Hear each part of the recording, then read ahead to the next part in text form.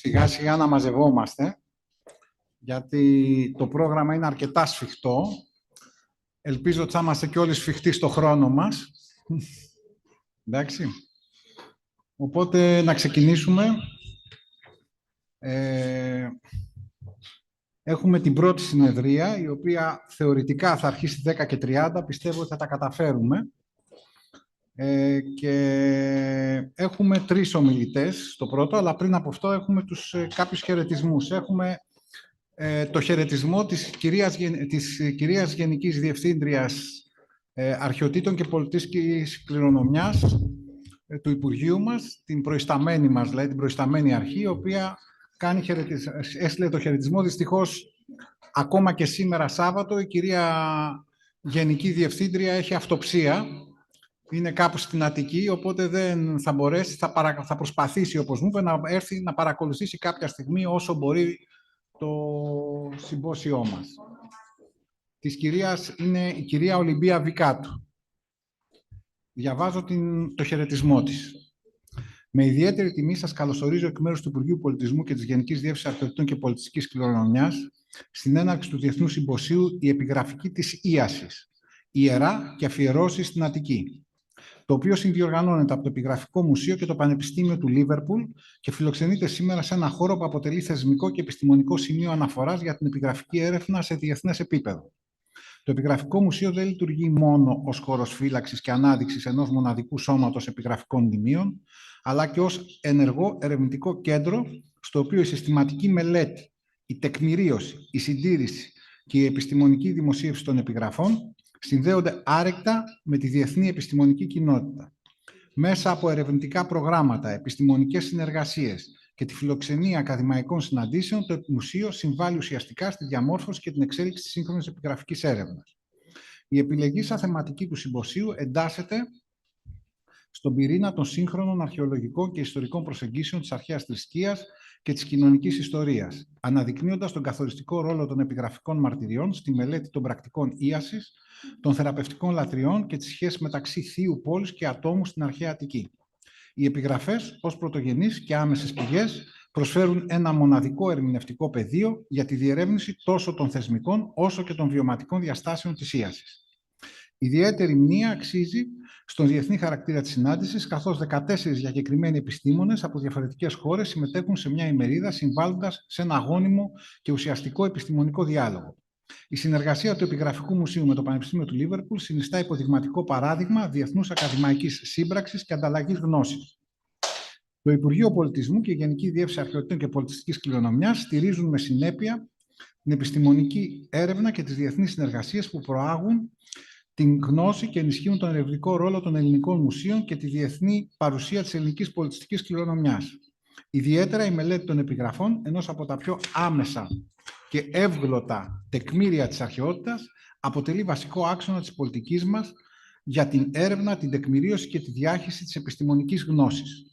Θα ήθελα να συγχαρώ θερμά τους διοργανωτές, τους επιστημονικούς υπευθύνους και όλους όσοι συνέβαλαν στην προετοιμασία του συμποσίου, καθώς και να ευχαριστήσω τους συμμετέχοντες ερευνητές για τη συμβολή τους στην προώθηση της γνώσης και της επιστημονικής συζήτησης. Εύχομαι οι εργασίες του συμποσίου να αποβούν ιδιαίτερα καρποφόρες και τα πορίσματά τους να εμπλουτίσουν ουσιαστικά την έρευνα γύρω από την επιγραφική της ίασης και τις λαθρευτικές πρακτικές της αρχαίας Αττικής.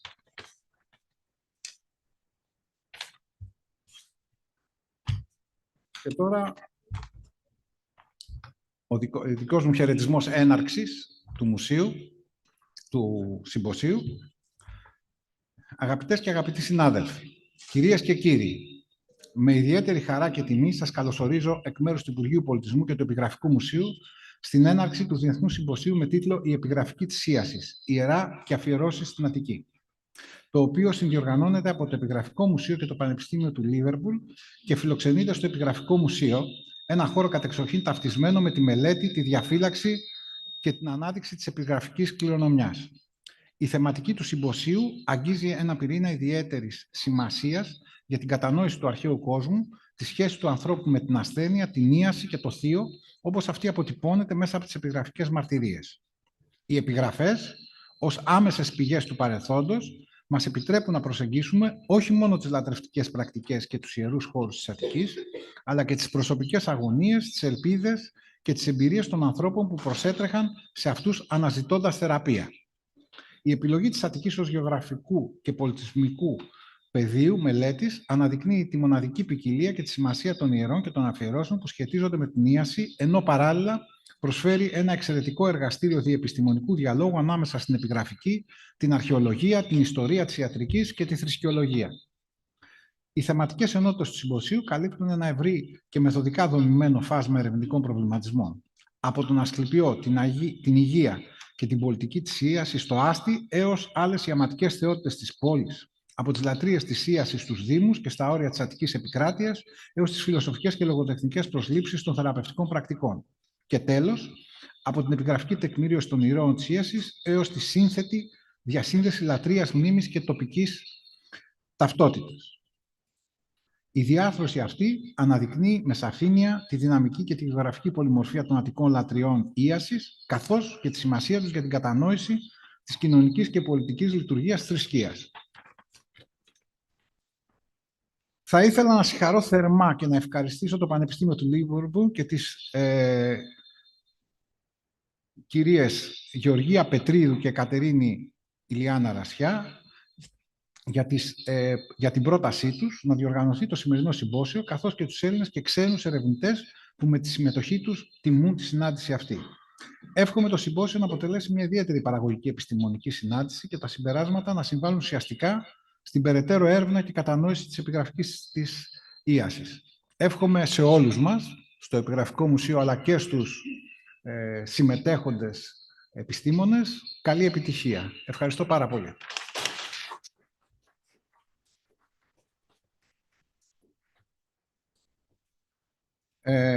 Και τώρα, με ένα μαγικό τρόπο, είμαστε εντός ωραρίου.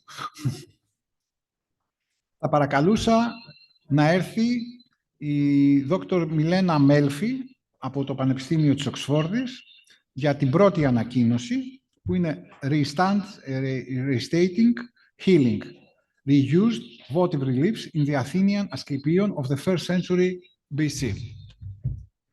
Μιλένα, τι ασπετιά μου.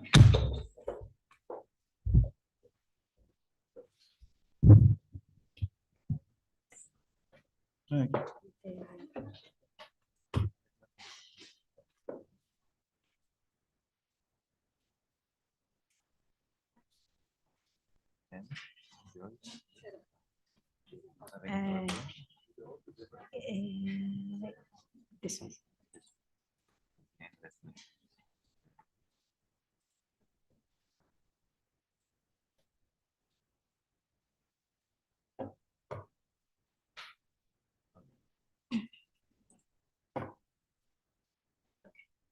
So it's on.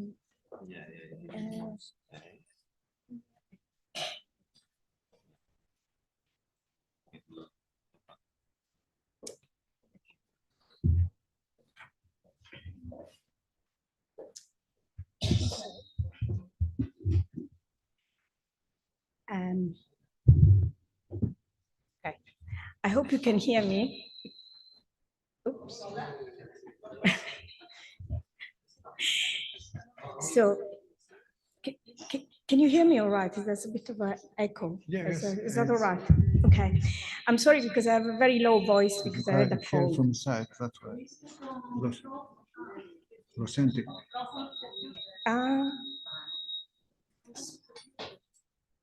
It's off. Πώς το κλείνουμε? Δεν το κατάλαβε. Είναι off. Ένας γιατρός, τέλος πάντων.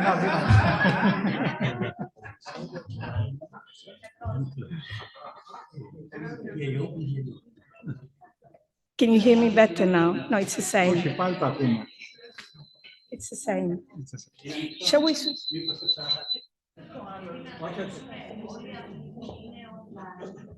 Είναι online γι' αυτό. Εντάξει. Ναι. Όχι, ακόμα το. Τι γίνεται, ρε, παιδιά?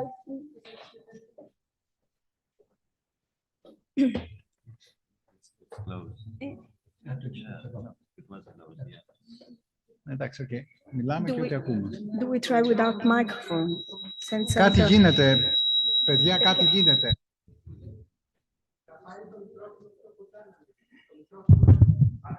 No.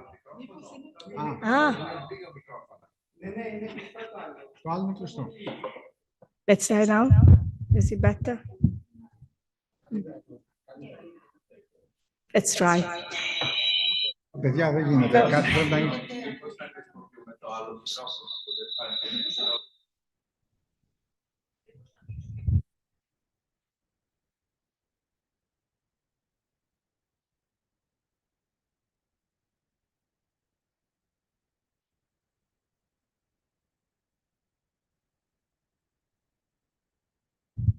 Είναι κλειστό αυτό. 1, 2.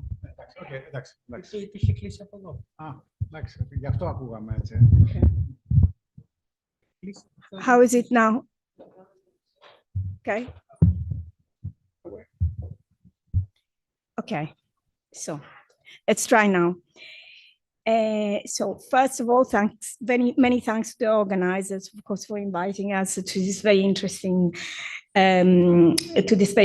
conference. And I hope I won't disappoint having to open the whole works. So in the Athenian Asclepion at around 50 BC, at least 5 sculptural dedications offered to the god appeared, all bearing the name of a single priest, Diophanes, son of Apollonius from Asenia. It's not moving. Yeah, okay, it's moving. Diophanes of Azinia is otherwise known as a Brittany treasurer, honored in an inscription from the Athenian Agora dated to 47, 46, or 45, 44 BC, where he specifically said to have paid for the sacrifices on behalf of the community from his own pocket. A therefore wealthy and generous individual, he willingly carried also the burden of the heavy liturgy connected to his institutional role as a priest of Asclepius, as it was customary in post-Sullan Athens. The interest of the set of objects bearing his name lies in the fact that they are all reused pieces. They all bear an identical formula, reproduced letter by letter, and most likely written by the same cutter.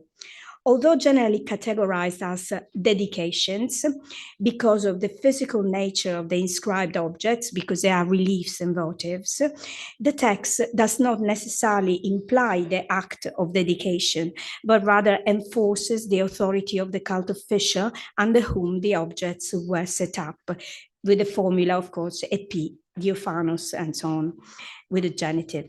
The set of objects consists in 3 votive reliefs, all dated to the 4th century BC, and 2 bases, one larger and one smaller, that must have held sculptural dedications themselves, but for the description of which I mostly rely on previous descriptions. The better preserved of the 2 objects of the 2 reliefs is largely complete. It was found in 1839 on the Acropolis, east of the Erechtheion, according to the reports.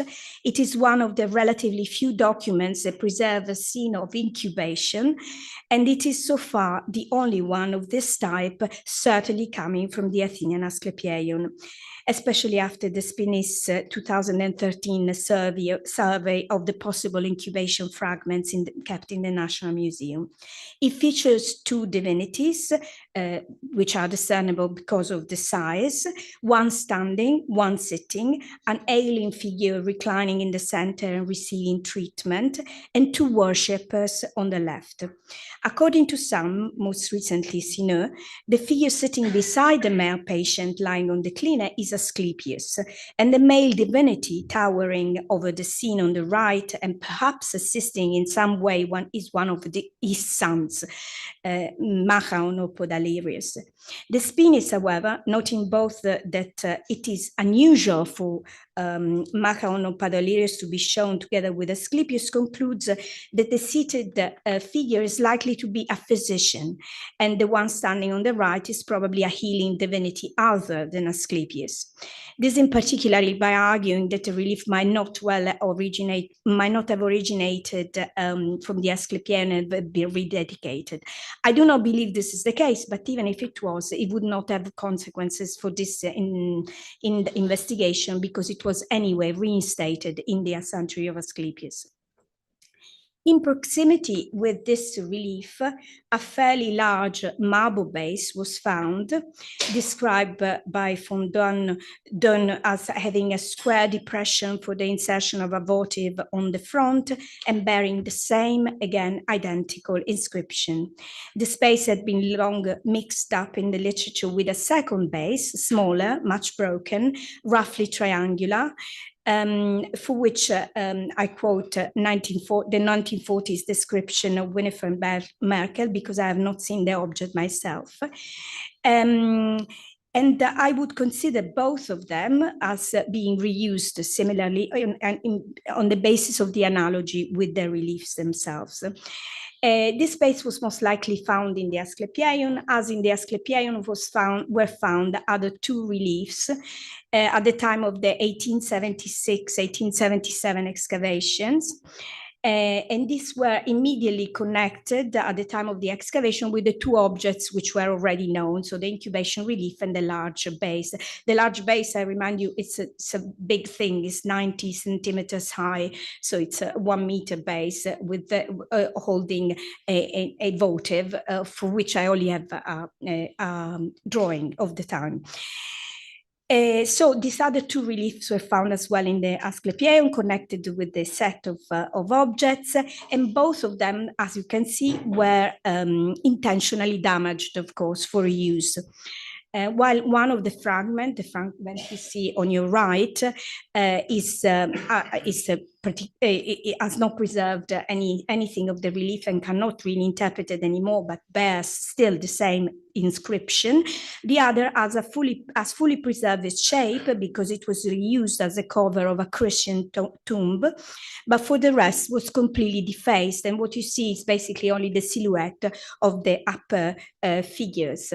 In the older photo taken by published in the Svoronos catalog, you can still see that there are some crosses, Christian crosses that were placed on the relief in red paint, because it was reused apparently as a cover of a tomb, so it had a very long life.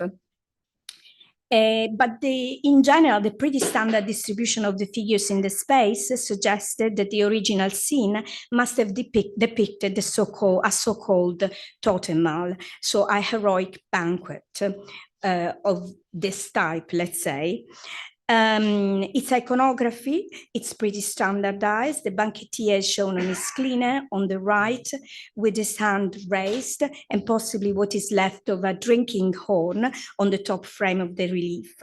Before him is a table of offerings, and probably another figure, maybe his female companion, is seated at the foot of his couch, while a number of worshippers are distinguishable from the remainders of their feet to the left, from the left to the right. Probably there was also a trapeze or small table in the lower register. Back in the field is the head of an unbridled horse within a square window, typically a symbol of the heroic status of the banqueteer. This motif normally in Attica reflected rituals actually observed in the worship of local heroes and heroines, and has an indubitable votive function. In this case, the fine place of the relief should leave no doubt to the connection of the rituals for Asclepius. Much has been written, of course, on the possibility of a heroic cult being practiced in the Asclepieion, either for the god himself, whose divine and heroic or heroic nature has been long discussed, or for Sophocles, who, according to late sources, gave lodging to Asclepius when he was brought to Athens in 420 BC, and in recognition of these services, as the so-called receiver of Asclepius was heroized after his death under the name of Dexion. While the presence of a relief typical of hero cults in the Asclepieion can support both of these hypotheses, I will not get into the debate now, and rather would like to stress here the uniqueness of the relief, similar to that of its companion discussed above. So circa 200 reliefs were dedicated to Asclepius and the Asclepiads by the 4th century BCE in the Asclepieion at Athens. They mostly show scenes of offering and or adoration of the healing divinities. We do not know how many of them were visible and in which conditions by the 1st century BC, but what is certain is that the reliefs of Diophanes are the only one depicting a full scene of incubation and a heroic banquet with the image of a horse in the background. It is therefore worth investigating why these very specific and very rare scenes of mostly rare ritual nature, possibly together with the two bases with their dedication of which we cannot say much, were reframed with the new inscriptions of the Asclepieion in the Asclepieion circa 300 years after their production. Key to the understanding of this choice is, to my mind, the most famous figurative monument of the sanctuary that you all know, the Stele of Telemachus, a complex relief with decorated relief support, where the story of the cult from its founding by one private individual, Telemachus of Acharne, in 420, to his trip from Epidaurus to Athens, was retold in images and words. Here, the healing duo of Asclepius standing and the Hygeia sitting was depicted inside a temple or a store where surgical instruments were hanging from the wall. But most importantly, here, the only other known scene of incubation from the sanctuary was depicted. On face B of the relief, probably alluding to the sanctuary of Epidaurus from where the cult was brought into Athens, the propylea of the sanctuary being here depicted according to Besky's interpretation, we have only the lower part of a standing and a reclining figure preserved in a scene which most likely represent an incubation, because the one figure is lying and the other is standing on top of it, on the side. Interestingly, also our second and much damaged relief seemed to find its closest comparisons in the two panels decorating the relief stand of the City of Telemachus. Here we recognize on the right the classical scheme of the banqueteer leaning on the cushion with his left arm, holding a cup, turning left towards the cupbearer.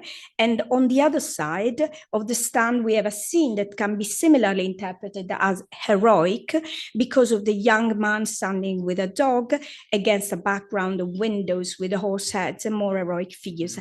I don't delve here into the interpretation of these scenes that are very complexes, but just I would like to highlight just the visual character of them, the iconography in itself. So I would suggest that the two older reliefs were specifically picked to make a visual reference and possibly to build a connection with iconographies and aspects of the ritual, which were typical of the early phase of foundation of the Asclepieion, and they were set in stone in the monument of Telemachus. So the healing powers of the god through incubation and the heroic connection of his Athenian cult. That this operation was carried out on behalf of the sanctuary and under the authority of the annual priest of Asclepius Diophanes of Asinia is confirmed by, to my mind, by the seriality of the inscriptions that are all the same, and might suggest that a sort of restoration of all their votives was taking place at the time. This restoration went hand in hand with a substantial revamp of the cult place as a whole.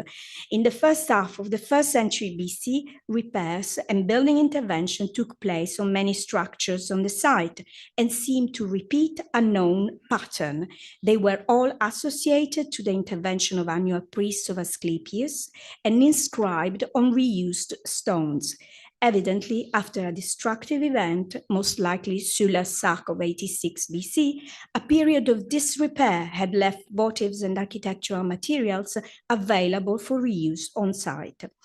For example, Socrates Kiphiseus had the sacred spring and the entrance restored during his priesthood of 63-62 BC, while Diocles Kiphiseus, priest in 51-50 BC, reconstructed parts of the propylon and the temple of Asclepius. Both their interventions, although we are dealing with fabulously wealthy individuals who were able to carry the burden of several liturgies, many of them were mint magistrates, for example, which was the most onerous of the liturgies in Athens at the time. So they were all carved on repeatedly reused architectural pieces, epistyles and door lintels, and even a triangular base originally sustaining a tripod. Recent archaeological research and architectural studies confirmed that in the same period, the Doric Stoa was restored and the temple of Asclepius was rebuilt, with spolia even being used in the foundation of the pronaos, the cella, and the altar. To this building belongs the nostalgic door frame in the Ionic order that imitates the decorative friezes of the Erechtheion, bearing the name of yet another priest, Aropos of Asinia, datable in the first quarter of the 1st century BC, another very rich and wealthy individual who is known for many other benefactions. So all these interventions seem to mark a very important 1st century BC building phase, characterized by the consistent use of spolia and by the desire of reproducing shapes and decorations of the classical period. In this context, the re-erection of at least 3 classical, in this context, the re-erection of at least 3 classical reliefs and 2 sculptural votives under the same priest, Diophanes, makes complete sense as a way of reinforcing and reinstating the authority of the place, the history and the nature of the cult after a period of disruption. The two reliefs made explicit reference to those very practices that were performed at the time of the foundation of the cult, and through which the god Asclepius had extended his power from Epidaurus to Athens. They were clearly singled out by the cult officers to assert a message of continuity in the ritual and to vouch the antiquity and efficacy of the cult. In the mid-1st century BC, not only the buildings of the Asclepieion, but also the healing cult was being restored to its former glory. Thank you.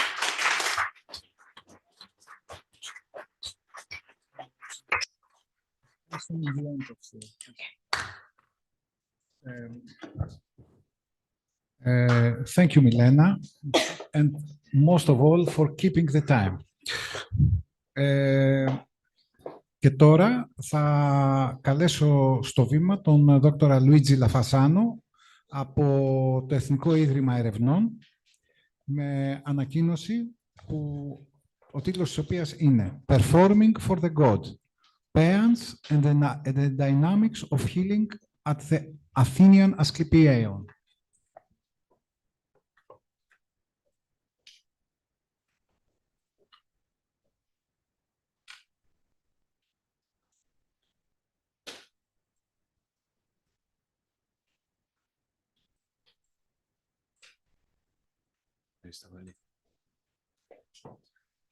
Σας ευχαριστώ πολύ.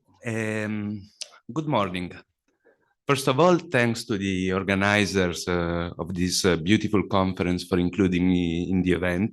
It's a great pleasure to speak here today about a theme that is also represented in the Epigraphic Museum's collections by the inscribed voices, as we could call them, that once resonated in the healing sanctuary of Asclepius on the south slope of the Acropolis. This paper is part of my research project, Theater, Healing and Epiphany in the Ancient Mediterranean, that I conducted at the Ethnico Idrima Erevnon, National Hellenic Research Foundation, as a Marie Curie Fellow, and in which I explore the relationship between performance and therapy in the healing cult of Asclepius. In compliance with the obligation to acknowledge EU funding, which I do with gratitude for support offered to my research, I also, however, feel the ethical responsibility as a European citizen to express my concern, my deep concern to other kind of funding of the EU concerning the economy of war that we're going into. And I think it's our responsibility to be vocal about it at any venue possible. That said, my paper reassesses the role of the PN within the performative framework of the cult of Asclepius, focusing on the Athenian Asclepieion. The PN has traditionally been treated as a literary hymn, a philological object rather than a ritual act. It is only in the last 20 years that scholars have started exploring it within the ritual context in which it was performed. In the context of healing cults, epigraphic evidence of paeans suggests that these songs were not simply text, but component of a dynamic choreography of healing. Within this framework, my aim today is to push a little forward our understanding of the ritual use of paeans and their relationship to healing. I will try to show that paeans were ritual devices that structured the experience of therapy and divine epiphany, and their performance activated a shared rhythm of expectation and gratitude, shaping the emotional field in which healing took place. So I will proceed in 3 steps. First, I will review the Athenian epigraphic evidence, examining its performative features. Second, I will situate the Athenian material within a wider tradition of Asclepieian paeans. And finally, I'll propose an interpretation of the paean as a ritual device within the Asclepieian cult practice in dialogue with other performative forms, such as miracle tales and theatrical dedications. In the cult of Asclepius, theatrical spaces and performativity played a central role, nowhere more clearly than in Athens.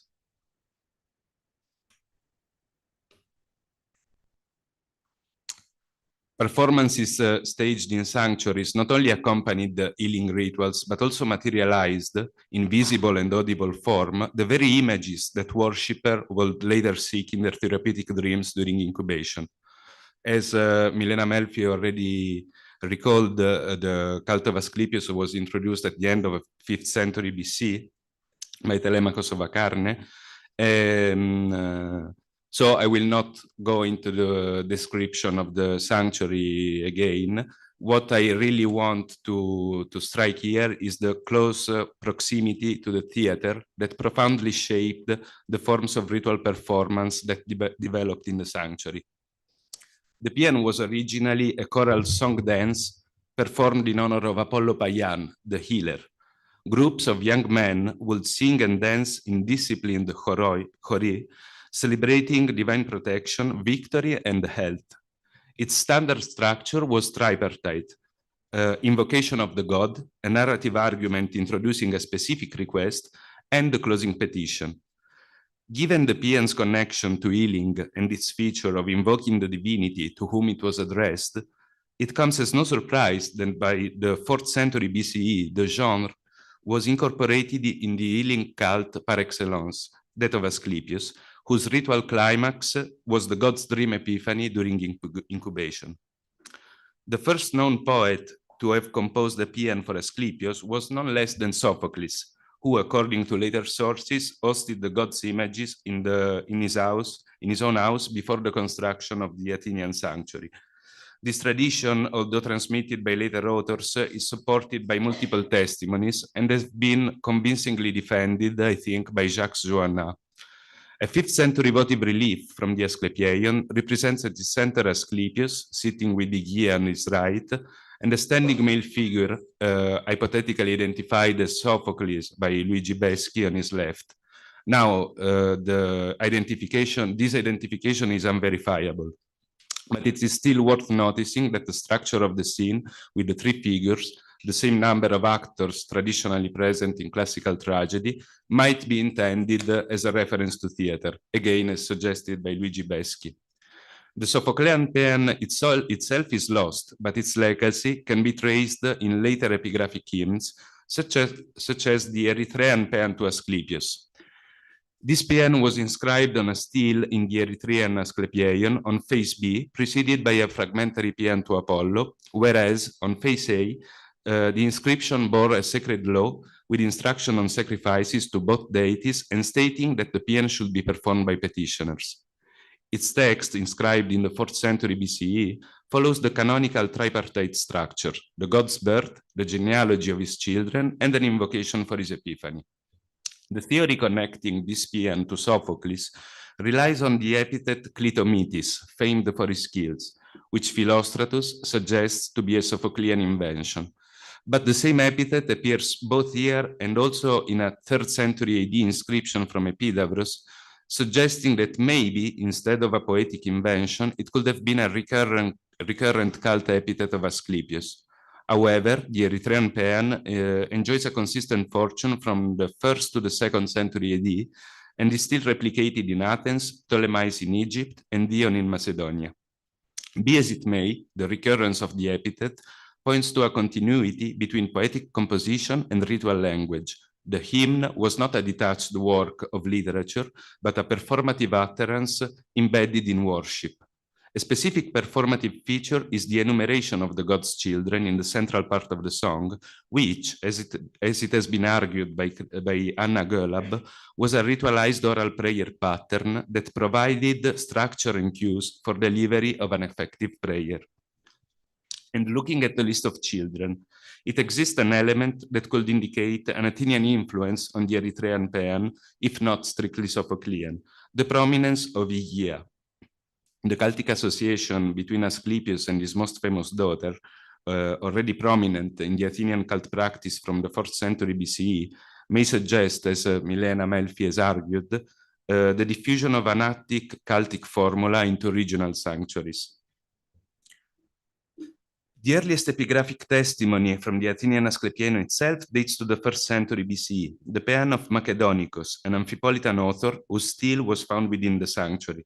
And again, thanks to the Epigraphic Museum for allowing me to have a close look to the stone. The autopsy of the epigraph allowed the observation of typographical devices that confirm the performative nature of the song, namely the indentation dividing the text in strophes and graphically highlighting the epiphthegmata of each at the end of each strophe. The inscription begins with a significant formula, Theu prostaxados, by command of the god. This phrase, known from the Yamata of Epidavros and other sanctuaries, expresses a performative topos. The god himself orders the composition or performance of the song. As Pierre Sineux observed, this formula mirrors the believer's perception that every stage of the healing ritual, from arrival to dedication, was divinely mandated. The text also contained direct performative cues. At lines 5 and 6, the singer commands, place in your palm the supplicatory branch, the beautiful olive one, and the splendid shoot, young men of Athens, Iepayan. Here the chorus is explicitly addressed, holding olive branches while dancing the hymn.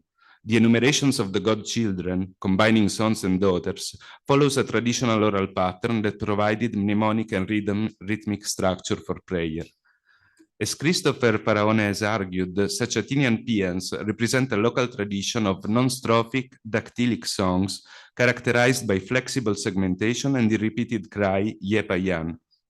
Rather than being fixed tripartite compositions, they were designed to expand or contract during performance, adapting their rhythm and intensity to the cultic context. 2 centuries later, the paean of Diophantos of Sphettus, Zachoros at the Athenian Asclepieion, shows the creative vitality of the genre. The text combines elements of prayer, miracle narrative, and thanksgiving. The song is inscribed on a 2-meter-tall marble stele and occupies its upper part for a total length of 59 centimeters. The rest of the stele is uninscribed, but bears maybe signs of the effacement of earlier text, showing its reuse. In this case too, the autopsy of the epigraph reveals the performative device of indentation marking the beginning of the strophe and of graphic signs dividing the songs in 3 parts. The speaker, suffering from gout, addresses the god directly. How shall I enter in your golden house, blessed one, if I do not willingly heal me? Later, he proclaims his healing and dedicates the hymn. Thrice blessed Paian Asclepius, healed by your art, I, Diophados, no longer limp upon thorns, but walk upright. After a relatively standard opening that recalls the god's filiation, the hymn reinterprets the traditional pianic structure in an original way. The central section, the argument, does not merely narrate a mythical episode or the god's genealogy, but articulates a direct prayer for healing, a function that in other paeans usually appears only in the closing petition. Conversely, the final strophe provides a thanksgiving formula, explicitly acknowledging the healing received and thus functioning as a votive act, performed in song and permanently inscribed on stone. This unusual adaptation of the genre underscores the permeability between hymn, prayer, and votive dedication, and invites comparison with narrative of the Yamata, the miracle tales recorded at Epidavros and other sanctuaries. Like in the Yamata, Diophantos paean simultaneously commemorates the god's benefaction and materializes the devotee's gratitude, thereby suggesting that paeans too could operate as fully fledged votive offerings within the ritual economy of the Asclepieian cult. Ultimately, this adaptation turns the paean into a votive offering in itself. Like the Yamata from Epidavros, it simultaneously commemorates divine benefaction and materializes gratitude, blurring the boundary between hymn and miracle tale. The most complex example from the Athenian sanctuary is the Serapion monument, a large triangular base that preserves multiple inscriptions spanning nearly 2 centuries. On the front of the monument, the earliest phase, late 1st, early 2nd century AD, preserves the inscription of a choregic dedication, followed by an epigram and a philosophical poem on the duties of physicians.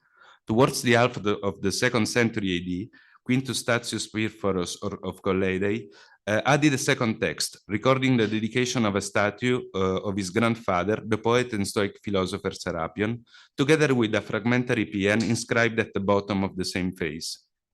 On the left side, dated to the early 3rd century AD, we find a fragmentary paean of Sophocles, the only direct epigraphic attestation of his hymn. Due to the late chronology and the very few lines still readable, however, it's impossible to determine if here we are dealing with the original Sophoclean paean, as often assumed, or with a hymn later attributed to the poet. Despite its fragmentary state, several features are clear. The opening evokes the birth of Asclepius, while line 5 mentions the shrilling of pipes, a rare allusion to Aulus' accompaniment in pianic performance.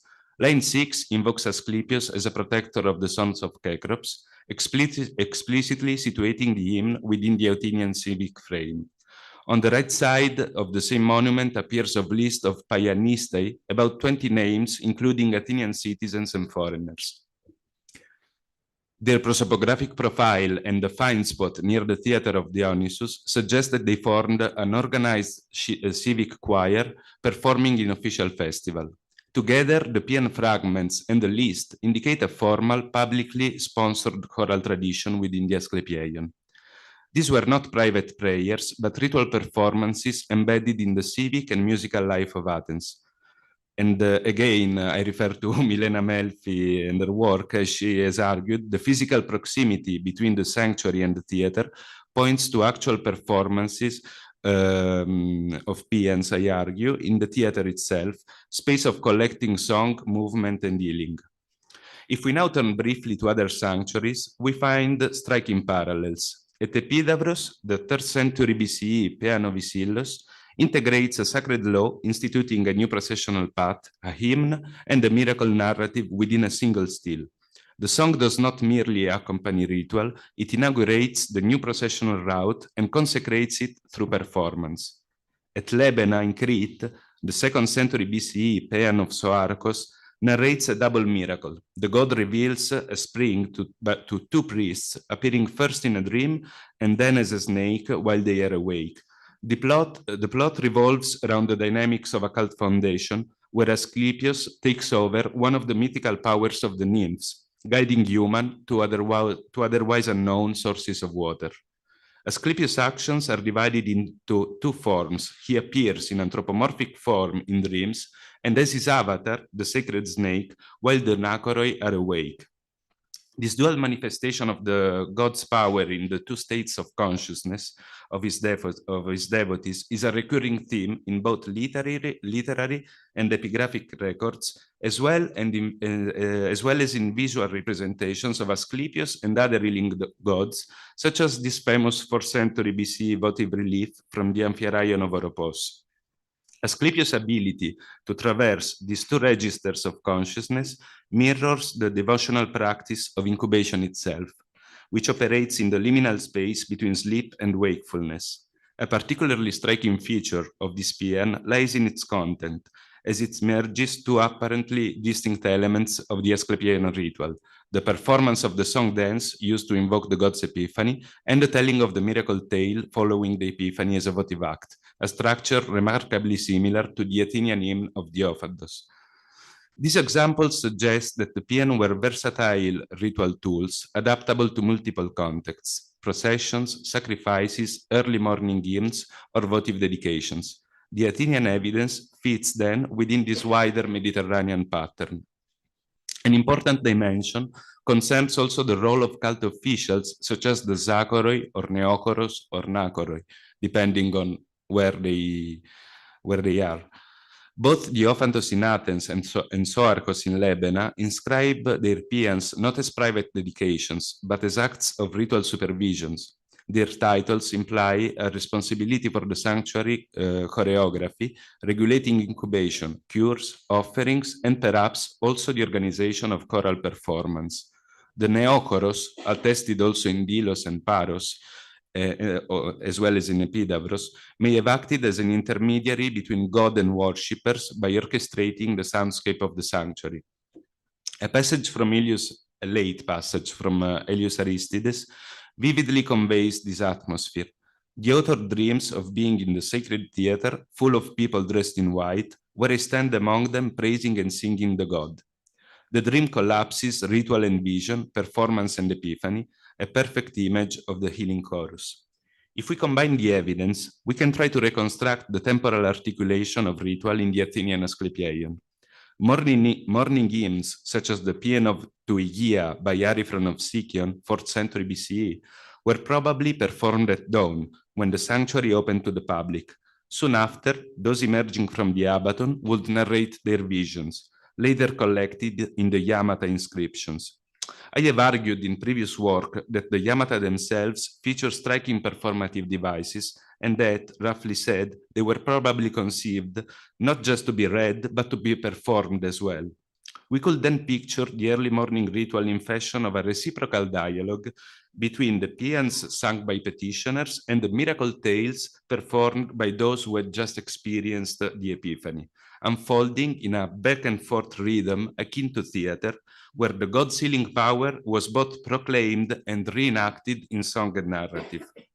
Much like the Athenian audience who lived in the blend of performance and reality, the participants in the Asclepian rites could oscillate between spectatorship and involvement, shaping a shared emotional field where healing and epiphany took place. In fact, full theatrical plays could function as votive offerings too. Elian reports this anecdote about Aristarchus of Tegea, a contemporary dramatist of Sophocles.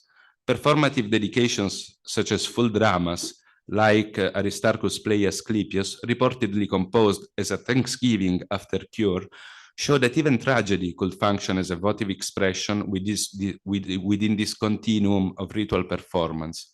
The proximity to the theater reinforced this effect. To conclude, the paean emerges from the Athenian inscriptions not as a decorative hymn, but as a ritual device mediating between prayer, narrative, and offering.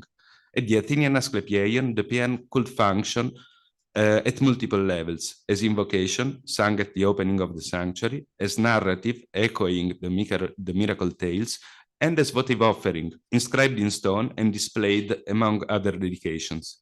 In all these cases, it transformed the therapeutic process into a rhythmic and sonic experience. Healing was not only dreamed, but performed. Epiphany was not only seen, but heard. As we look again at the Serapion monument with its overlapping inscriptions of hymns, names, and dedications, we may recognize a perfect visual metaphor of this performative layering. The stone itself becomes a polyphonic archive where the voices of the healed, the choruses of the worshippers, and the memory of the god converge. Ultimately, the paean at the Athenian Asclepieion was a hinge between sound and silence, performance and inscription, a way of performing for the god, and through performance, making the god present. Thank you.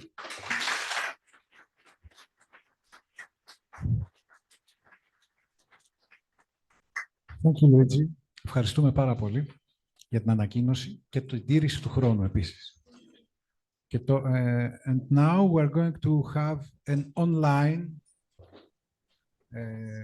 talk.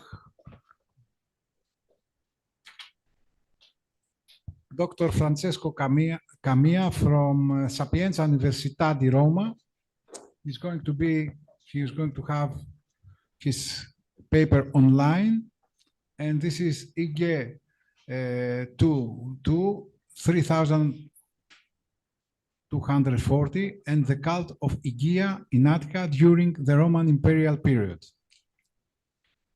Good morning from me as well. Grazie.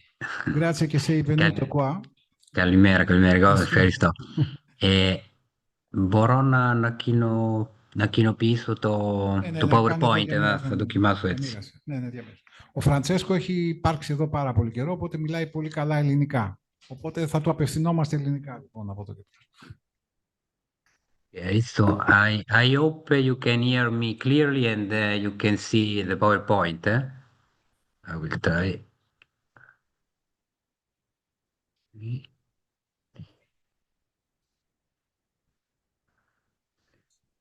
So I think that you can see my PowerPoint, just if you can confirm. Francesco, could we have the full screen? Could we have the full screen? Yeah. It's okay now? Giusto. Okay.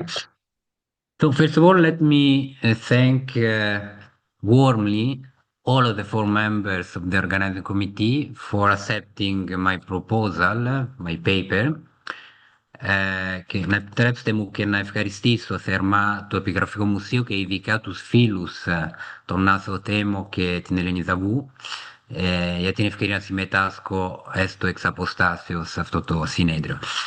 I will switch now to English for my presentation, and just a brief clarification and disclaimer on my paper. My paper concerns one very specific case study, I would say, about the cult of one of the healing gods, Igia, and which is connected with, more in general, with the interpretation and exploitation of this specific cult with reference to other cults, in particular with the creation of the so-called imperial deities. So,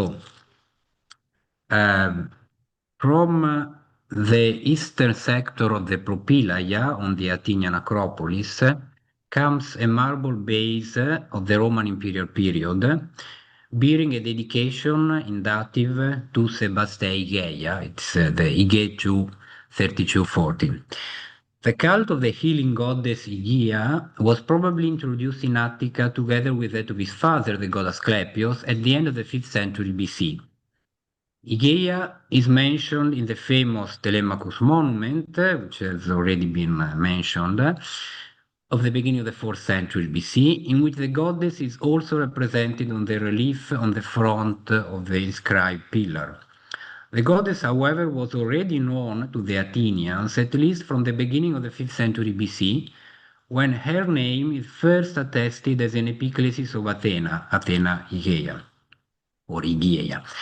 As will be shown, in Athens, the cult of the goddess Igeia, along with that of Asclepius, is well attested up until the Roman imperial period.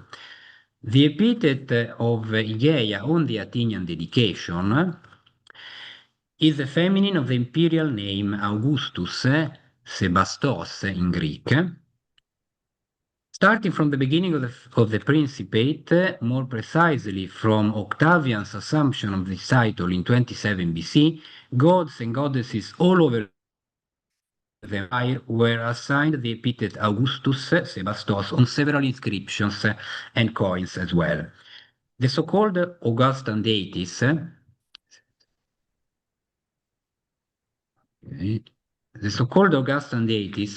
are mostly attested in the western Latinophone provinces of the empire, yet they are not unknown in the Hellenophone regions of the Roman East.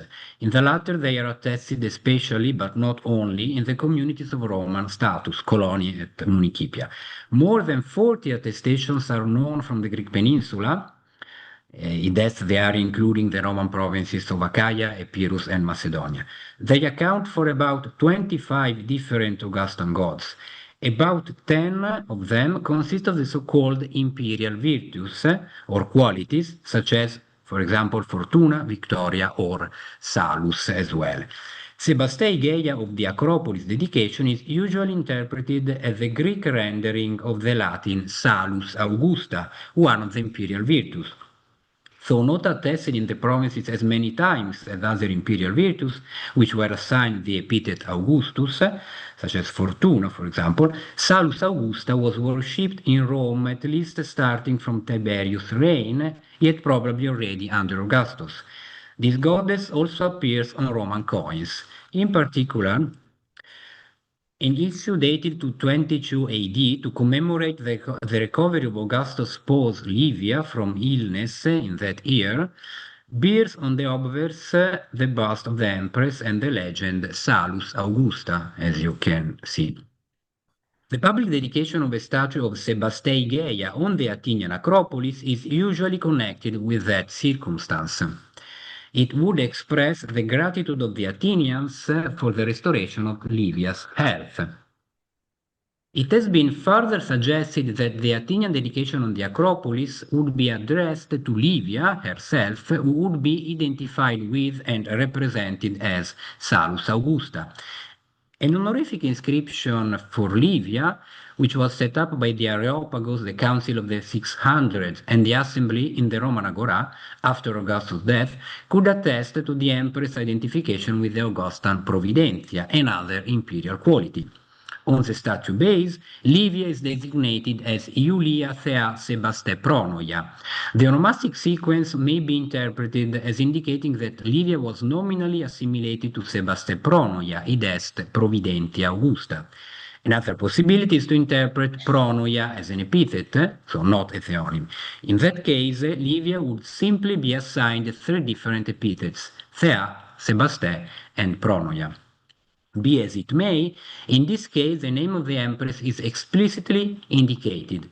Unlike in the Athenian dedication from the Acropolis under examination, what makes, in my opinion, the hypothesis of Livia's assimilation with Sebaste unlikely. A third possibility would be to recognize in the Athenian dedication from the Acropolis the Augustalization of the Greek healing goddess Igeia. As I have already noted, a cult of Athena Igeia existed on the Acropolis from the end of the 6th, the beginning of the 5th century BC. We know a dedication scratched by a certain Callis on red figure vase of the late 6th century BC, and a possible dedication to Athena Igeia by the ceramist Euphronios on the Acropolis, Ige 1/3 824. The sanctuary of Athena Igeia was located on the southeastern sector of the Propylaea, where a circular base bearing a dedication by the Athenians to Athena Igeia of the late 5th century BC has been found, signed by the sculptor Pyrrhos, Ige 506. It must have supported the bronze statue of the goddess that, according to the literary tradition, was dedicated by Pericles near the pre-existing altar of the goddess. It was intended as a votive offering in thanks to Athena Igeia, as she had revealed to Pericles in a dream how to heal a workman severely injured by falling from the Propylaea during its construction, as you can read on this passage from Pericles' life in Plutarch.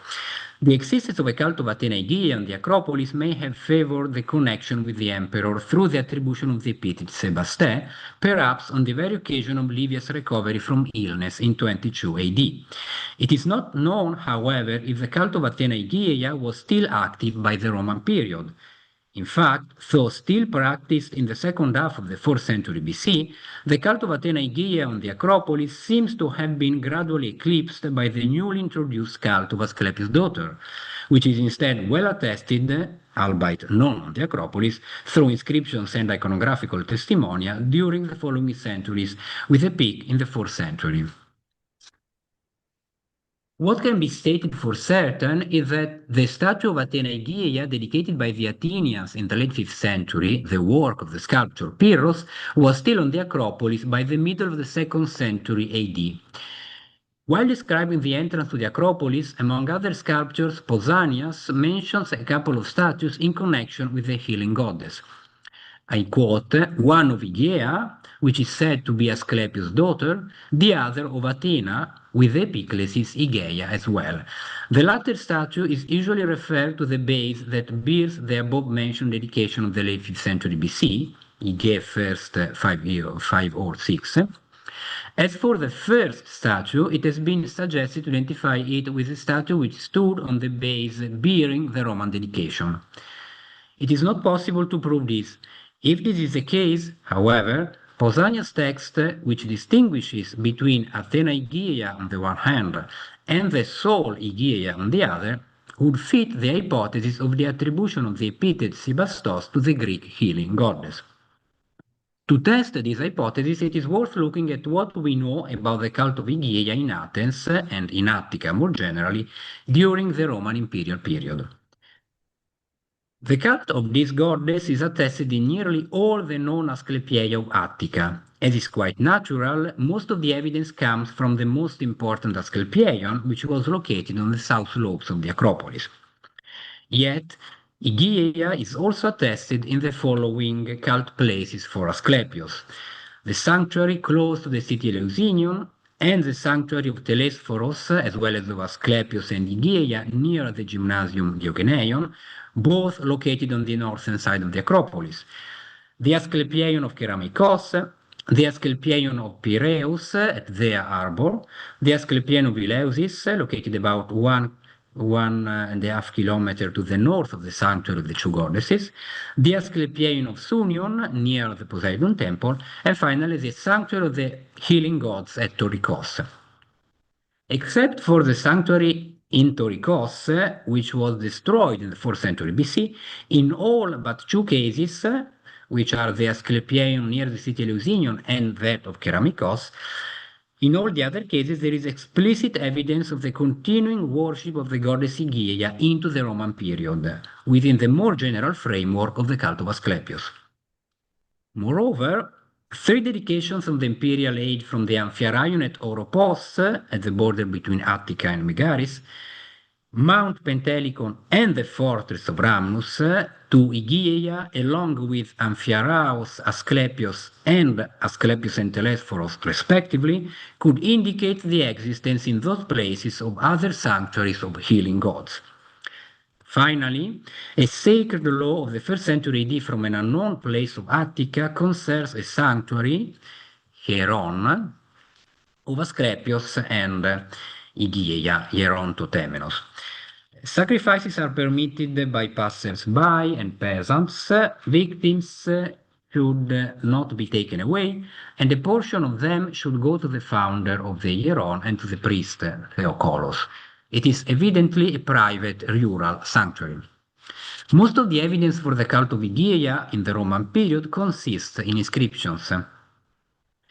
Apart from a few exceptions, I mentioned, for example, the so-called Serapion monument, which has already been mentioned, a copy of a known paean for Asclepius of the 2nd, 3rd century AD, also from the city Asclepieion, further paeans of the 3rd century AD for Aegea, Asclepius, and Telesphorus from Athens sanctuary near the Diogeneion.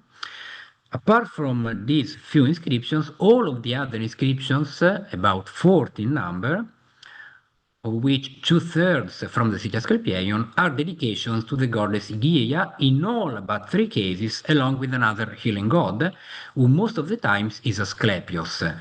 The other gods being Telesphorus, Aminos, Amphiaraos, Isis, and Tyche. The 3 dedications for Aegea alone, that you can see on the slide, come from the city Asclepieion, the sanctuary of Telesphorus near the Diogeneion, and the Asclepieion of Sunion, respectively. They are all very brief texts, the latter is also fragmentary, as you can see, and neither gives any further details on why, if for any specific reason, the worshipper made her dedication to Aegea alone. More generally, the group of about 40 dedications from the Attica Asclepieia reveals quite a relevant popularity of the healing gods during the imperial period, which attract individuals of no particularly high social standing. In fact, among the dedicants or the priests dating these dedications, there are few known names of the Athenian society of the imperial period, and these are mainly limited to the early phases of the principate. This probably also reflects a routinization of the priesthood of Asclepius and the assumption of practical duties by lesser functionaries such as the Zakoroi, who do not belong to the upper social strata of Roman Athens. In fact, one of the few known Athenians mentioned in these dedications was the first lifelong priest of the city Asclepieion, Zenon, son of Leucius of Rhamnus, who dates 2 building dedications to Asclepius, Aegea, and the Emperor Augustus in the last years of the 1st century BC or the very beginning of the 1st century AD. The above inscription is connected with the so-called Doric Stoa in the city Asclepieion.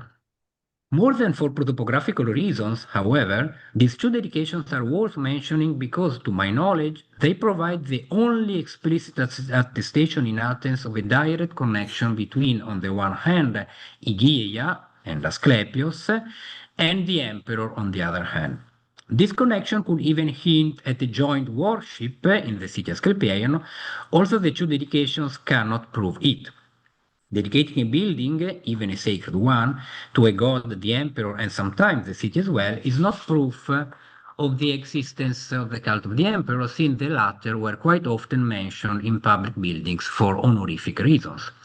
As there are no other testimony of a joint worship in Athens of the emperors and Asclepius, the issue remains open. This possibility, however, must not be excluded, as in other places of the Greek mainland the same cult combination, Idest, Asclepius, and the emperors, is well known, such as, for example, at Epidaurus, where the emperors were worshipped in the framework of the Asclepia festival. It is now time to draw some conclusions concerning the dedication to Sebastei Gaia. Why was a statue of a Romanized goddess erected on the Acropolis, whether as a Greek translation of Salus Augusta or as an Augustalized form of Igeia, through the attribution of the imperial epithet Sebastos? Based on the evidence analyzed above, both possibilities remain viable. In fact, the outcome may not appear to differ significantly between the two cases, as the two dynamics may easily blur into one another. Yet, what were the underlying premises of the Athenian initiative? Augustan deities have been traditionally considered as an integral part of the imperial cult. Yet, it seems that the attribution of the epithet Augustus Sebastos to a traditional god does not indicate that the emperor was worshipped with or assimilated to that particular god. This imperial epithet was rather assigned to prominent deities, sometimes the patron god or goddess of a city, in order to make them stand out among the other gods of the city's pantheon. Neither option, the connection with the imperial cult, nor the importance of an Augustalized deity, seems to fit the Athenian Sebastei Gaia properly. First, as I've already said, apart from the possibility that the two structures dedicated to Asclepius, Igeia, and Augustus in the city Asclepieion hosted the cult of the emperor, in Athens, neither Asclepius nor Igeia are certainly connected with the imperial cult. Second, the cult of Igeia in Attica seems to hold quite a marginal position. For the Roman period, the evidence, mainly epigraphical, concerning her cult shows that the goddess Igeia was worshipped within the framework of the cult of Asclepius and the other Hellene deities of Asclepius' cortege. Also, Igeia appears alone, Idest without Asclepius, in a few dedications. It seems that she didn't acquire a fully independent status. So why should have the Athenians assigned the epithet Sebastos specifically to Igeia? It might be suggested that the dedication of a statue of Sebastei Gaia on the Acropolis did not follow a straightforward logic, but was instead the outcome of several interconnected factors. One factor was the ancient tradition of a cult of Athena, Athens' most important deity, with the Epiclesis Igeia on the Acropolis. Another may have been the establishment in Rome of an official cult of Salus Augusta, likely already under Augustus, and perhaps based on an earlier cult of Salus Caesaris, which might have brought Igeia to the fore, as to say. Igeia had by then acquired an autonomous status with respect to Athena, though within the larger cultic complex of Asclepius and the other Hellene gods. It may be that the cult of Athena Igeia was no more active at the time the dedication to the Sebastei Gaia was set up. Yet the classical tradition of Pericles Athena Igeia, whose statue was still standing on the Acropolis, as Pausanias attests, must still have been vivid.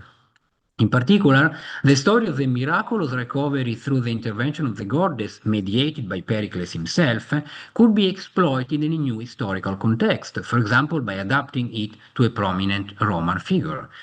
In this regard, Livius' recovery from illness in AD 22 would have offered the Athenians a suitable occasion to dedicate a statue of Sebastei Gaia, thereby creating a new deity by combining a traditional goddess, Igeia, with an imperial virtue, Salus Augusta, whether or not she was assimilated with Livia.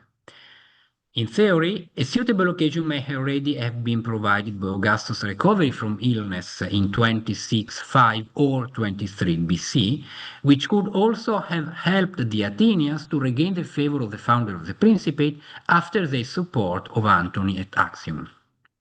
It can be remembered that probably in the same years, the Athenian demos dedicated on the Acropolis the celebrated Monopteros of Augustus and the goddess Roma, just a few meters east of the Propylaea in front of the Parthenon. Much of this is likely to remain hypothetical.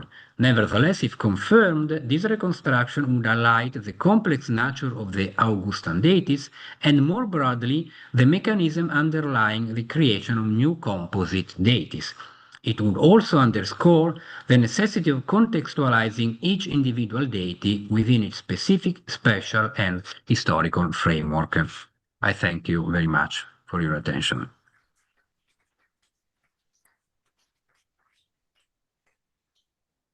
Thank you. Thank you, Francesco. Thank you for keeping the time also. And now we're going to start with the questions and the discussion on the three papers we have already heard. Let's start from the first one. If we have some questions or some other things for Dr. Milena Melfi.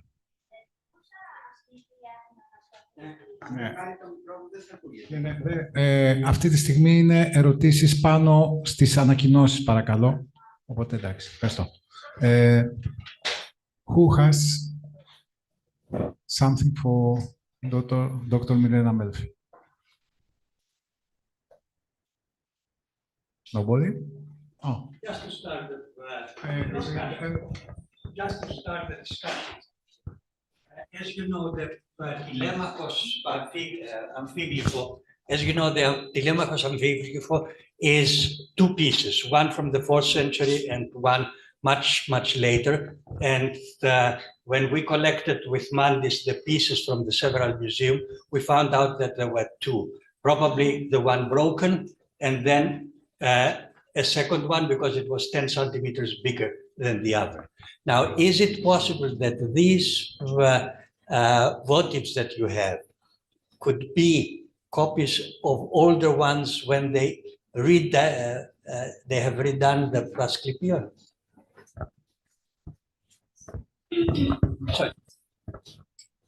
So it's very interesting that you brought up the two different reliefs, the existence of a possible later copy.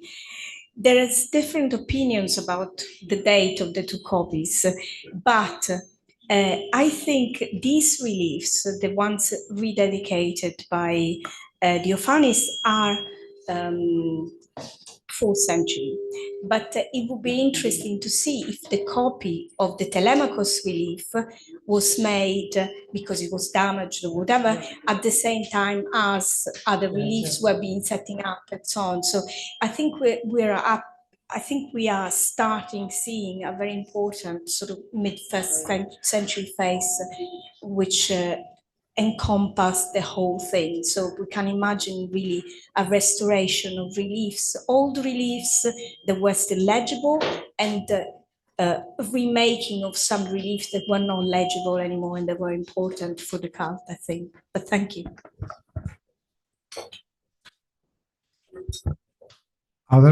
Do we have another question? Or Dr. Milena Melfi has solved all our questions in advance? If we don't have, we have to proceed to the second paper of Dr. Luigi Lafasano. Do we have?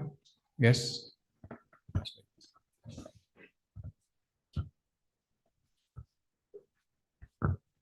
Thank you very much. I wanted to ask, I don't know where Dr. Lafasano is there. Thank you for your paper. Too close here. Okay, sorry. Okay, can I stand here?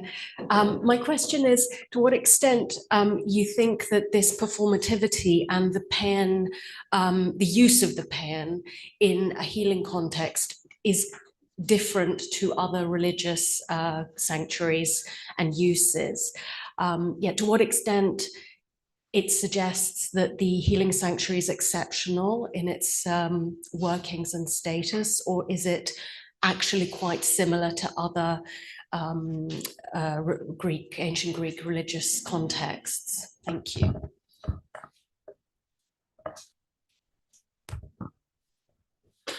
Thank you. Just one clarification. Your question was meant specifically for the PM or more generally for performativity in healing cults and in any kind of other cults? Both. Particularly the PM, but leading to the. Okay. For to my knowledge, of course, the Pean is not originally dedicated to Asclepius. It's typically a song dedicated to Apollo. I think that in the evolution of the genre that is showed within the Asclepian ritual and that is stressed particularly by the Athenian examples, and this is already a remark that Christopher Faraone made in his study of some of the Athenian peans. It becomes something more related to healing and to the cult of Asclepius. The example of Diophantes is striking. Is the way it blends the song. It totally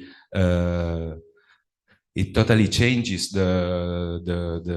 it respects the structure. It's a tripartite structure, but the content of each part of the song is totally new, and it's blended with what is the content of a miracle tale, of a typical miracle tale.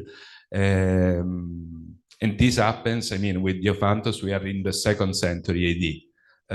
But already in the Pean of Macedonicus in the 1st century BCE, we can already see an evolution of the genre, a creative adaptation of the Pean to Asclepius.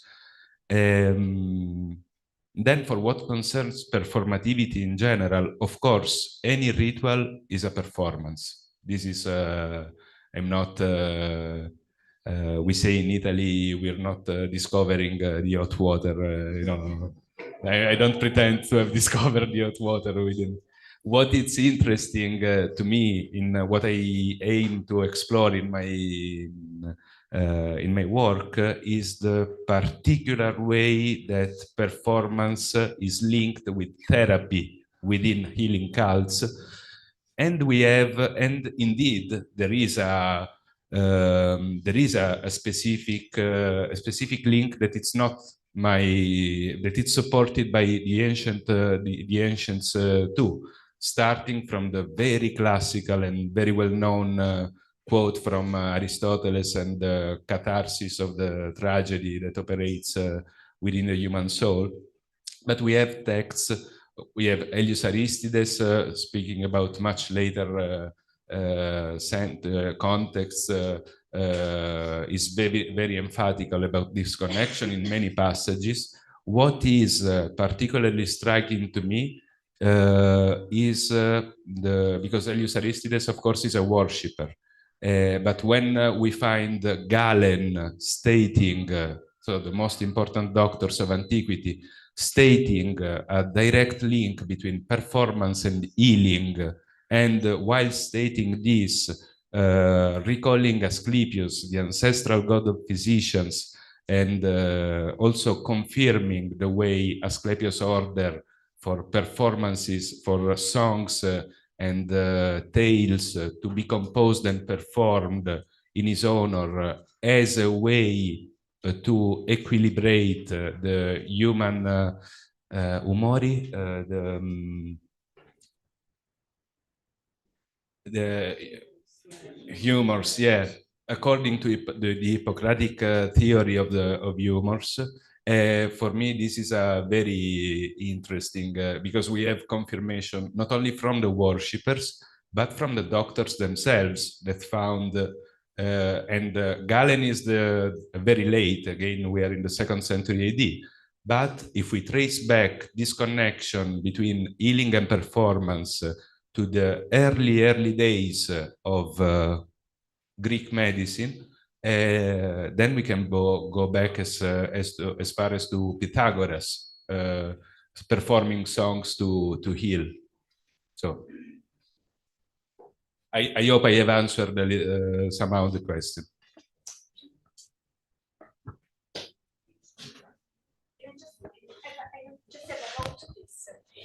Just one thing, it's a little anecdote. Luigi and I were basically going to write the same paper for this conference, and I changed at the last minute. But at the beginning, I had done a little search of the word pan in the epigraphic corpus, and basically the word pan appears almost, you'll be surprised, almost exclusively in relation to Asclepius and in Sanctuaries of Asclepius in epigraphy, so in inscriptions on sanctuaries, which has obviously a consequence in the use of the space and the word in the space. Sorry. Dr. Petrino.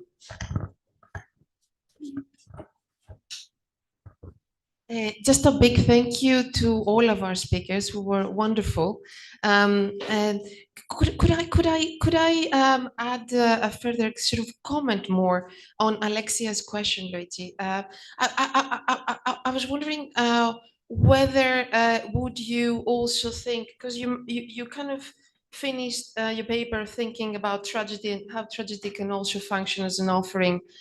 And thinking again about Elis Aristides and thinking about potentially how imperial cult of Asclepius may have been changed a little bit. Would you be also willing to consider a rhetorical speech as a votive offering? Yes, like even not me, but I mean, Elias Aristides considers it among others. And a related question. I mean, is your this is perhaps a little bit relevant to Francesco's paper as well. I mean, we know of a later kind of formation of Zeus Asclepius Soter. So we have the imperial manifestation, if you like, of Zeus Asclepius, and Alexia has written a fair amount on this already. We have traces of this cult in Epidaurus and in Pergamum.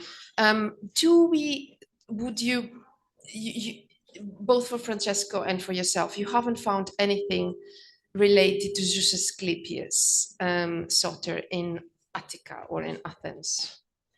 Performance related? Yes, or otherwise. Okay, I don't know if Francesco wants to answer before me, or no, please, Okay. prego. Okay. No, performance related. There's at this moment nothing that comes to my mind. What is true about? So I think that there are several historical phenomena coming together, of course, to explain also the evolution of Asclepius cult. There is the enotheism in late imperial period. There is the appropriation of the cult from emperors, which is well attested, and Alexia has written. We have a wonderful evidence of this in Pergamum, not only in Elius Aristides, but also in epigraphy. There is in general also the which should be considered. Milena has already written about more performative character of the cult of Asclepius in Roman imperial times. We should also consider the general more performative display of power, and we have also a scholar here, Francesco Ferrara, who studies in the use of the display of power in Hellenistic times, in which theater we should not consider theater for itself, especially in the historical evolution. It makes sense to me that theater is increasingly more exploited in cults, increasingly more exploited in specific ways in healing cults, but it is so because it's increasingly more exploited in displaying also the communication of power. So also, so I don't know, it's very general. I answered in a very general way to cover my ignorance about the specific. Okay. Thank you so much. Thank you. But maybe also Camilla wants to add something about it before we move to another question. No, in reality, no, as for the connection, I mean, with imperial power, just outline that in Athens, as far as I know, in Athens, basically, these two dedications, to Asclepius, Ikia, and Augustus are the only explicit evidence we have. But of course, the connection is attested in other areas of the Roman world. I mentioned, just to make an example, a very known and a clear example, Epidaurus. Of course, the emperors were at once in the Augustan age worshipped together with Asclepius. So yes.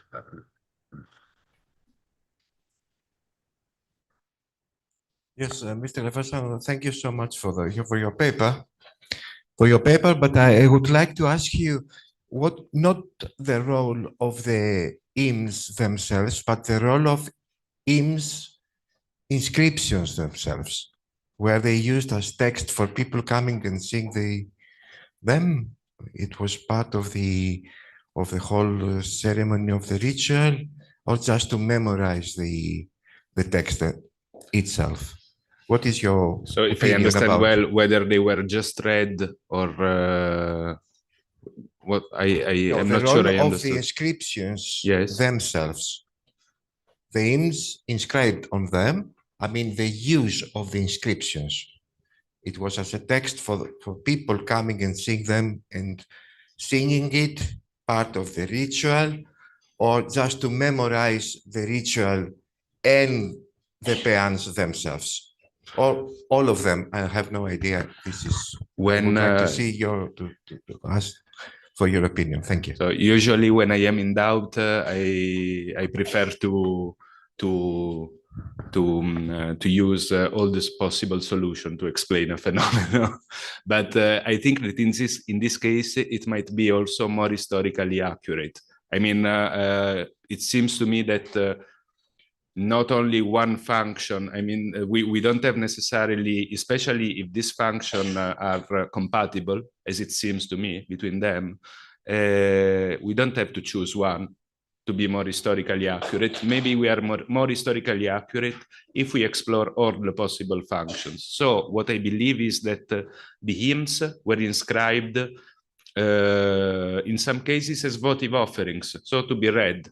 But why to inscribe it just to be read with the indentation, with some typographical devices marking the structure of the song, dividing the strophe if they were not to be performed? So why not to think that they were inscribed both to be read and to be performed?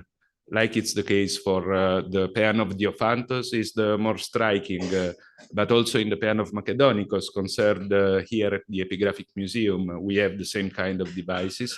So I think it's historically more accurate to consider all these functions together, depending on the, but in other expanding, so not considering only the hymns by themselves, but the hymns with the wider context. For example, in Epidavros, we have hymns and we have miracle tales. What I think the same about the miracle tales. They are inscribed to be read. They also provide, I say it very roughly, maybe a kind of script for performance, because they have the fact that, and this is the very classical Lidonici studies of the 1995 on the Yamata. She notes that especially in those, in the earlier examples, there is a recurrence of direct speech. There are the very structure of the yamata, the fact that in some tales we have what I call performative features, like the famous tale of the boy, of the mute boy going to the sanctuary, and the healing of the boy doesn't take place during incubation. It takes place as a proper performance in front of everyone, because the boy is mute. The one cult official asked to the father of the boy to perform a sacrifice if the boy will be healed, and the boy himself say, "I swear." So this kind of devices, of features, make me think that also the yamata, in somehow they were performed, or they were inscribed after performance, and they were when being read, they were not only nurturing the pilgrims, the worshippers' expectation, but also reinstating continuously how after a dream the dream should be expressed to the rest of the worshippers waiting for the people to come out of the Abaton. Okay, thank you.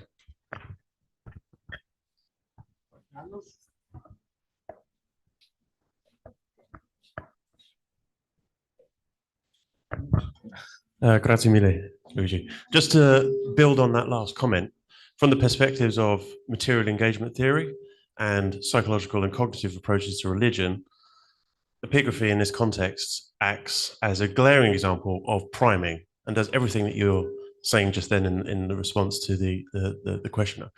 And that the participants going into this ritual, oh, the camera. Can you see me? But just that, it works perfectly in this context to do. Where am I standing? Just there. Okay. To the front, for a very brief comment. But yes, exactly that. I think a participant going into that context has an idea already, but engaging with the epigraphy will give them a framework in which to make their anticipation come to life. And yeah, it aligns perfectly well with very specific models around psychological and cognitive approaches to religion. So just building off that last comment. Thank you. Thank you.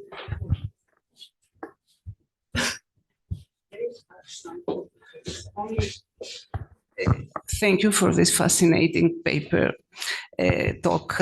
I only want to add, you probably know this, Luigi, it is included in the Sokolovsky's corpus inscriptions. About the sacred laws. There's one case in which the inscription do mention this ritual use, that the text should be used as a script for the visitors to perform the hymns, the one after the other. I can't remember which one. I think it's the Eritrean paean. Which paean is this? I think it's the Eritrean paean. The Eritrean. That's mentioned. Yeah. You. Okay. Thank you. Yes. Thank you very much for the very, very interesting. Okay. Thank you very much for the very interesting topics that we've been discussing till now. There is a question I would like to have. Okay.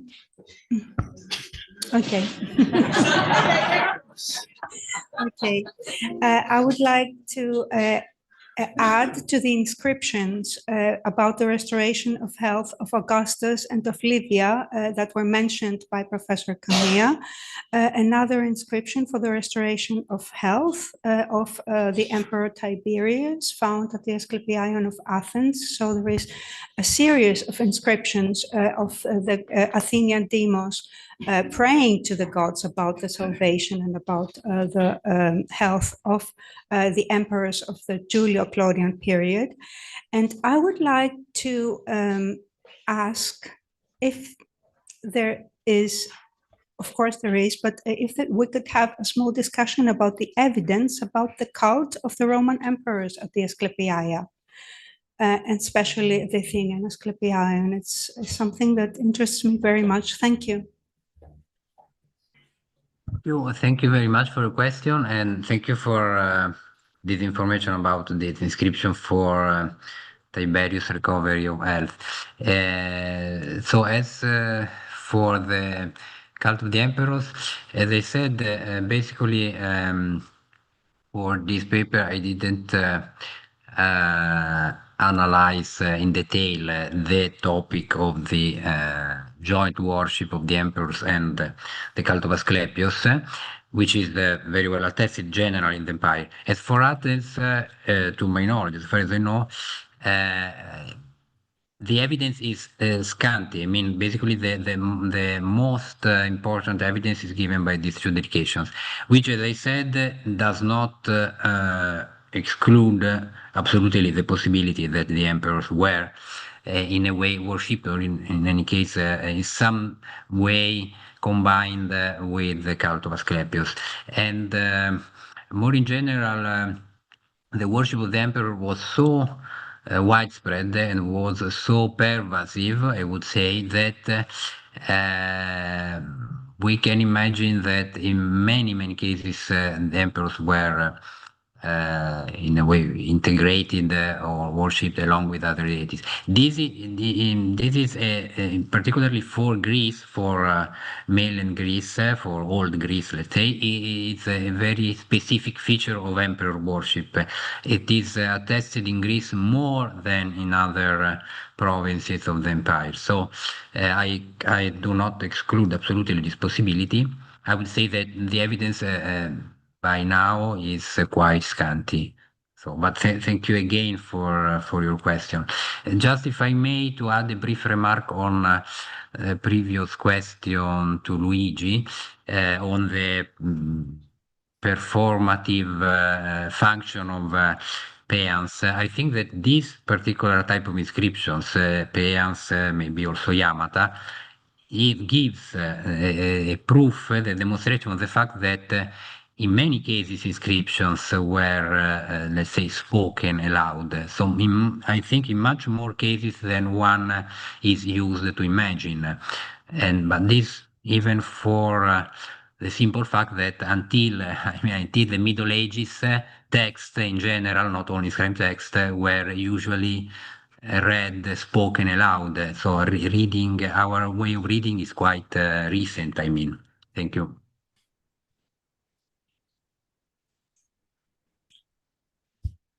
Is there anyone else? No.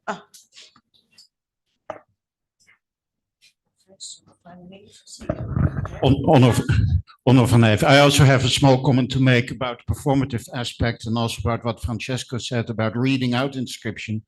Especially the inscription on the Acropolis has the meter that actually emphasizes the healing process. I mean, the transition from one meter to another suggests that the healing of gout is being transferred to the meter. So if you read it out, you're actually reperforming not only the memory, but you reperform the healing pattern as well. So that makes it more striking, I think.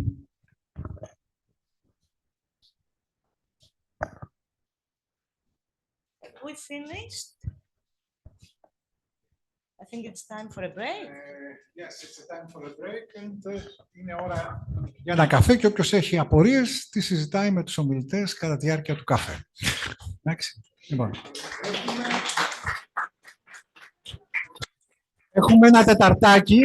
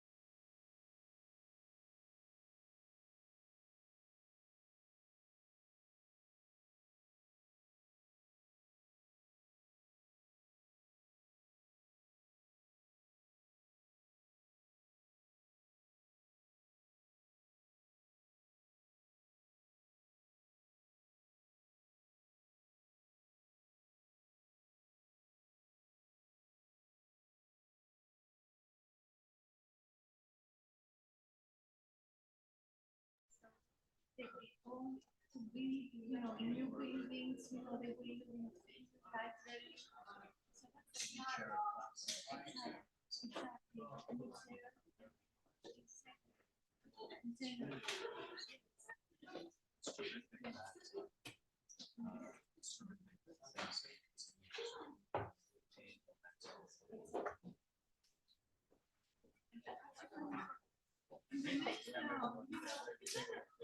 After, if you want, yes, please spend a few years.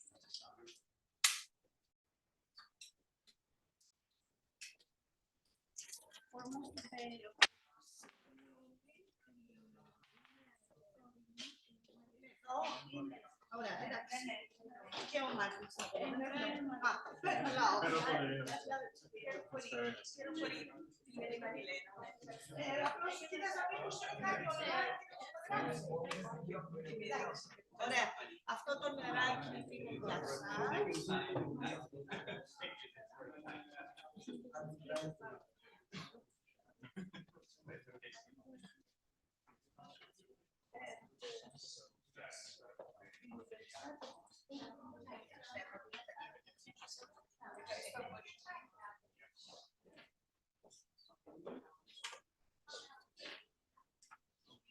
Αυτό είναι καινούργιο για το νομιλιακό. Αν μπορείς, ναι, αν μπορείς για να τα ξεχωρίσω, δεν είναι δικό μου. Δεν είναι δικό σας αυτό. Με το κραγιόν. Τα lipstick έχει...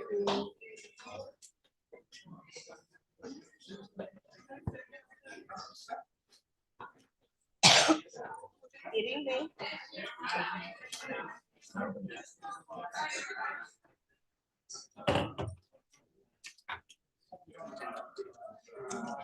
Λιποζάλ.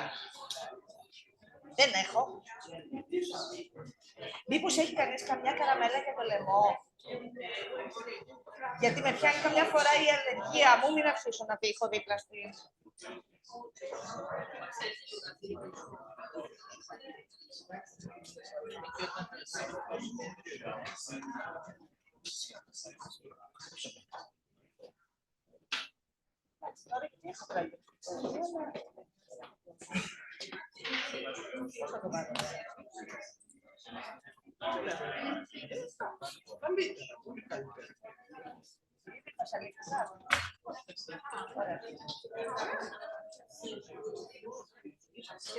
Ωραία. Γιατί πιάσει και πιάνει η αλλεργία μου καμιά φορά και συνήθως στο λάθος ώρα. Θα παρακαλούσα να περάσουμε. Πρέπει να είμαστε λίγο ακριβείς με το πρόγραμμα, γιατί έχουμε και τους online ομιλητές. I would like to ask you to start the session.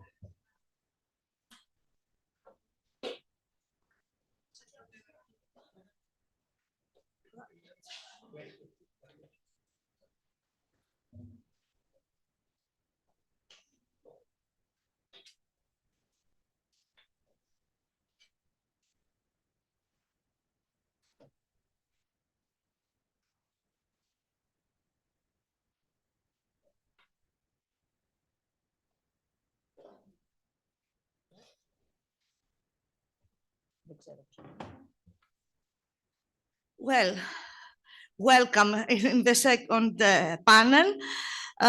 Other healing deities of the Asti. I'm Eleni Zavou, head of the Department of Research and Documentation of Inscriptions of the Epigraphy Museum. And I would like to invite Professor Maria Elena Gorini from Università degli Studi di Pavia with the title Dedicants of Minor Healing Deities, the Cases of Aminos and Eros Iatros. Good morning, and thank you to the organizing committee and to the chair, Dr. Zavou. I start immediately. Originally, I intended to present two of the healing cults attested in Athens, Aminos and Heresiatros, but time invites me to restrict the analysis only to Aminos, also because another paper will later deal with Heresiatros. Aminos, whose name is quite descriptive, the person who defends, who protects. Sorry, I tried to move. Okay. Okay. Okay. Okay. Was honored in a sanctuary located between the southern slopes of the Areopagus and the western slopes of the Acropolis, at the intersection between the Stenopos Kolitos and a perpendicular road to it that leads to the Acropolis. This figure, unknown in literary sources, is mentioned in a corpus of inscriptions dating from maybe the earlier 4th century BC, mostly from the middle, late 4th century BC to the 2nd century AD, which naming together with Asclepius, Aegea, and Dexion. The sanctuary that you can see here was discovered at the end of the 19th century and published by Goethe in 2 articles in 1893 and 1896. It is, sorry, I move here. Okay. It is a trapezoidal enclosure 17 by 15 meters made of irregular blocks of Acropolis limestone in polygonal technique. Access to the sanctuaries was through the Stenopos Kolitos at the northwest corner of the enclosure. In Roman times, when the level of the road was raised, this entrance was replaced by a marble propylon with 2 columns. In the eastern section here, some walls delimit a space inside which Goethe found a marble base of a trapezophorus with lion pose, whose base presents relief representations depicting 2 snakes. This area has been identified as a sort of small shrine, a small temple. Outside of the shrine is a well ring here, connected with a clay conduit, the remains of which were found also south of the sanctuary here. To the west of the well, there was also a water basin here, bacino. And to the south, as I said, the remains of another clay channel appear oriented southeast-northwest.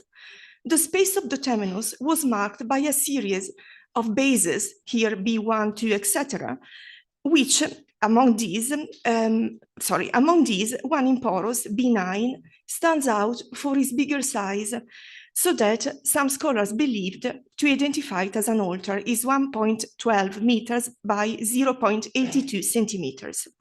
The presence of an altar is an element also attested from one of the inscriptions recovered within the temenos.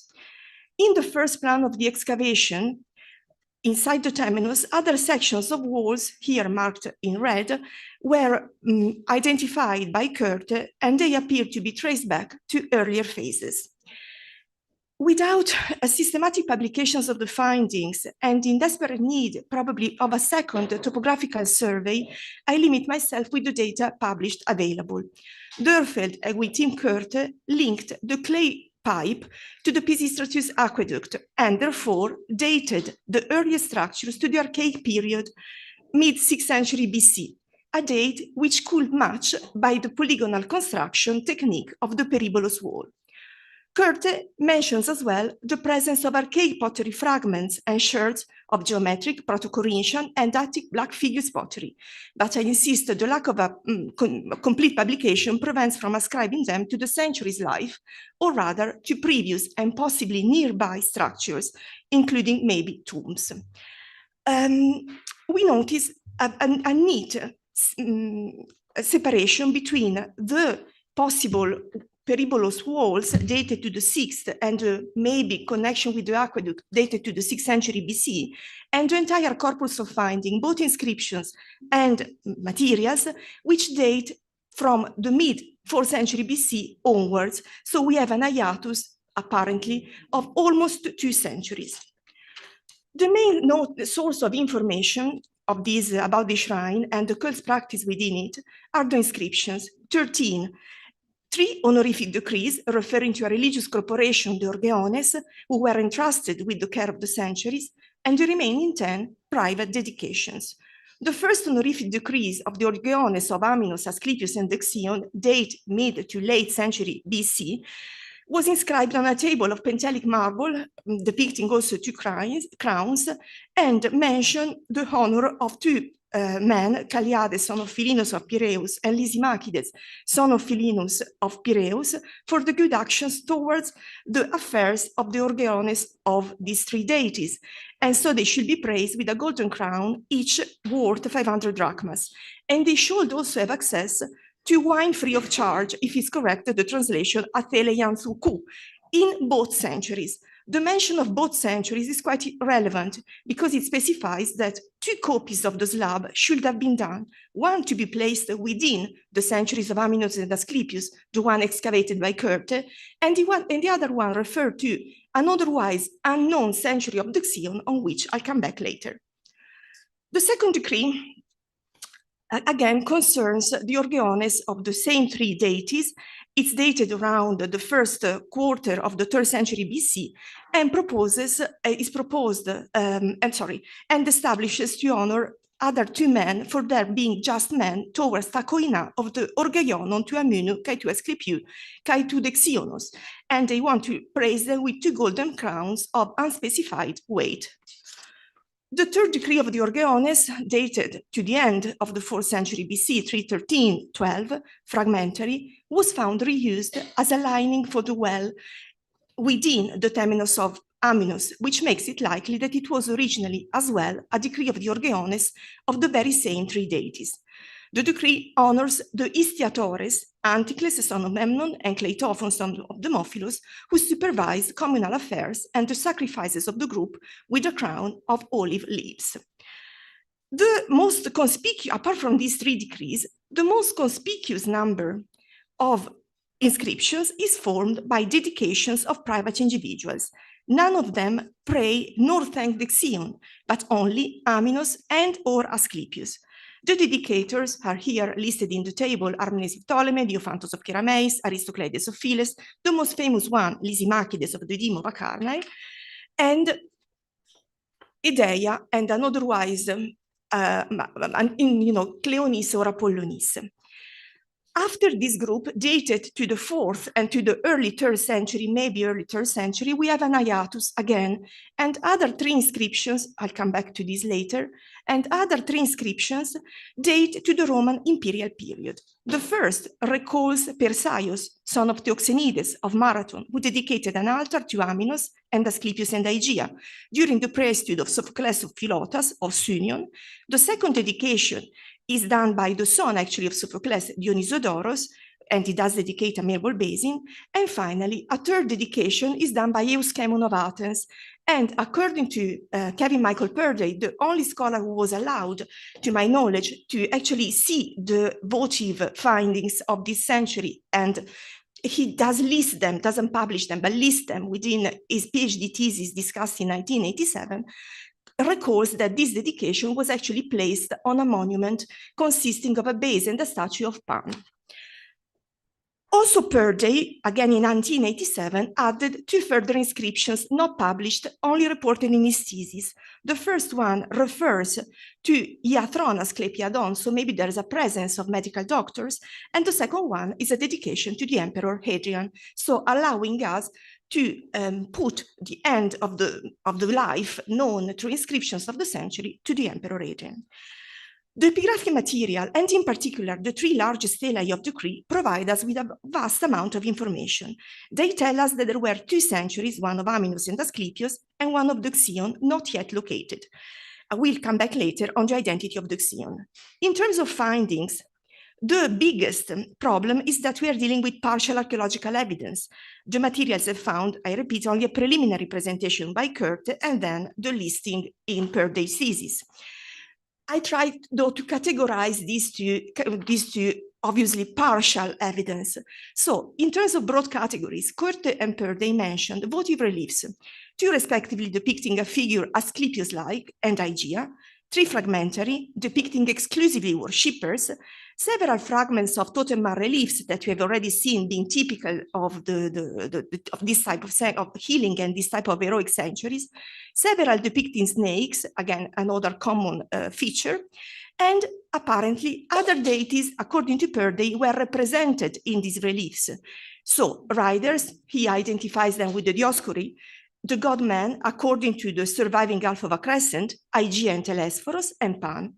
All of these syntemenoi theoi are well attested in Attic healing sanctuaries. Aside these reliefs, anatomical votives depicting one male genitalia, but the most conspicuous number depicting parts of woman's body, legs and breast. The most famous one is, of course, the relief of Lysimachides with his varicose vein. It's very famous, so I don't talk about it. This is what Goethe published among the other votive reliefs, and this is a figure like Aegea. Then terracotta statuettes, many depicting Aphrodite, according to Purday, and the terracotta herm of Dionysus Aetyphallic, marble and terracotta statuettes of Cybele, and also other female terracottas of worshippers, one carrying a baby and a doll, are mentioned by Goethe. Then we have miscellaneous items, such as Roman ivory statuettes of a beardless man, a broken altar with bucrania, a marble hand bigger than normal life size, carrying a fiale, that Goethe proposed to refer to a possible cult statue. In terms of pottery, nothing is published. Purdy does not mention any sherds. Goethe, as I said, reported many geometric and proto-Attic sherds, a Proto-Corinthian sherd, a couple of black figures sherds, 4 lutrophoroi, and Panathinaik amphorae. Not having seen the materials and having only at disposal the list of Purday and the drawings of Goethe, apart from Lysimachides and the marble anatomic votives published by Forsen, I do limit myself to present this very rough catalogue. In terms, though, so here are the evidences. In terms of prosopography, we know something about the people mentioned, about 20 names, mostly men, but also women. We know something about Cleainatus, who was a diaetetes, an arbiter, mentioned in the catalogue of the year 24 BC. I take off my imaging, sorry, yeah. Okay. He was obviously, therefore, a citizen of some social standing. He was a local man, for he came from the deme of Melite, which maybe could have included the site of the shrine of Aminos, if not Collitos. Calliades, the second one of Piraeus, is the orator mentioned also in other inscriptions about the lease of the deme theatre of Piraeus in 324-323. Lysimachides of Piraeus, another person, one of the 2 people honored by the Orgeones, is actually hated by other members of the Athenian society because he appears in a cursed judicial tablet of the end of the 4th century BC. We know of Anticles, son of Memnon, of Melite, a member of a notable 4th century family. The first member known is Anticles, son of Memnon of Melite, named around 360-50 on a list of uncertain character. Anticles I is very likely the Anticles who was one of Isocrates' latest pupils and was awarded a golden crown by the city, Isocrates 1593. He seems to have had 3 children, all of whom are likely to have been born by 380. According to the name of the archon which dates this inscription, he could be the grandson of his Anticles I. Continuing, we have an otherwise unknown Ptolemy and the Dicaeophanes, whilst we know the very famous we know Aristocleides of Philes, who is perhaps the same man who manumitted a slave and served in the council in the late 4th century BC. The most famous one, of course, is Lysimachides of Acarnae, a contributor of naval equipment by or in 366-365, and possibly to be identified with Lysimachides, son of Lysimachus, who was the eponymous archon in 339-38 BC. It's more uncertain if to him belongs the sumptuous funerary monument in Kerameikos, the one also with the Molossian hand. The inscriptions indicate, the cult was administered then by the age of Claudius. Sorry, what happens? Okay, sorry. In the age of Claudius, the cult was administered also by Hiereus and Asacorus, as attested by the dedications of Dionysiodoros of Sunion, who was applied general and high priest of the imperial cult. I do refer to Aleshire and Melpi's work about the families of Sophocles of Sunion and the recent paper of La Fasciano concerning their involvement with Asclepius cult. The inscriptions indicate that at least some of the members of the Orgeones were fairly wealthy, since they donated several gold crowns, and Ferguson categorized the members of these associations as respectable Athenians of the property class. Jones nuances this statement, and I agree with Jones, suggesting that rather a more diverse membership dependent upon the largesse of a few generous benefactors was represented in the corpus. We can, however, summarize that the Orgeones of Aminus and the others were a fairly long-standing religious group, which in the 4th century entertained 2 shrines, of which at least one, the one we are dealing with, was located in the very center of Athens, surrounded by houses a few hundred meters away from the political heart of the city, namely the Pnyx, the Agora, and the Areopagus. The worshippers were made up of both men and women. The men at least represented both the citizen class and probably not citizens as well, and they come from several demes of Attica. We do not have a concentration. In terms of rituals, we can partially try to reconstruct with the evidence in hand some elements. Of course, these rituals can be confined mainly to the 4th century BC. We do not know of any changes happening in the Roman period. Okay, before entering the Temenos, worshippers actually practiced some ablutions at the Periranterion, the base of which was found by Curte immediately outside the Propylon. We are not able to detect the date of this Periranterion, of course. A second basin was dedicated inside the Temenos. Water was a key element to the Hieron, as attested by the well ring and by the water pipes. Without, I insist, a new topographical survey, I leave open the question if the well has to be connected to the Pisistratian aqueduct or to one of its later branches, as proposed by Tölle Kastenbein. The votive table offering survived only in the base, authorizes to think that non-bloody offerings, such as fruits and cakes, could have been occasionally given by the worshippers. It is possible to reconstruct the existence of an altar on epigraphical grounds because the decrees of the Orgeones mention Thusiai, and actually Persaios of Marathon actually dedicates an altar. Some of the men formed a college of Orgeones and held ceremonies, probably in both pressings. These ceremonies might have included meals, because we have mentioned the istiatores, the exemption from wine, and sacrifices. Equally uncertain is the identification of the presence or not of a sacellum, of a shrine.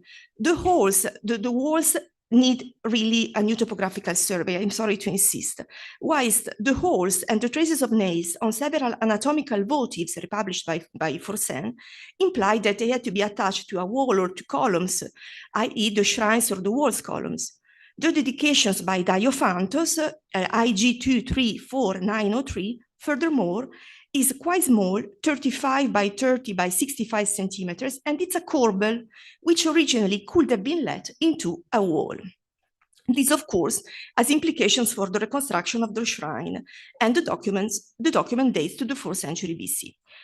The mention of a hand bigger than natural size carrying a fiale as well could be ascribed to the cult statue, but it does remain a mere hypothesis, not having seen it.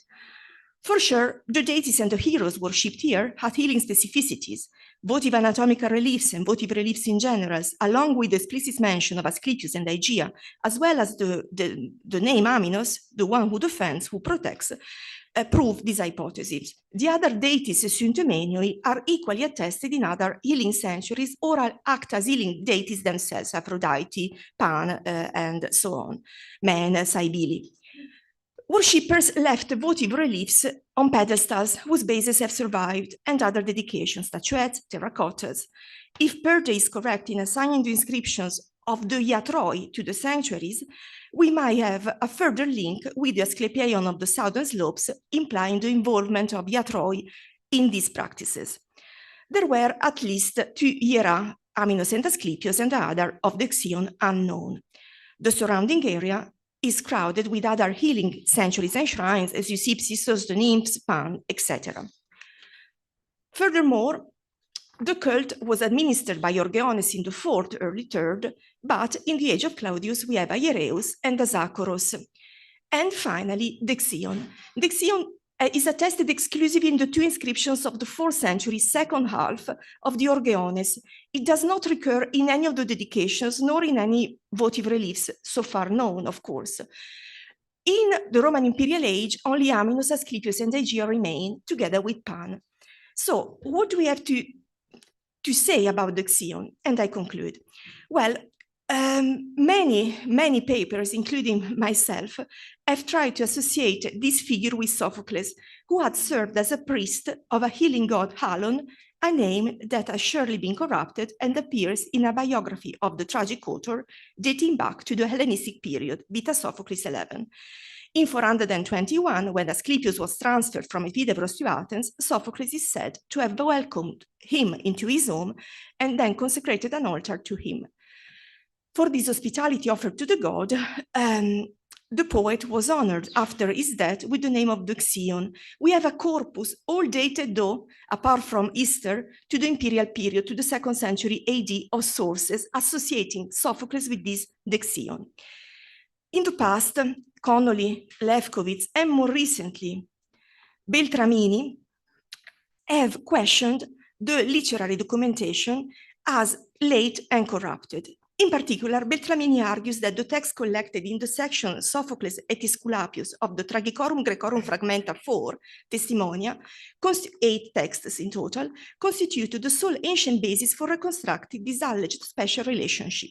From these sources derives the traditional narrative according to which Sophocles hosted Asclepius, composed a paean in his honor, built an altar, maintained close ties with the Athenian Asclepieion, and was eventually rewarded with heroic cult and the epithet Dexion.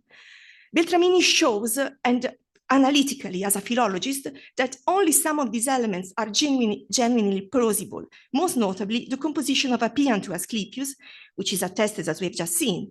By contrast, the famous story of the reception of the god is reinterpreted as a legendary biographical construction of an eschatological kind, typical of ancient poetic biographies, not an historical event, but a retrospective explanation for the existence of the paean, comparable to other similar cases, such as Pindar. Beltramini, though, observes that there are no reliable parallels in the classical period for poets being heroized for religious merits. No ancient sources explicitly connect Sophocles with heroic cult under the name Dexion, apart from a late Byzantine etymological entry. The name Dexion, according to Beltramini, is more plausibly connected not with dechomai, to receive, but with dexios, in a therapeutic sense, beneficent, healing, and therefore it designates Dexion as an independent hero, not Sophocles. The 2 inscriptions just mentioned are treated as a mere attestation of the existence of a cult of an association devoted to Asclepius, Aminus, and a figure named Dexion, without any reference to Sophocles. In his conclusions, Beltramini proposes a substantial reassessment of the Asclepian tradition.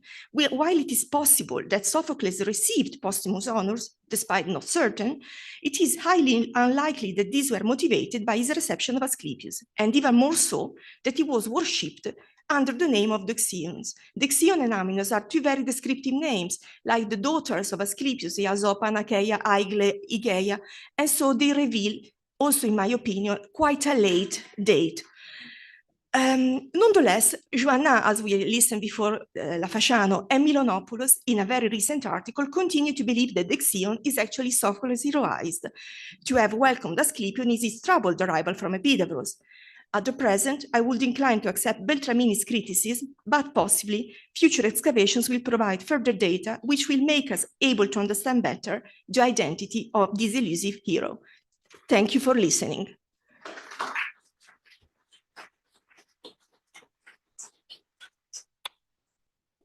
Thank you, Professor Gorini. And I now invite Dr. Brian Martins from University of St. Andrews with the theme Statuettes for Health and Healing from the Agora excavations. Maybe. It's okay. Just the first. Okay.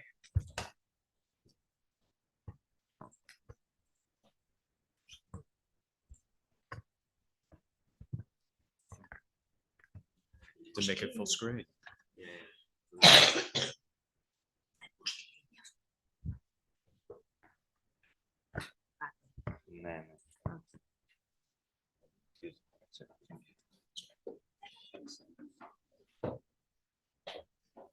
Good afternoon.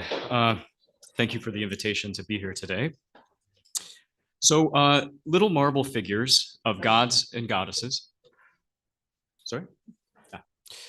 Am I too close? Okay. Little marble figures of gods and goddesses comprised a main genre of sculptural output in Roman period Greece. Hundreds have been found at Athens. Nearly 700 are known from the Agora excavations alone. These statuettes were mainly displayed in houses for the purposes of private cult. The most sought after subjects were those that provided health, protection, and prosperity. Less often, statuettes were inscribed and dedicated in local precincts. Today, I would like to examine one in the context of healing, which highlights the importance of reading text and image together. In the 2nd or 3rd century CE, an act of healing prompted the dedication of a marble statuette of Heracles. The fragmentary statuette was found in 1936 during the Agora excavations in a medieval or early modern pithos at the south side of the site, where it had been discarded, long removed from its original display context. The figure has broken away from the inscribed plinth and is missing. Only the feet and the lowermost portion of the lion skin survive. From these traces, I reconstruct the figure as the Lansdowne type Heracles, which is reimagined at your right. This reconstruction is possible because of the stance, the characteristic position of the lion skin, and the absence of the club resting on the ground. The Lansdowne model is the only statue type of Heracles with those features. The text inscribed on the plinth is rare among local dedications for recording a specific cure and cause for Thanksgiving. A translation reads, with good fortune, something something, with a fever, Paulina dedicated this something something. The invocation to Agatha-tiki in line 1 accords with the longstanding use of the phrase as a header in Attic inscriptions, and very probably excludes tiki as the healing agent. And this is in agreement with Merritt, Gigan, and Krubera. It's not clear where to place the name or title of the recipient deity in the text. In line 2, Jaime Krubera restored the first line as Peponthea or Gegonia, so that a translation would read, Paulina, having suffered in the way of a fever, dedicated this. I too understand Peretto as what occasioned the cure, but it's worth noting that an inscription from Cilicia records an offering to the, quote, fever god, Theo Peretto Efkin. In line 3, the letters are badly obscured by incrustations and chipping. This line possibly contained the name of Paulina's husband or father, but an obvious restoration is not forthcoming to me. The personal name Paulina occurs rarely at Athens. Locally, a prominent individual named Paulina, daughter of Capito, is recorded as priestess of Athena in the Neronian inscription on the east architrave of the Parthenon. The name Paulina is most frequent in Asia Minor, and I'm eager for your feedback on how to read and reconstruct this inscription. My book on marble statuettes appeared this year in the Athenian Agora monograph series, and in it I presented Paulina's statuette, but I did not press her choice to dedicate an image of Heracles, other than to point out that the hero turned god was frequently approached in Athens as a healer and protector. Today, I would like to correct that deficiency by suggesting that Paulina's selected subject found special meaning in its ability to cure fever. So let us turn now our attention to the image. This is the Lansdowne Heracles. It is so called because it once resided in Lansdowne House in London. Today, it's on display at the Getty Villa in Malibu. This slightly over life-size marble statue was found in 1790 in Hadrian's Villa at Tivoli. Heracles is represented standing at rest after having killed the Nemean lion, the first of his 12 labors. The subject is identifiable by the attributes, the lion skin lifted in the lower right hand, the club resting over the left shoulder. The Lansdowne statue is one of only a small handful of examples that has the head and attributes attached to the body. The existence of a copy series certifies the classical pedigree of the type.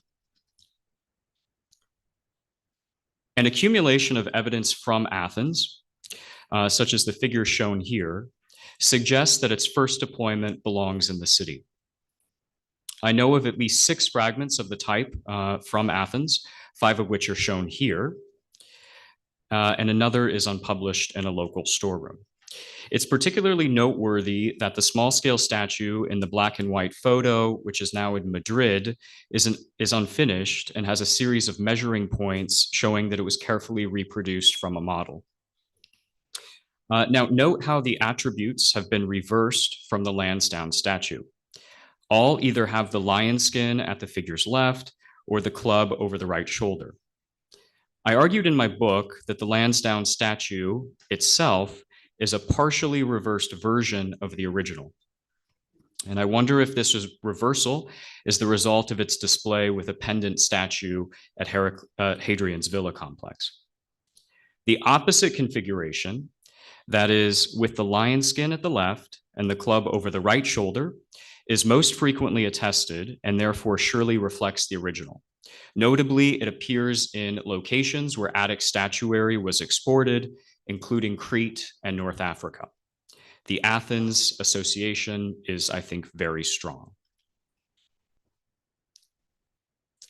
Andrew Stewart, adopting a view originally advanced by Adolf Furtwängler, attributed the prototype of the Lansdowne Heracles to the mid-4th century BC sculptor Skopas of Paros. I will argue today that the attribution is problematic and suggest an earlier chronology for the statue. I'm not the first to have done so, but to the conversation, I want to add some new evidence. Critically, an Attic red-figured bell crater found at Faleri, north of Rome, effectively challenges the attribution to Skopas by showing the existence and popularity of the image type by the late 5th or early 4th century BC. That is, at least a generation before Skopas was active, around 370 to 330 BC. The vase depicts Heracles' introduction to Mount Olympus with other figures, including Hera, Zeus, and Athena, all of which have statuesque qualities. Take special note that the figure on the vase, like the Athenian statues we've just seen, has reversed the attributes of the Lansdowne statue. Now, my argument does not rest on this vase alone. There are other indications that the statue's prototype could be as early as the late 5th century BC. Such a date is fully consistent with the close affinities that the body type shares with a series of 5th century figures following the Doryphoros, and compare, for example, here a statue of a hero in the British Museum, the Ares Borghese, or the Discobolus, all of which are variously dated in the last third of the 5th century BC. The head, on the other hand, is more difficult to understand because the copy series is highly variable, and because the Lansdowne is followed by a head that appears on Hermes known as the Gonzano Heracles. The relationship of these two heads is difficult to parse.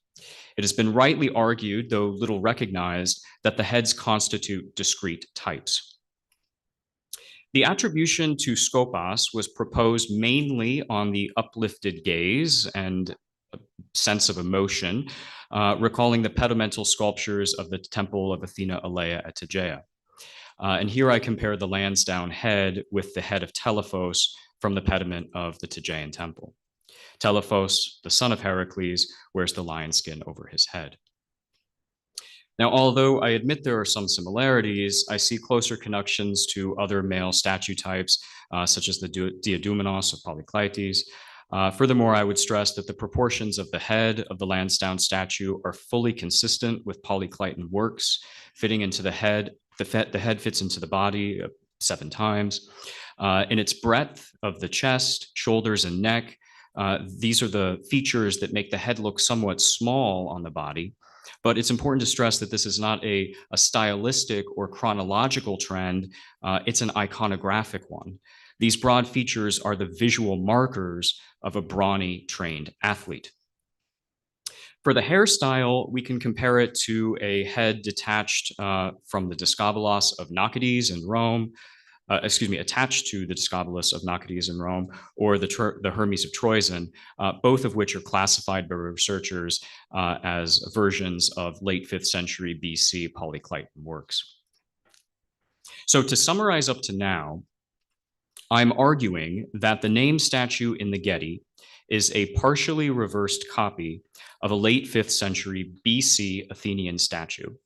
And to repeat, the features present on the plinth of Paulina's statuette that I showed you at the outset of the talk show that the model was adopted for the image. So where might this prototype have stood? An Athenian shrine of Heracles was located to the southwest of the Agora in the Deme of Melite. The exact location of the shrine is uncertain. Most recently, Gerald Lalande proposed to place the shrine on the northeast spur of the Hill of the Nymphs within the larger precinct of Zeus Malikios in the spot circled here in yellow. Frickenhaus and Travlos placed the shrine on the west slope of the Acropolis, southwest slope of the Areopagus, in the spot circled here in red. Since Heracles appears in vase painting and votive reliefs near a simple 4-columned monument like the one shown at the right, many researchers have assumed this architectural form for the shrine, though that is a matter of controversy. At the sanctuary in Melite, Heracles was worshipped as Alexikakos, the averter of evil. We otherwise know very little about this specific Athenian cult. A list of confiscated property dating to the 4th century BC describes, quote, ergasteria in Melite, bounded on the south by the road leading from the shrine of Heracles Alexikakos to the Agora, unquote, giving us an indication of the general location of the sanctuary somewhere in the proximity of the Agora. A votive relief now in the Museum of Fine Arts, Boston, bears the inscription Heracles Alexikako. It's said to be from Piraeus. Scholarly consensus dates the relief to the 4th century BC. However, note what seem to me to be serifs in the letters, and 2 of the alphas have slightly broken bars. This suggests that the inscription is a later addition to the relief, and if that is true, it might be evidence for the continuance of the local cult of Heracles Alexikakos into at least the Hellenistic period. Elsewhere in Greece, the healing nature of Heracles Alexikakos is substantiated by an offering from the Asclepieion at Epidavros. According to Scholia in Aristophanes' Frogs, Heracles was provided a statue at the shrine during the Great Plague, surely that of the 420s BC in the early years of the Peloponnesian War. The Scholias claim that the statue was made by the sculptor Hagelidos of Argos, a teacher of Phidias. Now, these details are an obvious contradiction, and there's been a lot written about this. Hagelidos of Argos, according to Pausanias, signed statue bases of victors at Olympia and Delphi, and those victors belong in the late Archaic period to about 520 to 480. Therefore, this Hagelidos would be too early to be the maker of a statue in the time of the Peloponnesian War. Now, if we're to solve this discrepancy by holding that the Scholias were mistaken about the event, and therefore that the statue was erected during an earlier, historically unattested plague, then we would have to concede that the statue survived the Persian sack of Athens, which I believe to be a doubtful scenario. Over a century ago, August Frickenhaus proposed what seems to me the most satisfactory explanation for this inconsistency. He argued that the artist was a later individual, the grandson of Hagelidos, in other words, Hagelidos II. And interestingly, this scenario aligns with Pliny's knowledge of a Hagelidos, whose floret was in the 87th Olympiad, in other words, about 431 to 428 BC. And this would accord with the date of the plague. Still, Pliny also shows chronological confusion because he states that Hageladas was the teacher of Myron and Polyclitus. So in short, our sources are very confused about the time in which Hageladas was working. The identifications for the, so there have been previous identifications for the Heracles Alexikakos. Olga Palia tentatively suggested that the body type of the Hope Heracles, which she sees as a pastiche, and I do as well, is a version of that statue. But the lack of a clear copy series of the body type has limited the acceptance of this view. Frickenhaus argued that the Heracles Alexikakos was reflected in the Ludovisi Heracles, also known as the Ludovisi Theseus, which is a hip perm in the Palazzo Altemps in Rome. He appreciated the polycliton form of the body for a connection to Hageladas and noted the appropriate chronology. This identification was later accepted and expanded by Helga von Heinze. Recent scholarship has, however, considered the Ludovisi hip perm to be a classicizing creation. Yet note the similarities that it has the Lansdowne Heracles. The hip perm seems to draw on the image type modified for a new Roman display context, probably a gymnasium. So what am I proposing? I'm proposing that the Heracles Alexikakos is the Lansdowne Heracles, and that is the subject of Paulina's dedication. Heracles, armed with his club, is prepared to strike down evils of all kinds, including illness and especially pestilence. So it may now feel as though I've strayed quite far away from epigraphy, so to return to Paulina's dedication. If the Lansdowne Heracles reflects the statue of Heracles Alexikakos, then Paulina's offering, of course, takes on added significance. Thucydides, who himself suffered from the plague of the 420s, emphasized that intense fever and the sensation of burning were the most prominent symptoms. I wonder if there was some memory of Heracles Alexikakos as a special defender against fever. And if so, I think, and I hope, that we now have a good idea of how text and image refer to one another in this statuette. Thank you.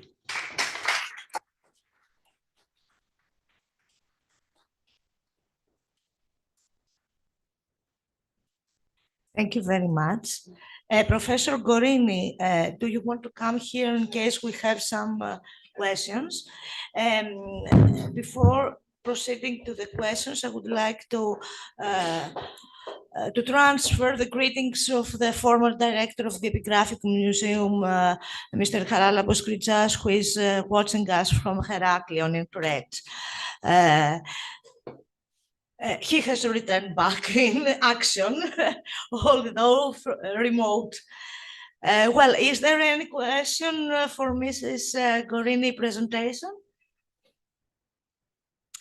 Yes. Το όνομά σας πρώτα.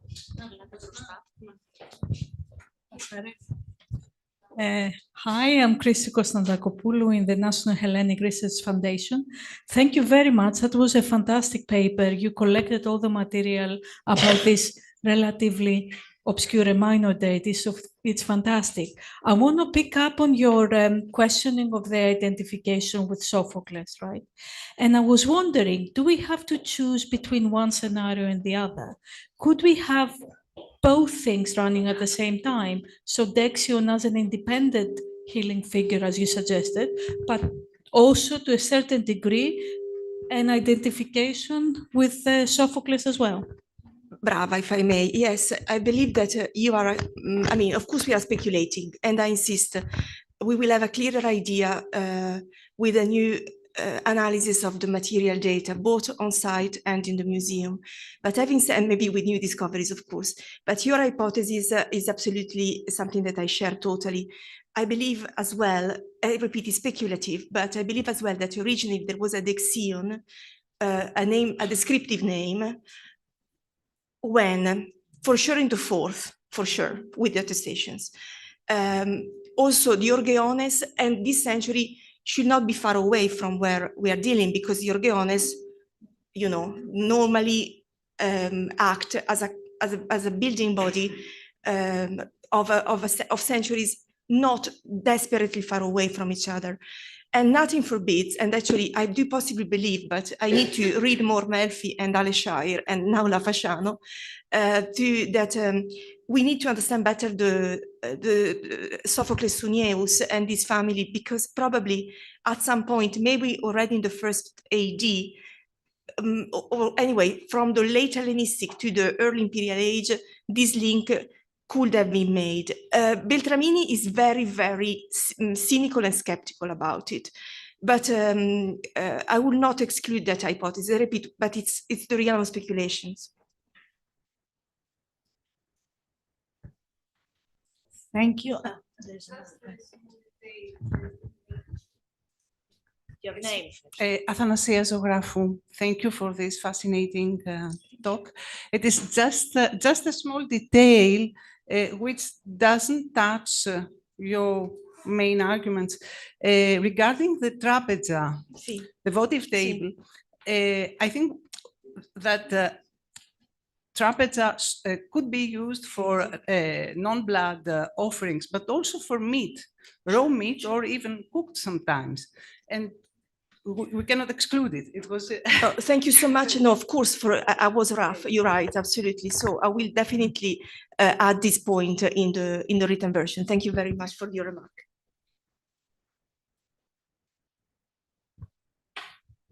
Anyone else?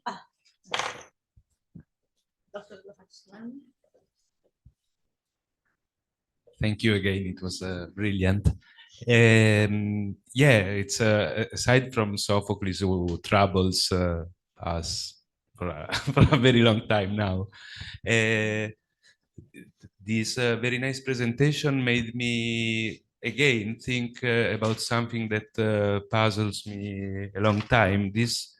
About this proliferation of therapeutic sanctuaries and all concentrated in a relatively small area. You already, of course, in your book back in 2013, you already analyzed it.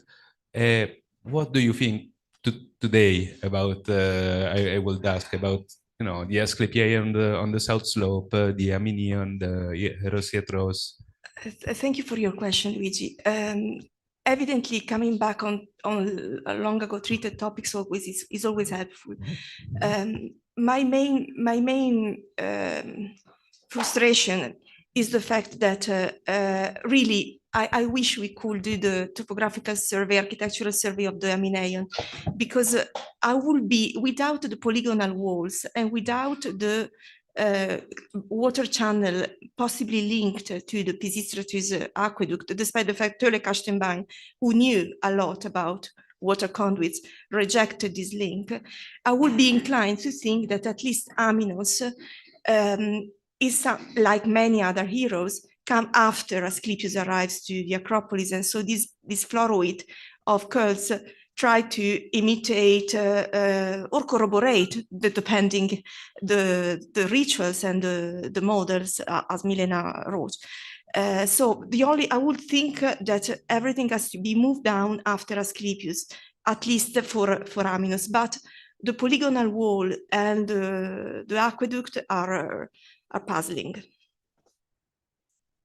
Milena.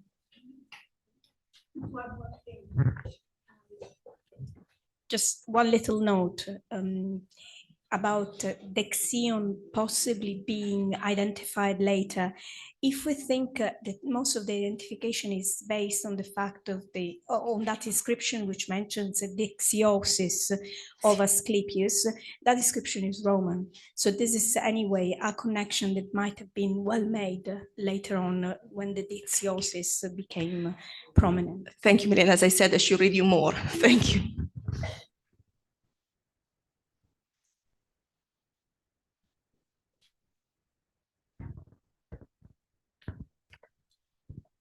Okay, if there is not another question for Professor Gorini, I would like to ask Professor Martens to come. Is there any question? Yes. First of all, this is. Hello, I'm Despina Ignatiadou from the National Archaeological Museum next door. I couldn't help, thank you very much for your talk, but I couldn't help noticing the outline of the remains of the lion's skin, which is semicircular on the outside. And I would like to ask you to consider the version of a Hercules holding a shield. Usually when we have the outline, when we have the remains of the lion skin on the ground where the figure stands, it has a very irregular outline because of the folds, and sometimes we have the feet and so on. This is a totally semicircular one. And Hercules with a shield is a very, very rare theme in sculpture, but it seems to develop mainly in the Roman period. So, Thank you. Yeah, and first of all, I want to thank the staff of the sculpture department at the National Museum for facilitating a lot of my research on my book project and to allowing me to have access to some of the material in the storerooms, because my ideas around the Lansdowne really coalesced after having been able to see sort of the wider Athenian corpus. So thank you very much. It's a good point. And look, this is a very fragmentary piece, right?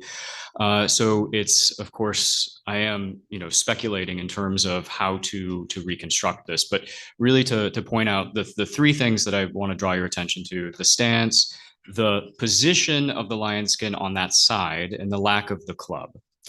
The shape of it, it matches generally what we should see from the Lansdowne, particularly with the position of the paws in the front rather than sort of off to the side. Sure, sorry. Thank you. So you can see, oh, I'm sorry, I see it here, but. Μπορείτε να μας βοηθήσετε να δούμε πάλι το PowerPoint.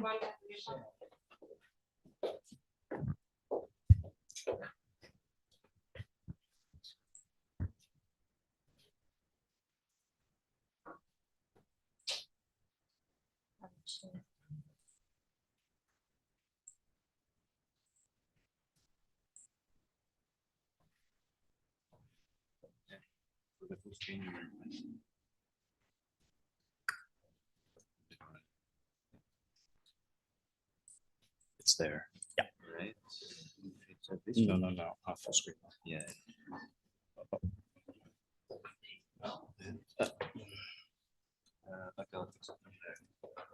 It's a good point. The other thing that while this is getting pulled up on the screen, the other thing that my thinking on this is coming from having seen a lot of Heracleses in Athens and thinking of sort of the available image types and the ones that are sort of within the Athenian repertoire. I have not seen sort of in my sort of wide survey of the Athenian sort of specific corpus representations of Heracles with the shield. But yeah, I mean, definitely, it is an educated guess in order to sort of reconstruct this possible configuration of a Heracles with the lion skin at that side. But I think you can see my mouse is the paws that are sticking out here and here, which are essentially the same configuration that we see with the Lansdowne. Yeah.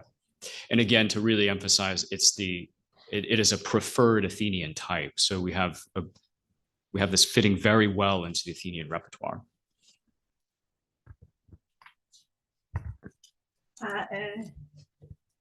Professor Epigraphy.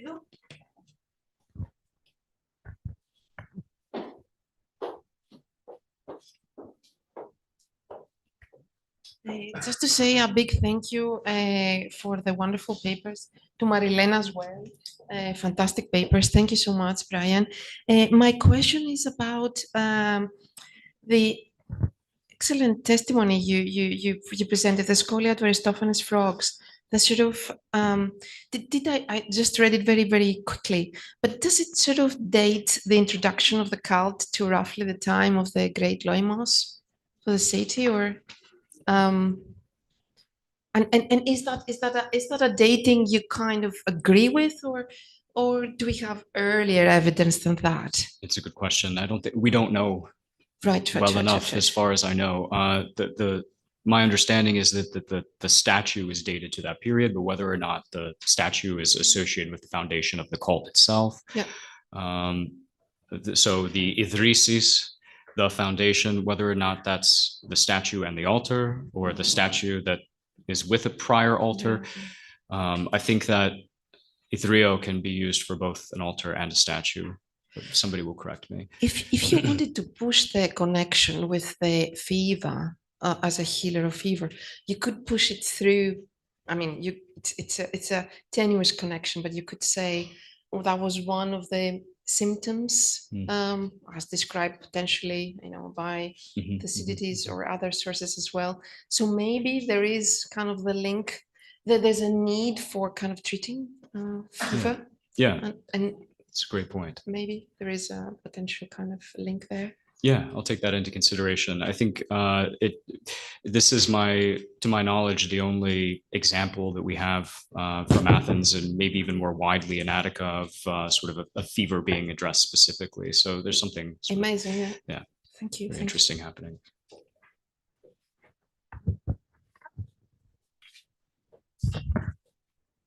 Well, if there is time. Thank you, Alexia Pizzali-Diomidi, University of St Andrews. I'm a colleague of Brian's. I wanted to ask what difference you think it would make if this was, because you mentioned a lot of these statuettes being in domestic space. So if we were to consider it as in a domestic sphere in terms of the engagement of the original dedicant and later people in the family, or if it was indeed in a sanctuary, what difference you think that would make in terms of the personal engagement and experience of the statuette? Thank you. Yeah, it's a great question. So the habit that we see in Athens is that these statuettes are somewhat exceptional gifts to the gods. We have better examples of them also outside of Athens, but this is probably an instance where the figure has been sort of expressly commissioned for dedication in a shrine. So I don't see it sort of having a moment in its life when it's in a household, but perhaps it did. We can't know. But we do have, just to add, sort of a fuller range of deities represented in these small scale works that are specifically domestic. We do have other examples of Heracles, including, some of the fragments I've identified here to show you. The sort of three at the left-hand side. But also representations of Asclepius, Hygeia, Telesphorus. They're particularly popular in sort of domestic realms. So you want one of these in order to petition a range of divinities for health and safety and protection generally.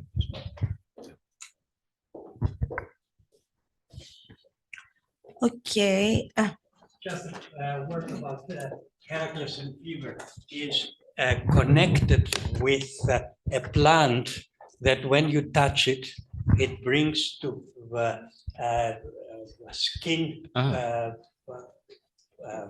boils, etc. But also with high fever. So might be that there is a connection. It's reason Baron Klaue or something like that. Great, thank you. I will get that from you later. Thank you very much. And have everybody realized what the Lysimachidis relief depicts on? Do you know what the illness is that Lysimachidis has? The illness of Not you. It's the varicose vein. a varicose vein. And why is it the leg so big? why is the leg so big?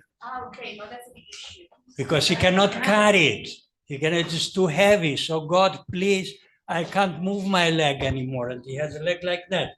And why he has a second two together? Okay, very quickly. Show it quickly. Yeah, I will. Very quickly because I think I don't. Okay. So the hypothesis of the big leg, I don't have an answer, and in fact, I deliberately chose not to. Always, when you have varicose vein, it is when you have It swallows. It swallows, but and it's very, very heavy. Okay. The one of the first signs is I can't take my leg. Right. It's too Thank heavy you. to take it. But it has also the two little feet, the two little feet. Okay, there are several hypotheses about it. The most convincing one is that possibly this shrine had a wall with a series of niches, and so these are two echo here. Yeah, You yeah. see, There is a vein. this is the varicose vein, yes, and this could be a niche within the wall with 2 feet. And again, feet are also a very common votive anatomical relief dedicated within healing sanctuaries. So 90% of the varicose veins are bilateral. So he says they are not going to the sanctuary for a checkup. They are going because something is hurting them. Very clear. And he says, don't forget this leg. My other one is also hurting. For personal biographical reasons, my husband suffers of this. I will say that it depends. It depends. So I will be still. Thank you for your remark, but I would be still inclined maybe to think that it could also be the depiction of something else. But thank you.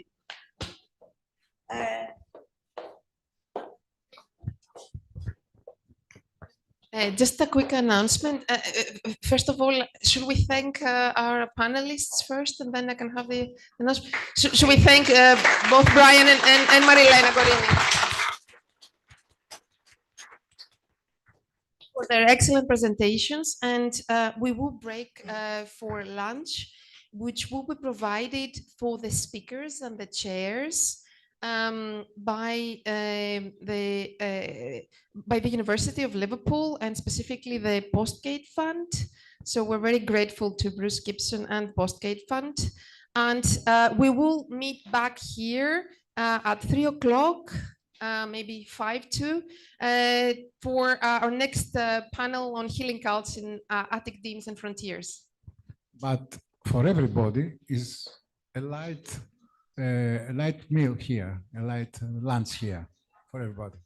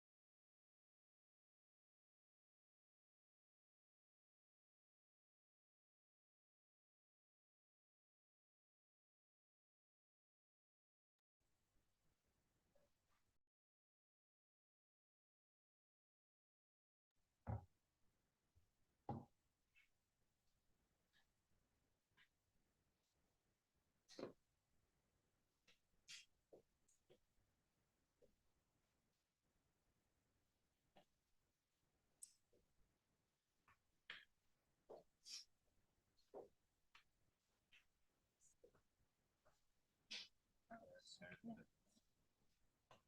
this yours? Okay. No, I just brought it over.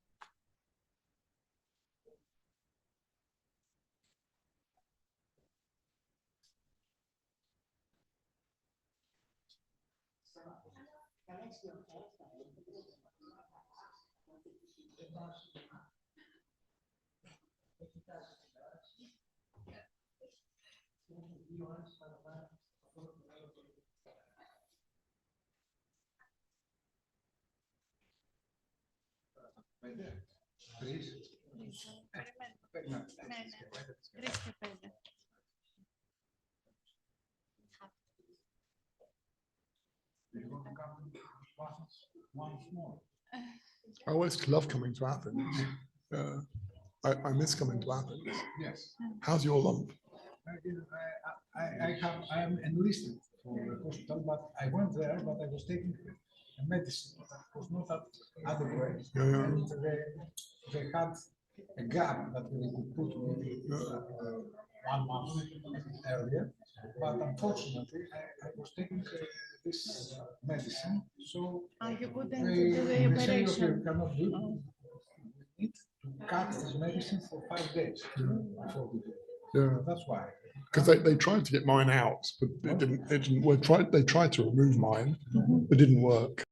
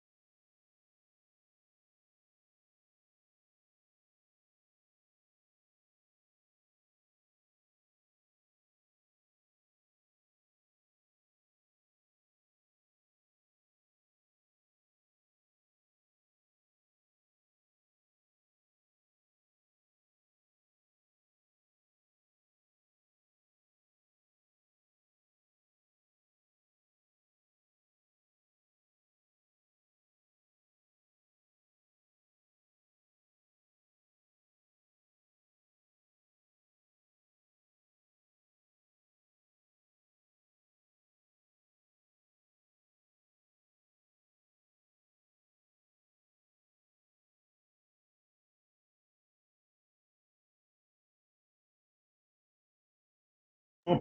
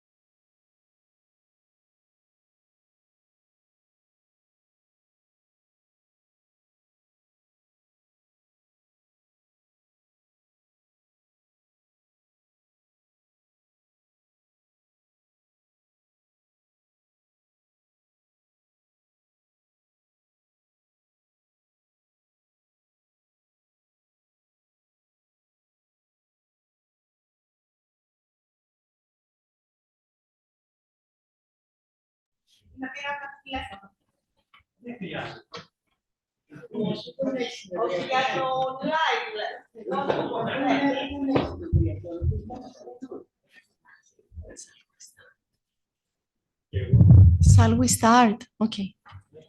So welcome everyone to panel 3, Healing Cults on the Attic Deans and Frontiers. Our first speaker is Professor Graham Oliver at Brown University. He is very well known for his extensive work on Greek epigraphy, particularly Attic inscriptions, and he's currently completing an edition of the Athenian state's public decisions that were recorded on stone and were set up between the years 321 and 301 BC. This was a fascinating period when the city of Athens fell under Macedonian influence, and today's talk he is going to focus on Rhamnous and the Hellenistic polis, where he will explore the integration of health from the margins. So, Professor Oliver, the floor is yours.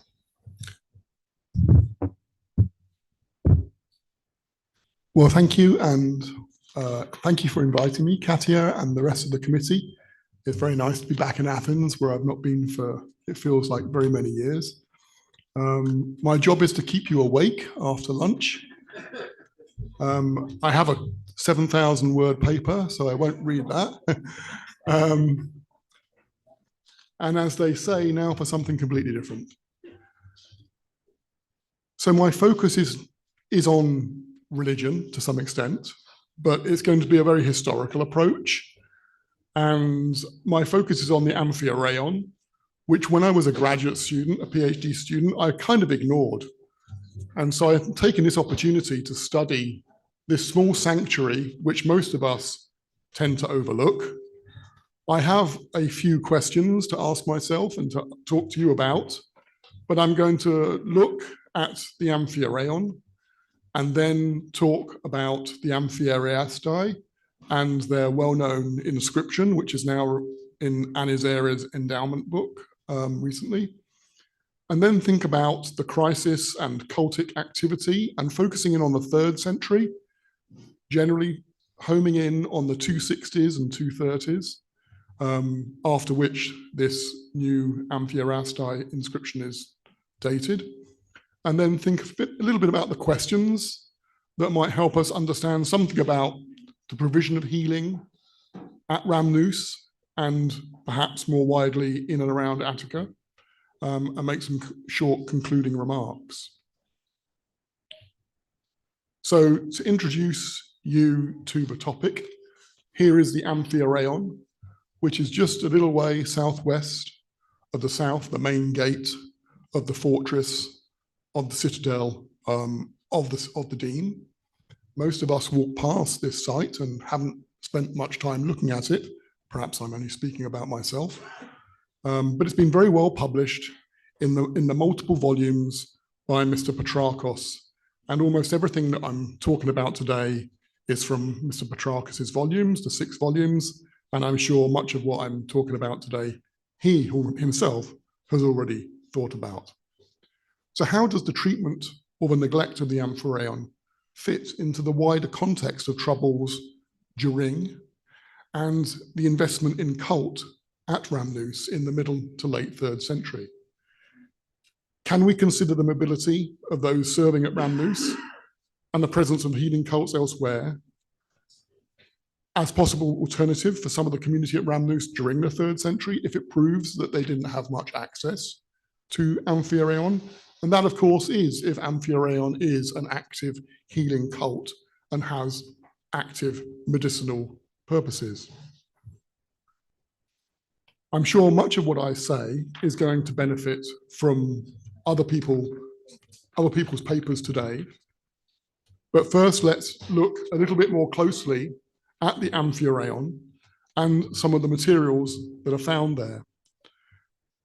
This is associated with the hero Dr. Aristomachus and the hero Dr. Amphiaraos, and we'll hear more about heroes and the Hieros from Jessica Lamont.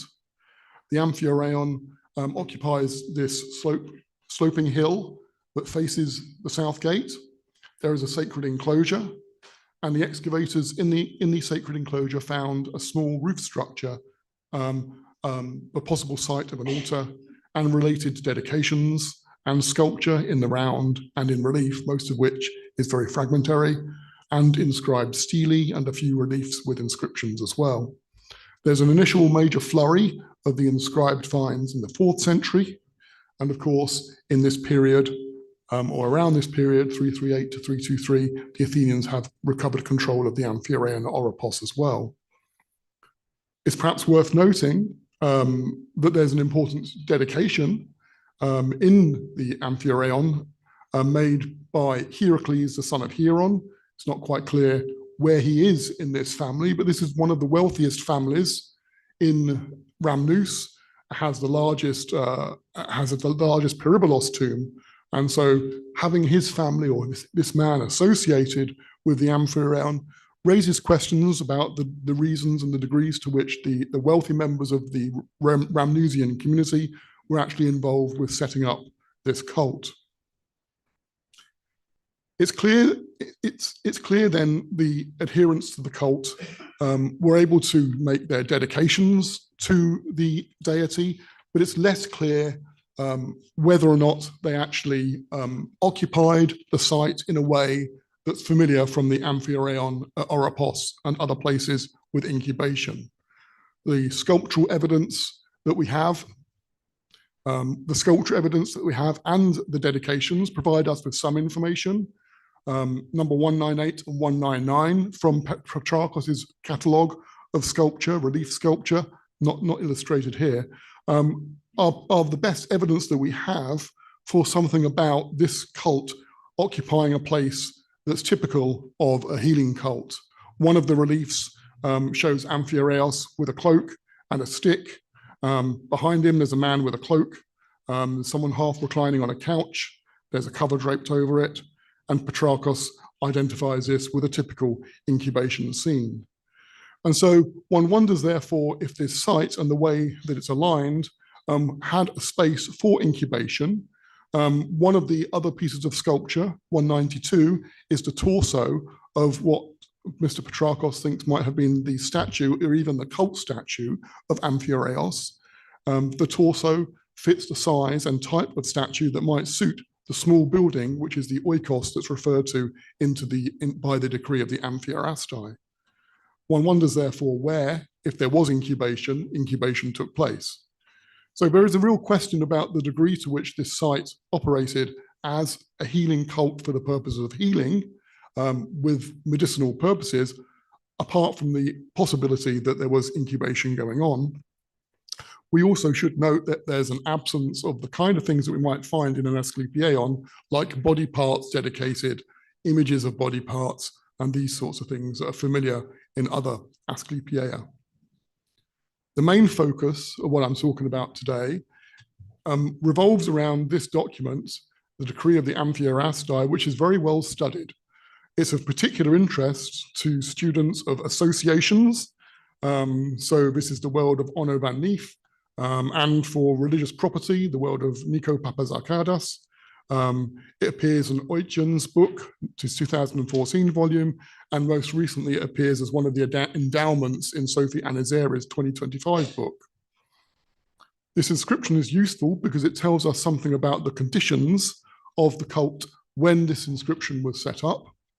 And I'm referring to lines 2 to 6 here.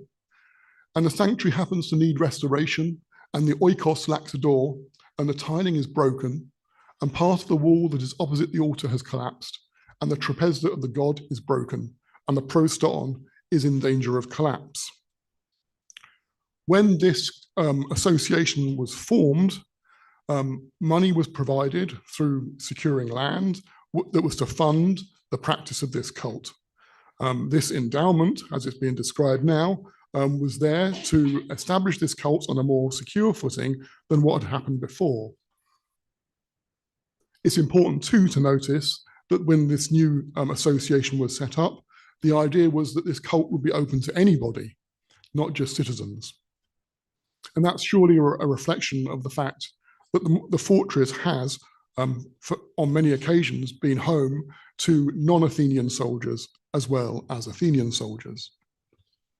The evidence of this decree, therefore, shows that the structures of the Amphiaraon had been left to fall into disrepair for some time, perhaps for many decades.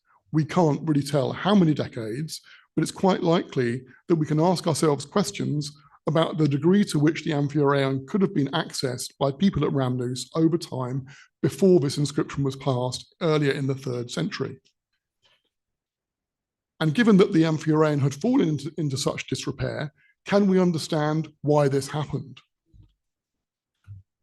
The Amphiaraon, of course, is located outside of the fortress. And there, of course, this is not the only major cult site, not that this is a major cult site, it's not the only cult site that's located outside of the fortress walls. We need also to think of the sanctuary of Nemesis and Themis. So what happened? What happened in the time then that spanned the thriving period of the 4th century and this decree of the Amphiarastae, which is dated sometime after 229, some people put it around 215. So what I want to do is turn to one of my questions, therefore. How does the treatment or neglect of the Amphiaraon fit into the wider context of investment in cult at Rhamnous in the 3rd century? And to explore this question, I want to look firstly at the insecurity at Rhamnous, and then to think about the degree to which religion was being supported at Rhamnous in these difficult years. And I'll often refer to these years as the dark years of the 3rd century. I'm focusing on the 260s down to circa 230. Of course, there were dark years before that for Athens. I'm not tending to look at the period of the revolt of Athens in the 280s, which was a particularly turbulent time when Athens had lost much control over the countryside for a considerable period until sometime in the 280s. I'm going to summarize very much the kind of crises that I'm going to be describing by looking at, in turn, at each of these 3 phases, 260s, the 240s, and the 230s. Firstly, we can point to 2 important decrees from Rhamnous that illustrate the 260s, and those are the very well-known inscription for Epigraphy, I Rhamnous 403, and what I think is the relatively new inscription for Aristides, I Rhamnous 404. And both of these inscriptions detail enormously the degrees to which, and certainly Epigraphy, intervened in the countryside. Aristides, who followed Epigraphy 2 years later as general for the countryside of the coast, also did much for the defense of the Athenians, but his work was not so much focused on the countryside as Epigraphy had been 2 years earlier. The conclusions from the concerns that Epigraphy and to some extent Aristides have in this period might suggest that the warfare in the 260s was a huge hindrance to anybody who wanted to maintain access to the Amphiaraon, given that it was outside the city walls. But we might also think here that the Sanctuary of Nemesis also needed some attention. I'll come back to that a little bit later.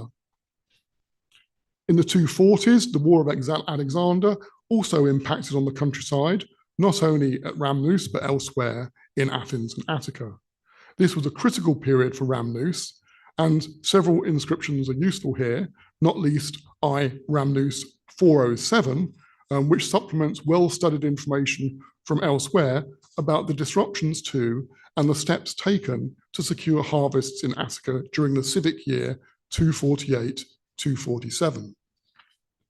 The honorand of this inscription, Arcandros, was able to harvest the arboreal crops, keep safe the animals and slaves, and arrange that grain be brought into Athens and sold at a good price without exploiting the local community. That's lines 13 to 21. The decree reveals that apart from the Rhamnusia, a term that appears in the inscription, the territory of Rhamnous, the rest of the countryside that Alcandros was not able to protect was full of pirates, quote unquote. It's certainly the case that both of these individuals were able to protect an area of land 60 stades from the Dean centre. So one might think, therefore, that under this protection, the Amphiaraean would have fallen within this area of safety and therefore would have been able to have some treatment during that time. The decline of the sanctuary may post-date the 240s, but it's not too clear that's the case.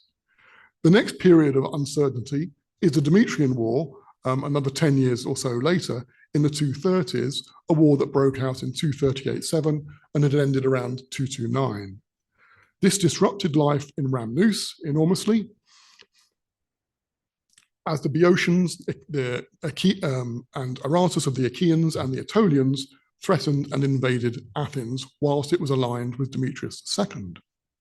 The border areas of Attica were clearly in great danger during this period, and this we can learn from the inscription honouring Dicaiarchus, which is the one on the screen here, and you can go and consult it next door on display.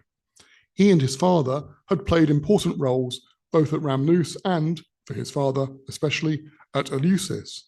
This decree dates from 235-4 and informs us of the roles of father and son in recent times. The inscription tells us of the numerous services that Dicaiarchus had undertaken, not least in his new role on behalf of the Macedonian king located on the island of Euboea. I'm abbreviating enormously the kind of material here, just so we can get on to the religious aspects.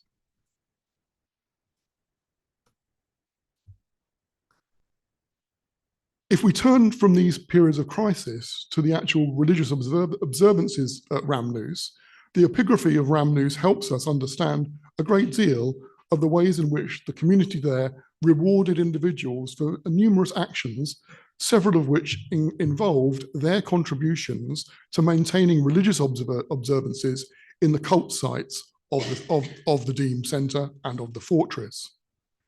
It's noteworthy that we should reflect on the degree to which warfare could and did disrupt religious life in the ancient Greek city. Julia Shear has pointed out how rare it was for religious observances to be cancelled or interrupted, but following Harbeck's work notes that war could be a factor that interrupted such practices. And we've seen from some of the material this morning that the private associations are quite active in times of difficulty. So one of the Orgiones inscriptions dates from the 260s, for instance. We saw that earlier on this morning. In Athens, religious activity was very vibrant, but in some of the demes, there was an impact from the warfare on their religious practices. Mickelson's work on religion in Hellenistic Athens observes that there was a considerable amount of importance attached in the late 4th and the 3rd century to religious activity at Athens. But when we examine the cult at Rhamnous, it becomes clear that choices had to be made and were being made, whether by design or simply because of the contingencies of the time, that required them to selectively focus on some cults as opposed to others. And this might be the underlying reason why the Amphiaraean suffers when other parts of cultic activity get some attention. The inscription on the slide here, Ramnus number 6, is an honorific decree for Cleochares. He's likely to have been the demarch of Ramnus in 263 to the archonship of Antipatros. And amongst his services, he's known to have provided sacrificial cakes, palanoi, quote, to all the gods and heroes, lines 9 to 10. It might be understood that all the gods and heroes could conceivably include the worship of Amphiaraos, either in the Amphiaraon or somewhere else at this time. This inscription might therefore be some kind of evidence that one might use to suggest the Amphiaraon may well have received some kind of treatment, or Amphiaraos may have received some kind of worship, despite the apparent steady decline of the sanctuary itself. The phrase, all the gods and heroes, may, however, be a catch-all phrase. It does appear in another deemed decree of the late 4th century from Kolitos, or it could simply be a description of what actually happened. It's a little bit difficult to tell.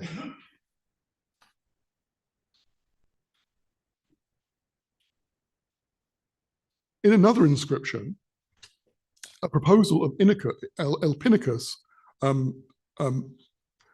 suggested that to the great Nemesia, there should be added on the 19th of Hecatombaion additional sacrifices to Antigonus the king and saviour of the people. A date of 255 is generally accepted.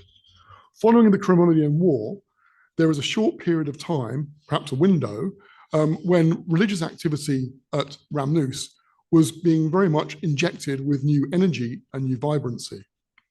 The proposal of Elpinicus suggests making the market tax, the agorastikon, as the finance needed to provide the Ramnusians with the necessary sacrificial offerings that should be made to the king on this set day, Hecatombaion 19. And we know that despite the difficulties of the two forties elsewhere in Athens and Attica, there was still a great deal of breadth and depth to religious activity in and immediately outside the urban centre of Athens. So I'm thinking of all those wonderful inscriptions for the Asclepieion in the 270s and the 240s. Some of these private inscriptions, we can build a whole dossier of inscriptions for the religious activity in the 3rd century. Back to Ramnus. Ramnus in the 230s, the 3rd phase of the warfare, was also heavily disrupted by constant invasions. Aratus, as we find from Plutarch, had invaded Attica, and we had other activity elsewhere. The epigraphy here is all too clear about the difficulties of the period, as we know from Ramnus and from Eleusis. Given these circumstances, it's a frequent feature of the evidence then that the conduct of cultic activity at Ramnus was not only vulnerable, but also, when supported by honorans, was singled out as a factor that led to honorans being honored. One cult site worth focusing on is the Sanctuary of Nemesis. And here in the 230s, the honors for Dikaiarchos reveal that it served, it was being actively used by the Athenians, however, not without some difficulty. Two decrees, both decisions of the Ramnusians, dated rather vaguely to the mid-3rd century, I Ramnus 15 and I Ramnus 13, and they express thanks to concern for the defense of the garrison and are set up in the Nemesion. One of these inscriptions has been moved to the late 4th century, and the other one may well date to the later 3rd century rather than the second half of the 3rd century as it currently stands. I Ramnus 13 is the only decree that was set up in the Sanctuary of Nemesis whose date could be earlier than the second half, than the 230s, in my opinion. Sorry, that's I Ramnus 13 is the only decree that was to be set up in the Nemesion, whose date could be earlier in the second half of the 3rd century, and its date therefore should probably be moved to post 230. This discussion of the Sanctuary of Nemesis is important because I Ramnus 17 tells us that Dikaiarchos provided the sacrificial victims for the sacrifice for the Nemesia and for the king at his own cost, with the sacrifices lacking because of war. This inscription is direct evidence of the way in which war interfered with religious practice at Ramnus. in the 230s. I'll start wrapping up. We're near time. Given that the conditions at Rhamnous were not ideal for maintaining all aspects of cult in and around the fortress, it's worth thinking about the degree to which other parts of Athens and Attica were able or not able to be integrated into active life at Rhamnous for the soldiers and for the people of Rhamnous. We know from the way that the generalships were organized in Athens and Attica that the general for the coastal countryside had a territory that included both Sunion and Rhamnous.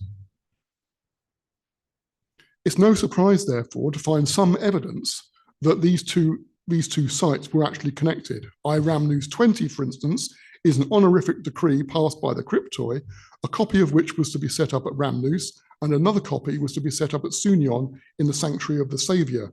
The date for this inscription, sometime around 235 to 229. And Sunion is an important place for us to think about because after the end of the Demetrian War, we see at Sunion a healing cult being established within the fortress by a general for the coastal countryside, Theomnestus. The date for this is 219-218. In the archonship of Menecrates, the Athenian soldiers at Sunion decided that since Theomnestus, having been elected general for the coast, was blameless in general, and alongside the was blameless in general, and alongside the existing sanctuaries, also furnished a temple and precinct of Asclepius, so that the soldiers at Sunion, etc., etc. Whether or not the soldiers at Rhamnous could ever have accessed the site at Sunion in these times of troubles is uncertain, but the fact that the soldiers and Theomnestus wanted to set up an Asclepieion in Sunion around the same time that the Amphiareion is revived at Rhamnous is indicative of the fact that these two centers being established suggests that there had been an absence of that provision in previous times. So I want to make some brief concluding remarks. Healing cults in Athens and Attica are quite prominent in the epigraphical record, as we're finding out very quickly today. The material from the Athenian Asclepieion needs little comment. And to this, we can add the evidence from Eleusis, about which Kevin Clinton will talk, the Piraeus, and other examples too, such as this one from Sunion and the Amphiareion cult at Rhamnous. Whether or not provision of heat for healing at Rhamnous in the late classical and early Hellenistic periods was actually sustained is unclear. The existence of the Amphiareion suggests that there was a facility for a healing cult, but its decline and the damage to the building suggests that over some period, again uncertain, the access to the sanctuary had disappeared. The really crucial question is, when did this neglect happen? My suggestion this afternoon is that neglect almost certainly stretched over a period of time through the 260s, 250s, 240s, 230s, and was only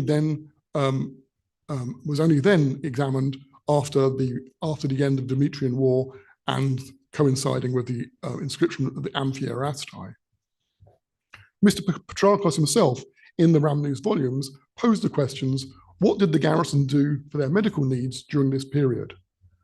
We don't know. It's always good to admit what we don't know. It's vital for us to think about what the Amphiareion actually entails for the people residing in and located at Rhamnous. The assumption we tend to make is that the cult functioned as a healing cult. But was this healing directed at individuals or the community as a whole, or both? The Amphiarastai made the healing cult accessible to all members of the community, both citizens and non-citizens, and it's quite clear that their actions rectified a problem that had been affecting the community throughout much of the 3rd century. Thank you.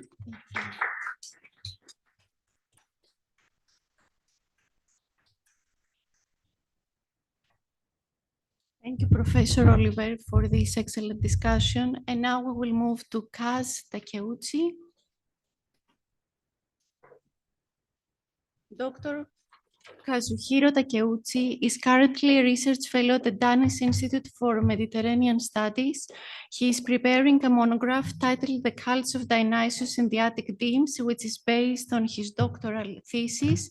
and he's also working on the preparation of a new edition of IG 233 cube for a fascicle covering the Greece passed by various Athenian subgroups, the Tetrapolis and the Mesogee. And today's talk is going to focus on the healing cults of Athena, Heracles, and Apollo in Attica.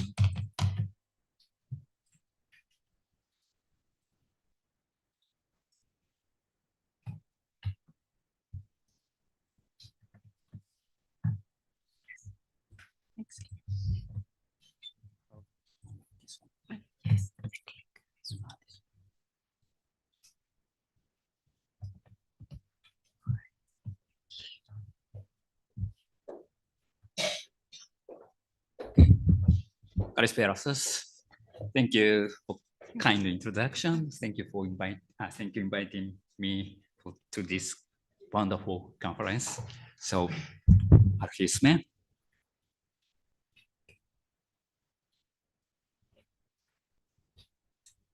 Before the arrival of Asclepius, Attica was home to earlier divine healers. Apollo Pion had a sanctuary in Athens.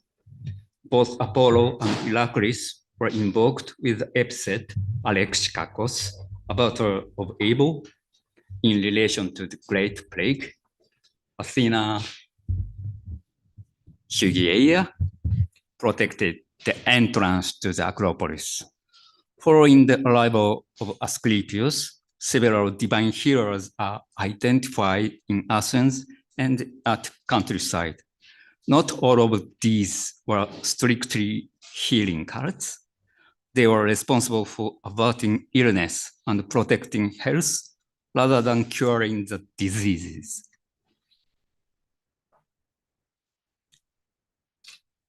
In the most recently published article, The Onomastic Attributes of Greek Healing Deities, Plato clarified 3 phases of the therapeutic scheme as follows. Quote, the invocations to various divine powers made with the aim of obtaining a cure can therefore be divided into 3 major semantic fields, which can themselves be classified according to a chronological sequence linked to the evolution of a pathology. When the disease appears, one attempts to repair it, then to heal it, before asking to remain in good health, unquote. My presentation today will shed light on the pre and post phases of the healing illness in ancient Athens. Using the invoked epithets as a guide, it will analyze epigraphic evidence, including dedications, decrees, and sacrificial calendars, alongside literary sources and occasionally archaeological findings to highlight their significance in the society. Before the arrival of Asclepius in 420, Athena Hygieia had been honored on the Acropolis by the early 5th century. As Parker points out, Athena Hygieia's role was essentially prophylactic and directed to the health of the community as a whole, not of individuals. The dedicatory inscription by the potter Euphronius, partially found east of the Propylaea and dating to about 475, may refer to Athena Hygieia. Then the Athenians dedicated the bronze statue for Athena Hygieia on the cylindrical base against the southeast column of the east facade of the Propylaea. It has been assumed that the base was established after the construction of the Propylaea in 433, and the dedication of the statue may have been a reaction to the outbreak of the plague in Athens in 430. A sacrifice to Athena Hygieia on the Acropolis was traditionally catapel proteron, offered annually at the Panathenaea. Accordingly, Athena Hygieia protected the health of the polis at the entrance to the Acropolis. Then later, Pausanias reports that there was an altar, Bomos, of Athena Hygieia at the Deme Acarnae. On the altar, the goddess received sacrifices, but there is no further information about her cult or sanctuary in the Deme. Dr. Sorbero may provide some detail.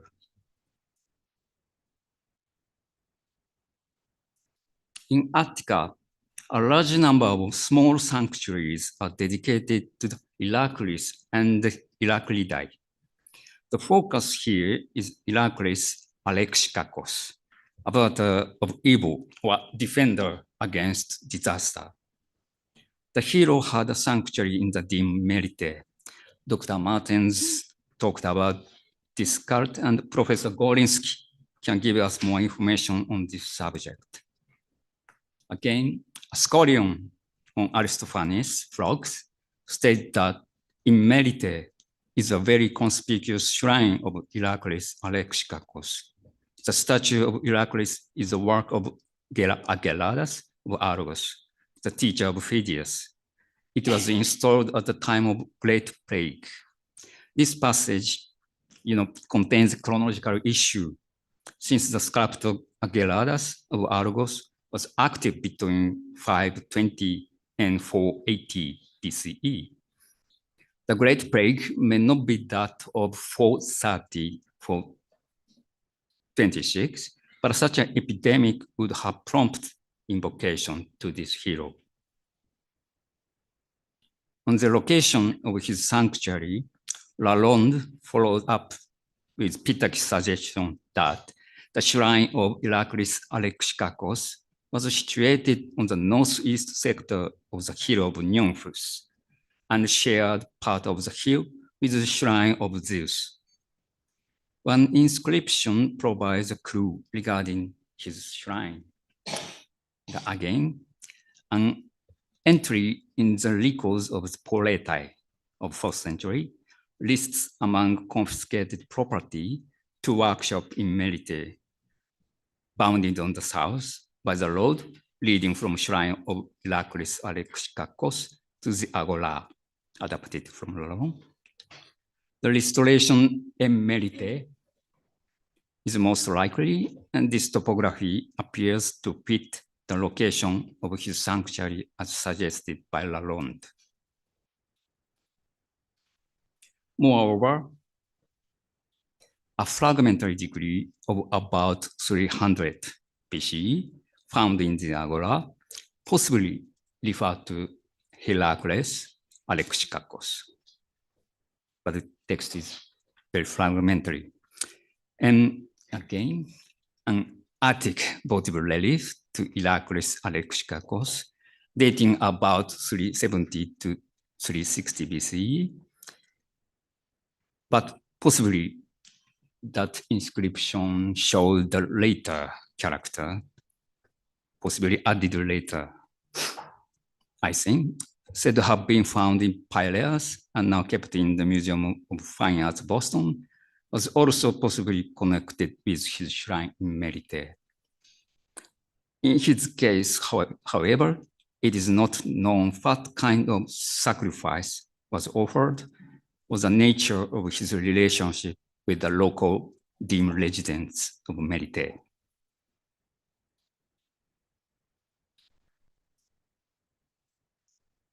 Next, Apollo, the father of Asclepius, was a protective deity who averted various forms of evil with different epithets in Attica, like as Alexikakos, Apotropaios, and Prostaterius. According to Pausanias, Apollo Alexikakos had a statue made by Calamis in the Agora in front of the shrine of Apollopatroios. And it is said that the god received this name because by an oracle from Delphi, he stayed the plague which afflicted the Athenians at the same time as the Peloponnesian War. As with Heracles, Apollo Alexikakos is associated with the Great Plague, but the sculptor Karamis was active during the second quarter of the 5th century BC. Apollo Alexikakos also has connection with another Apollo, Pythius.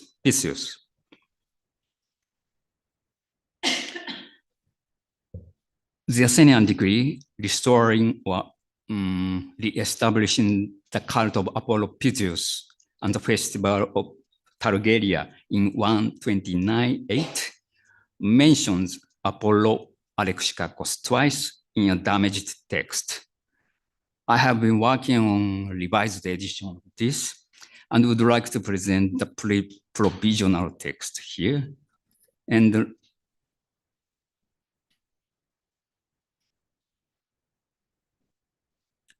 letters which were seen by the first editor but are no longer visible are underlined.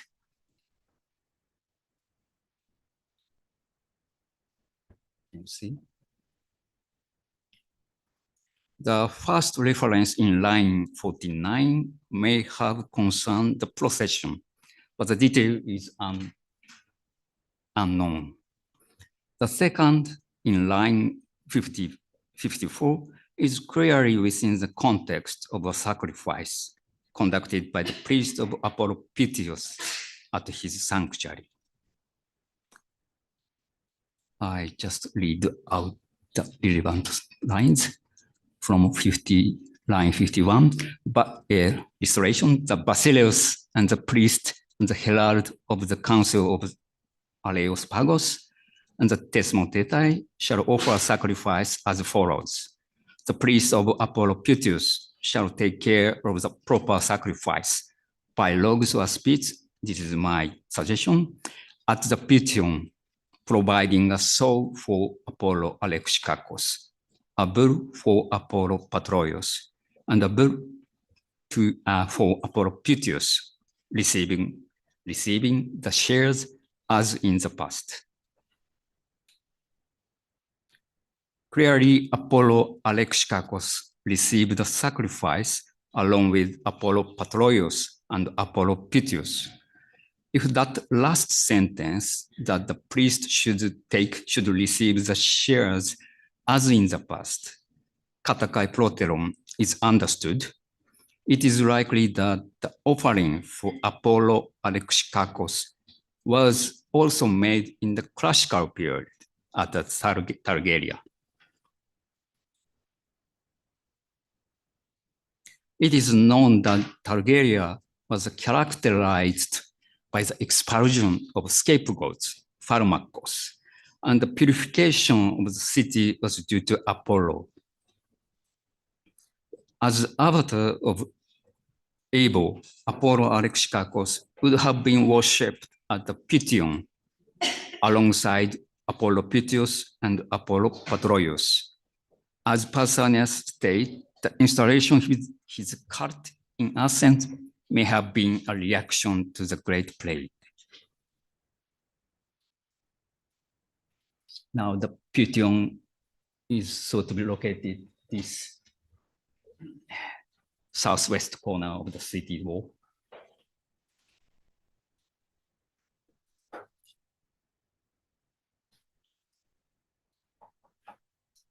A fragment of the sacrificial calendar of Athens dating to the end of 5th century, first edited by Professor Gorinsky, is the earliest epigraphical attestation for Apollo Prostaterios. The restoration indicates that Apollo Prostaterios received a full-grown offering. The location of his sanctuary in Athens is unknown. After the early 3rd century, the Plutarch decrees frequently mention Apollo Prostaterios alongside Artemis Boulaia and ancestral deities in a formula of prizing the officials who made the traditional pre-assembly sacrifice. In his case, what he protected may have been broader than just plague and disaster. Finally, we turn to the Attic deme sacrificial calendars. Sorry, not only demes. First, sacrificial calendar of Elkia of about 375 to 350 contains a wide variety of epithets for Apollo: Delphinius, Lycaeus, Nymphaegetes, Pion, Pythius, and Apotropaios. Apollo Apotropaios, about of Abel, twice received sacrifice on the same day on Gamaliel 8th. In the first gram, a goat worth of 12 drachmas was to be offered for Apollo Apotropaios at Elkia, towards Pioneer, pros Pioneon. Such a topographical designation is distinctive and significant for understanding his cult. Sacrifice to Apollo Apotropaios could be located at the boundaries of the deme Elkia toward Pioneer, west of Sparta.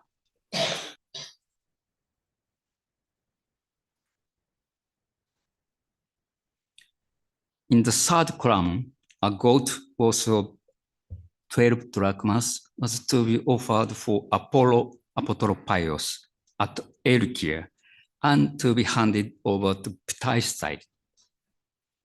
In this case, the Ptaestai appears to be a local cult group at Elkia, rather than an official member of the Athenian delegation to Delphi. Then the sacrificial calendar of the Marathonian Tetrapolis can attest the sacrifice for Apollo Apotropaios. It's the same way a goat worth of 12 drachmas was to be offered for Apollo Apotropaios on a date early in Hecatombaion. Another sacrificial regulation found in Chalcis on Euboea, but probably from the Marathonian Tetrapolis, possibly refer to Apollo Apotropaios. Lambert's suggestion of 4 Apollo Apotropaios in Cynosura is likely. If it is persuasive, Apollo Apotropaios would have a sacred space on the Cynosura promontory at the northeast end of Marathon Bay. As Lambert suggests, his cult may have a connection with sailing.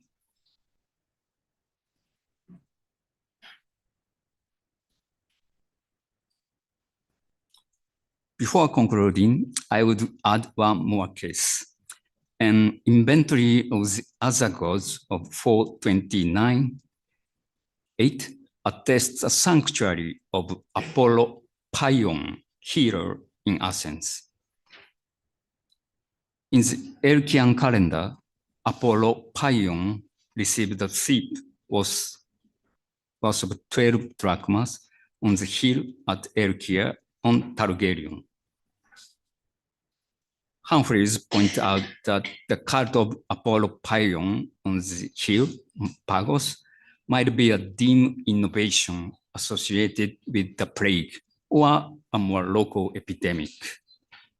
This may be true of other divine heroes in Attica, as Apollo Apotropaios worshipped in Elkia and the Marathonian Tetrapolis. Attic epigraphic evidence demonstrates that the divine heroes in Attica were not only the recipients of dedications, but also of sacrifices. Possibly their cult places were located on the boundary areas for the community to avert illness and protect health. This also matched the case in Athens. The sanctuary of Heracles Alexikakos in Melte is situated at the northwest corner of the city, and the cult of Apollo Alexica was located at the Pigeon, the southwest corner of the city. Both were also near the city gates. So further research is required to examine the differences between prophylactic deities and those that involved actual treatment, medical treatment, such, and their connections. Thank you so much.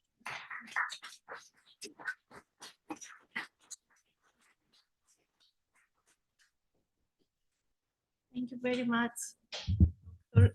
Cass, for the great paper. And now we will move on Zoom.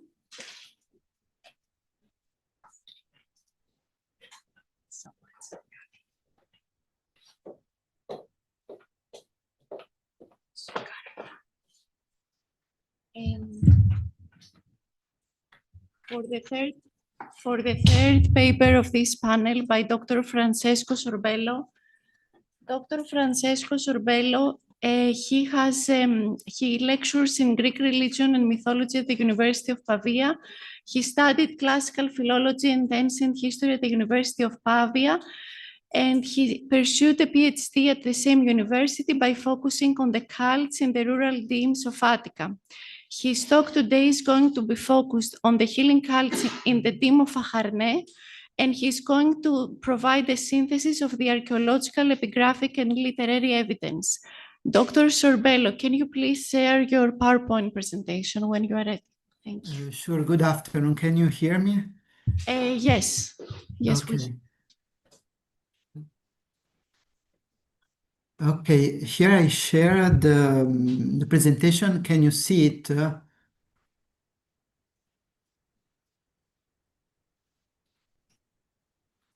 Can you see the presentation? Yes. Can you make it full screen, please? Yes, sure. Thank you. Okay. So first of all, I want to thank the organization committee for giving me the possibility to speak in this very interesting conference. I'm very grateful about that. This study, based on my PhD dissertation, aims to analyze the presence of the cult of Asclepius in Attic deme of Acharne, integrating the few literary, epigraphic, and archaeological sources. The goal is not to prove the certain existence of precise location of Adamic Asclepion, but rather to check whether the available documentation allows a coherent picture of therapeutic cults in the territory of the deme. Acharne was the largest and most populous of the classical Attic demes. Thucydides describes it as a Horion, Megiston, tis Attikiston, Demon, Calumenon, emphasizing not only its demographic primacy, but also its territorial extent and political weight. Located in the northwestern sector of the Lecanopedion, about 11 kilometers from Athens, the deme formed the only component of the internal treatise of the Triboines. Its representation in the Boule, 22 consular in the classical period, rising to 25 in the Hellenistic period, and the contingent of hoplites it provided at the outbreak of the Peloponnesian War, attest to a large structured and politically significant community. Archaeological investigations have located the settlement core of Acharne in the southwestern sector of present-day Menide. In particular, excavation directed by Maria Platonos Iota have uncovered the part of a classical theater, which is still under excavation, which testify to the existence of a well-structured civic and monumental center. Around this core extended a large and partly rural territory, where scattered settlement, farms, and production structures have been identified. From this picture, it emerges that the deme could have hosted more than one specialized cult center, and that a spatial hierarchy might have existed in the distribution of cults scattered across the territory according to the possible dispersion of settlements, with the main center likely gravitating around the theater area. The religious landscape of Acarnes is relatively well documented in literary and epigraphic sources.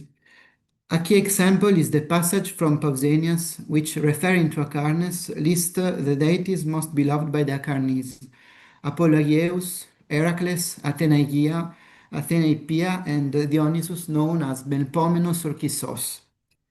The order of the list does not seem to follow topographical or hierarchical criteria, but it offers a significant overview of the cultic system of the deme in the imperial period. Among these, some deities fundamental in the classical period, known mainly from epigraphic sources, are missing, such as Ares, whose temple had a polyadic importance as a central cult site for young Ephebes in classical time. Other deities attested epigraphical are also absent, including Artemis and Asclepius himself.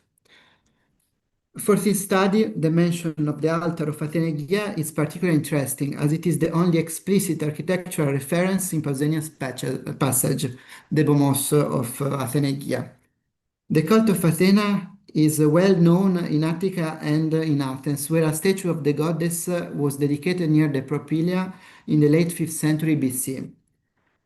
In Acarne, however, the Pausanian testimony remains isolated. No other inscriptions or architectural remains are known that could reconstruct the organization or duration of the cult, which may have been independent or connected to that of Athenaipia, which, as epigraphic documentation suggests, was one of the most important deities of the theme. The issue of the cult of Asclepius in Acarne is surely complex. The absence of the god from Pausanias' list cannot be considered decisive, however, especially given the unsystematical nature of Pausanias' passage.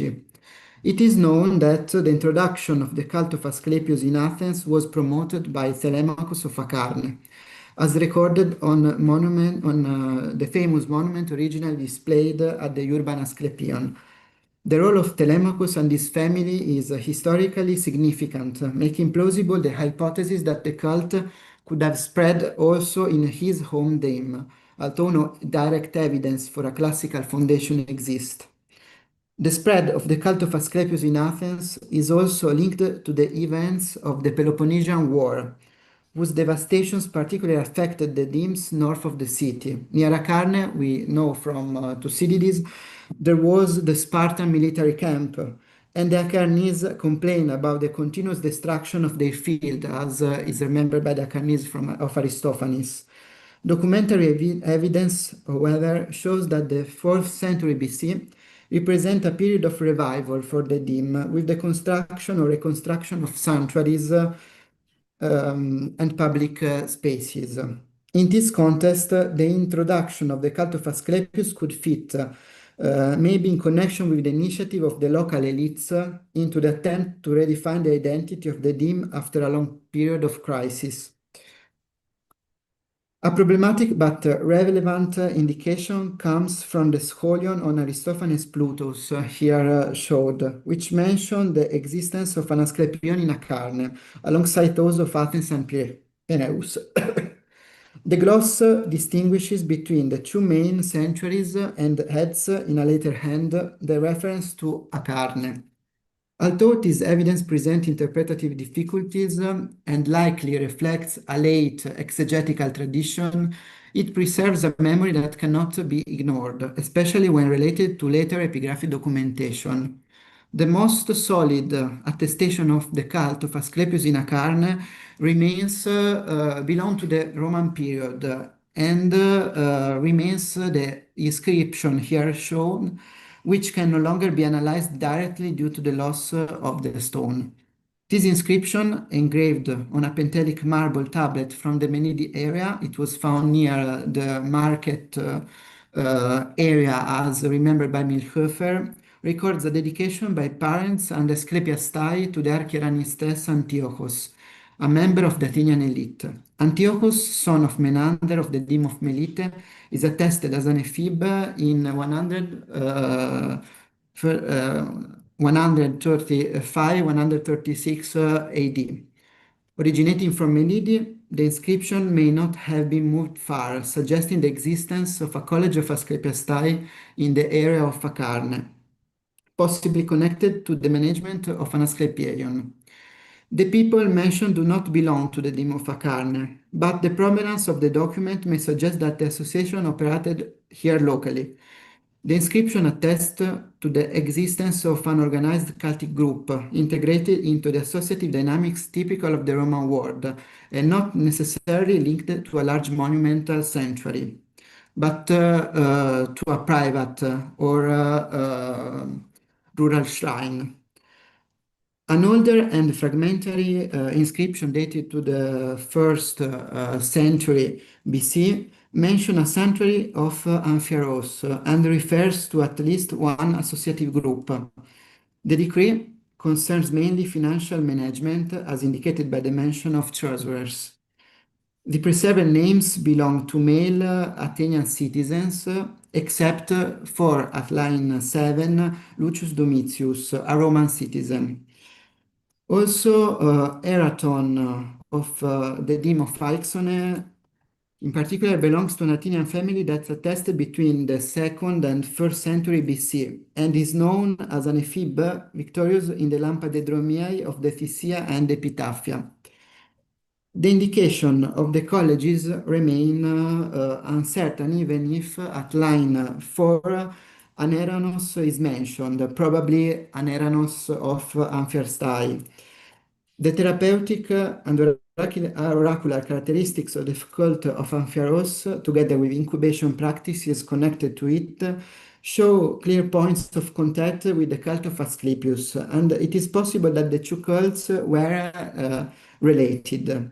Rather than forcing an identification, it seems more appropriate to hypothesize a complex cultic context in which several healing and oracular traditions could coexist and interact, such as we can see in the case of the Amphireion of Oropos. From an archaeological point of view, the sacred topography of Acharne remains largely problematic. Particular attention has been given to the area of the Church of Agios Nikolaos, now known as Hagia Sophia, from which comes the stele mentioning the sanctuaries of Amphiaros. At the small building, reused architectural and sculptural materials have been found, including building blocks, an undated column base, 3 Ionic capitals in Pentelic marble, and a fragmentary figurative relief described by Stephen Miller in Archaeologica Analecta Exatinon of the 1970. The relief was originally reused as a 4 slab in a near barn, so it was not found directly inside the church. The scene is probably set in Asmona Iskos, of which a part of the left boundary and a base molding remain. On the left stands a female figure dressed in a chiton with vertical folds and animation. Below is a reclining figure with one bent leg resting on a parallelepiped structure, perhaps maybe a cline. The style, characterized by the contrast between strong chiaroscuro in the folds and the softer rendering of the himation, does not exclude a dating to the first half of the 4th century BC or the last part of the 5th. The interpretation remains uncertain due to the fragmentary state of the stone. The fragment can be connected to incubation relief known from centuries in Oropos, Athens, Piraeus, as well as to totem relief, whose iconographic scheme is widespread in votive monuments dedicated to Asclepius and other healing deities and heroes, such as Amphiaros. No direct comparisons have been found, so this reading remains actually speculative. Also interesting is the chronology of the 3 capitals reused in the building, 2 dated around the first half, the last part of the 5th and the first half of the 4th century BC, and the third generally is dated to the Hellenistic Roman period. The older capitals, in particular, have been compared with type 2 capitals from the Asclepieion of Athens, which are in turn compared to examples from the temple of Ilissos and Athenanike. If confirmed, the Ionic capitals would come from a building of this chronological phase. The structure shows continuity at least until the 15th century, to which the remains of an area building are dated, according to Miller.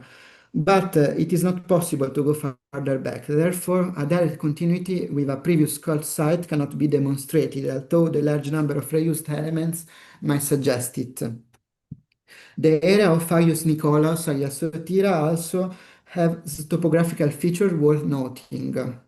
Its proximity to a water source and to the Kifissos River, the presence of nearby chasm, and its marginal location relative to the dim center correspond to elements frequently found in healing sanctuaries. The available evidence does not allow to recognition of a formal Asclepieion nor the population of continuous cult from the classical to the Roman period, nor the postulation of continuous cult from the classical to the Roman period. At most, the area can be interested as a context favorable to the development of healing practices, later incorporated into the associative landscape of the imperial age. The existence of a rural, probably private, shrine dedicated to Asclepius and Aegea in the countryside of Attica is suggested by the sacred law without context discovery here shown, which states, recalling a rural landscape, that the Yorgoi, the farmers, and the neighboring people are to sacrifice to the two gods as it is religiously permitted. So we are basically in a rural settlement here.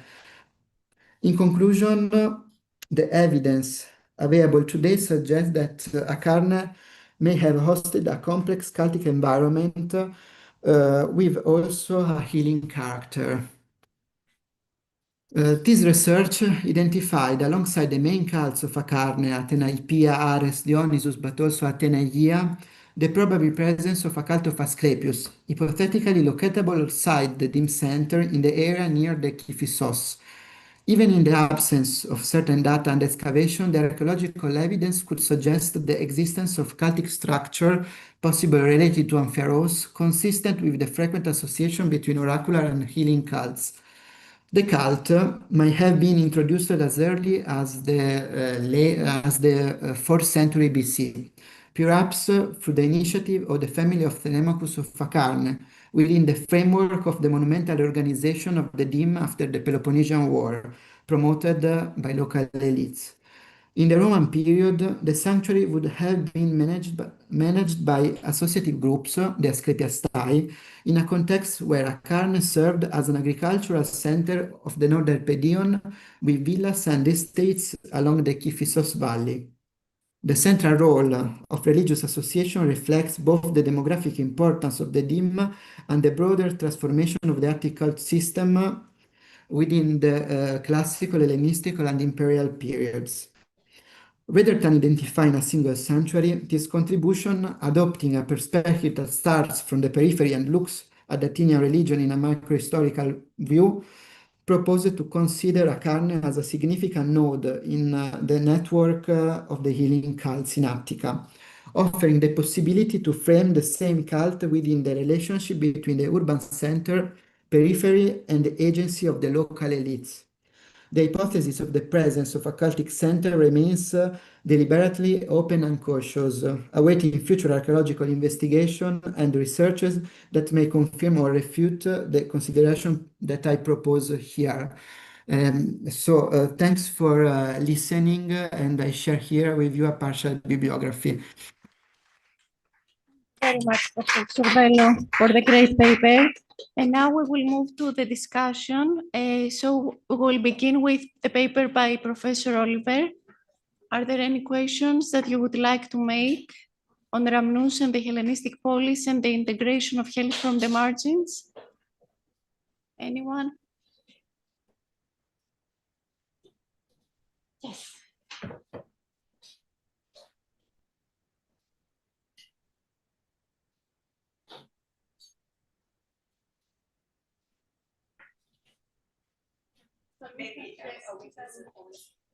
Professor Oliver, thank you very much for the paper. Thank you very much for the paper that you provided us. I did investigate as well the Amphiaraion of Rhamnous, and for what it concerns the inscription that you presented, I agree with you that it's problematic to understand how any healing process could have happened in that very marginal piece of land, which I managed to visit in 2026, I believe, 2006, sorry.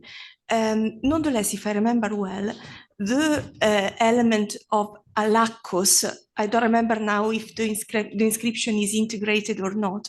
They mentioned alakos, so probably a source of water, a cistern, and Petrakos refers that local farmers, inhabitants, told him that there was actually a source of water.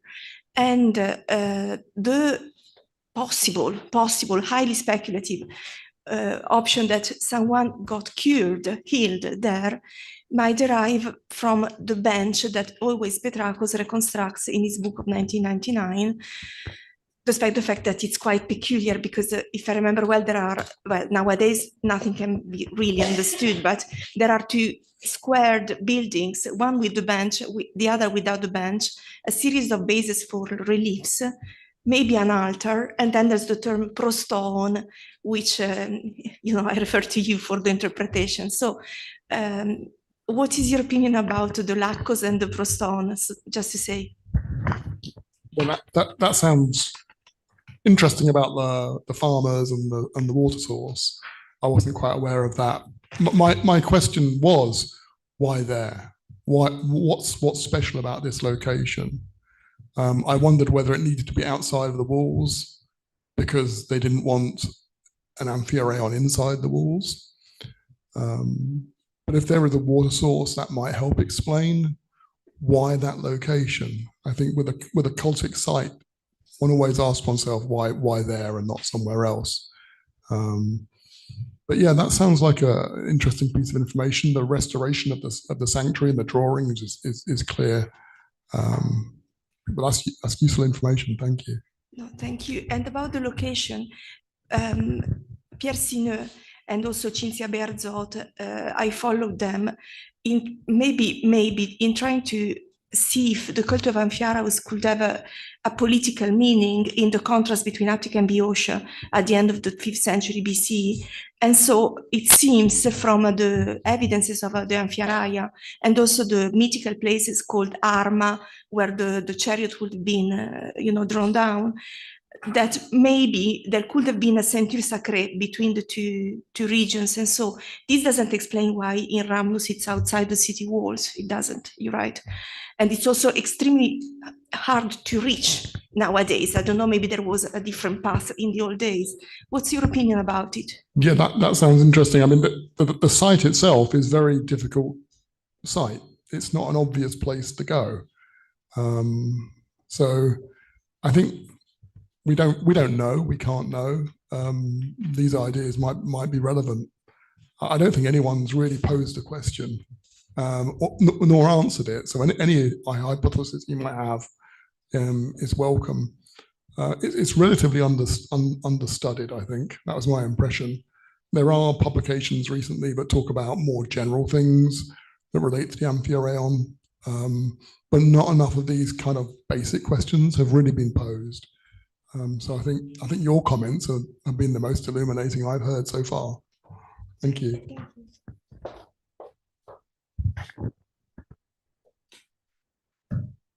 Are there any other questions for Professor Oliver?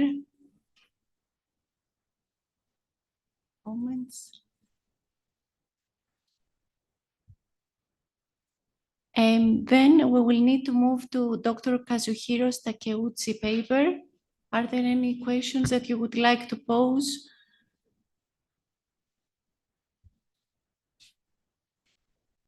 Also from the Zoom, if we have any comments or questions from our speakers there.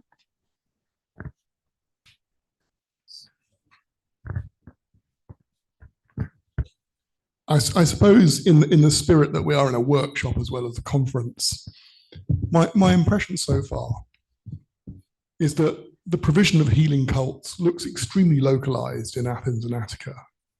Lots of different small places have a healing cult, or how we're going to describe it, Asclepion, Amphiaraon, whatever it might be.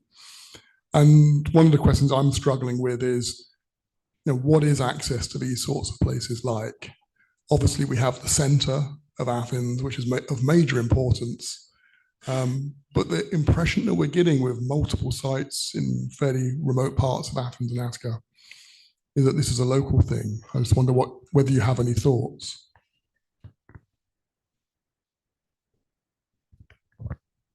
Thank you very much. It's a good question, but I want to think much more about that. So I have no answer to it now. But I have a question for all the speaker today. So the Asclepius or Amphiaraus have something epithet that mean the protector or avatar of able as such. Do you have any evidence? I'd like to know that.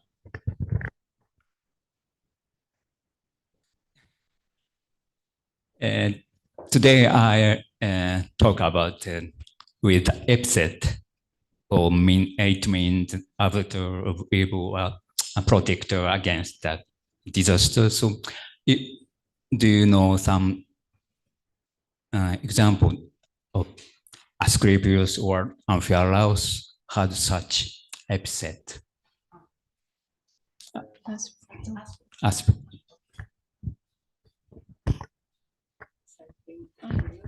There is a question by Dr. Luigi Lafasciano wants to make. Maybe an answer to this, at least, maybe an answer to this possible role of Asclepius and Amphiaraus, and then actually a question that I would ask to both you, Professor Graham, Milena Melfi, Maria Elena Guerrini, and also Francesco Sorbello, because I think that there is something relating all of this. So Asclepius Averter, I'm not sure, but in the tradition of the Pians that I examined a little bit this morning, before the innovations that starts a little later and are documented in Athens from the 1st BC, but in Lebena, for example, the Soarchos Pian is the 2nd BC. Asclepius is called not to solve a specific, is invoked not to solve a specific health issue, but to guarantee the issue, the health of the polis. So that's in the wider tradition of the Pians for Apollo already. So maybe this is, and also in the very famous Pian of Isilus of the 3rd century BC in Epidavros, that's how Asclepius is addressed, as a protector of the polis of Epidavros, guaranteeing the health of the polis, both spiritual and material, let's say. I don't know if this is enough to call it an averter function. And then I wanted to ask all of you your idea, because also Professor Graham now was making reference to it. It seems to me regarding the diffusion and the abundance of cults, of healing cults in Attica, and questions of diffusion and how a cult stops and eventually starts again, which was the case of your speak about the Amphiaraion of Rhamnus, the talk of Milena Melfi on the reinstarting the cult after the Sulla sack of Athens. What do you think about? It seems to me that it takes just a spark for the moda of a healing cult to start, to diffuse. So it takes, for example, maybe Asclepius arriving in Athens and becoming famous and for spreading in Attica, not only Asclepius, we know that it's a coincident, the installation of the Asclepius cult in Athens and the cult of Amphiaraus in Oropos, for example. But then it takes much more to maintain a healing cult, and they are as Milena Melfi, Oliver Graham, and Francesco Sorbello showed, they are very sensitive to these cults, to wars, to any kind of events that might interrupt, because maybe more than other cults, maintenance imply guaranteeing access on a mainly daily basis. I don't know. These are I'm speculating a lot, but I'm trying to. I would like to hear your thoughts about this as a as an historical phenomenon beside the specific case studies, because there is a thread uniting these case studies, I think. Thank you so much, Dr. Lafasciano. Are there any questions for Dr. Kaz Takeuchi paper?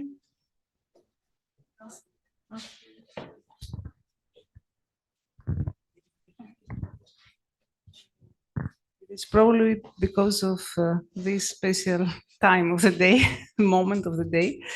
I didn't catch the special link between Apollo Alexikakos and Thargelia. I mean, functionally, I see the connection, of course, but do you have evidence about the god called Alexikakos in this context? Because Thargelia are about a lot of things. It is also a new beginning. That was my question. There is no evidence without my text. Yeah. Yes, hypothesis, but This functional. Okay,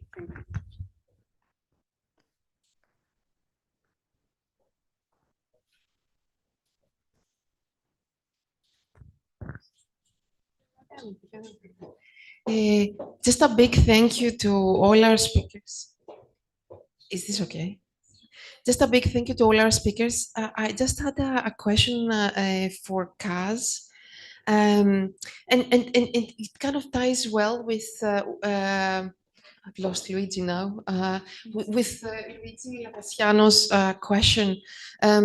So this excellent collection of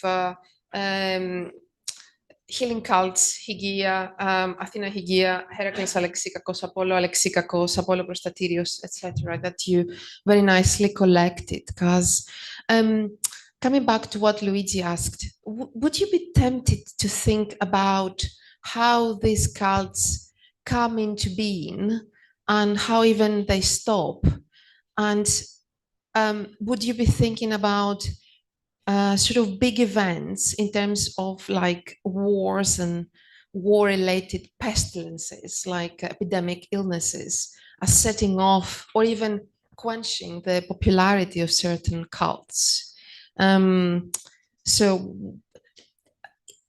I may be creating reality because I'm thinking a lot about plagues at the moment, but epidemics across history. But would you be tempted to think at all as, I mean, you know why I'm talking about this? Because we've seen, for example, for Apollo Alexikakos, I mean, the close correlation with plague after the Peloponnesian War.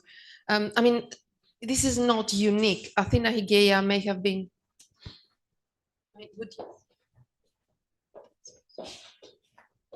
yeah, it's not unique. Possibly the Great Plague at the beginning of the Peloponnesian War could be trigger for such local reaction to them, or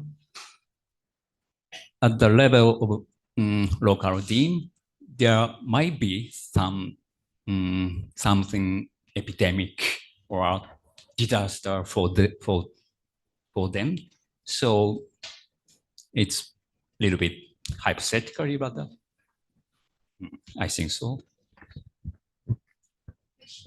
Thank you very much, Dr. Takeuchi. And Shall we then conclude this panel by, if somebody has any questions for Dr. Francesco Sorbello, who delivered his paper via Zoom? Are there any questions? And also, if there are any questions from our speakers who attend this remotely via Zoom as well, you can use the microphone if you wish.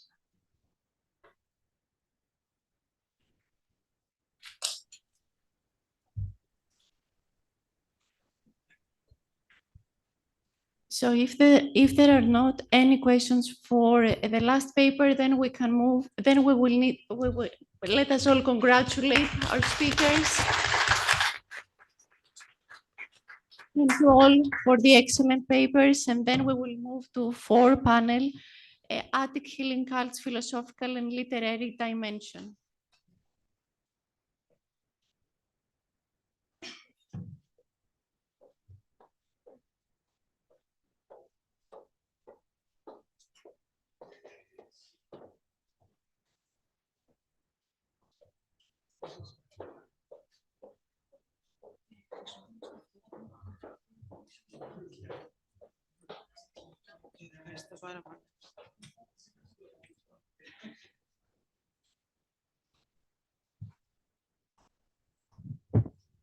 So thank you very much for this excellent discussion we've been enjoying so far. It is now time to proceed with panel 4, Attic Healing Cults, Philosophical and Literary Dimensions. So I would love to invite our first speaker, Professor Matthias Haake from the University of Bonn.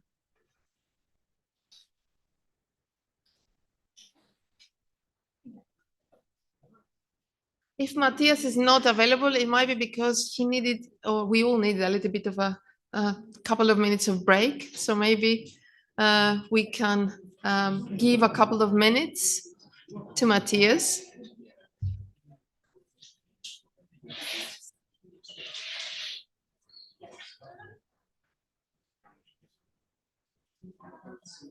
Maybe we could.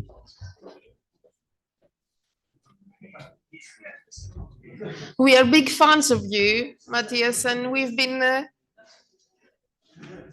trying to find you even when you're trying to get a little bit of a coffee break, I'm afraid. I'm so sorry about that. Sorry. No, not at all, not at all, not at all. Professor Haake doesn't need any special introduction, but he's been one of the leading historians, bringing together a diverse set of expertise in terms of Hellenistic history, history of healing sanctuaries, but also history of philosophy.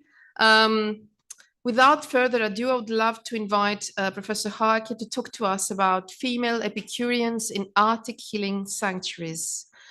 There's a big question mark there, the case of the Asclepion in Athens and the Amphiarion at Oropos. Thank you so much for joining us. Thank you very much for the kind introduction. And first of all, I would like to thank the organizers.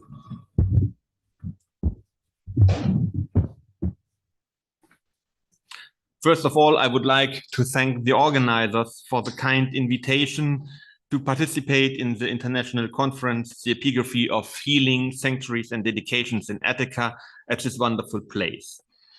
It gives me the welcome opportunity to return in a short paper to 2 inscriptions and 4 individuals with whom I first engaged more than a quarter of a century ago.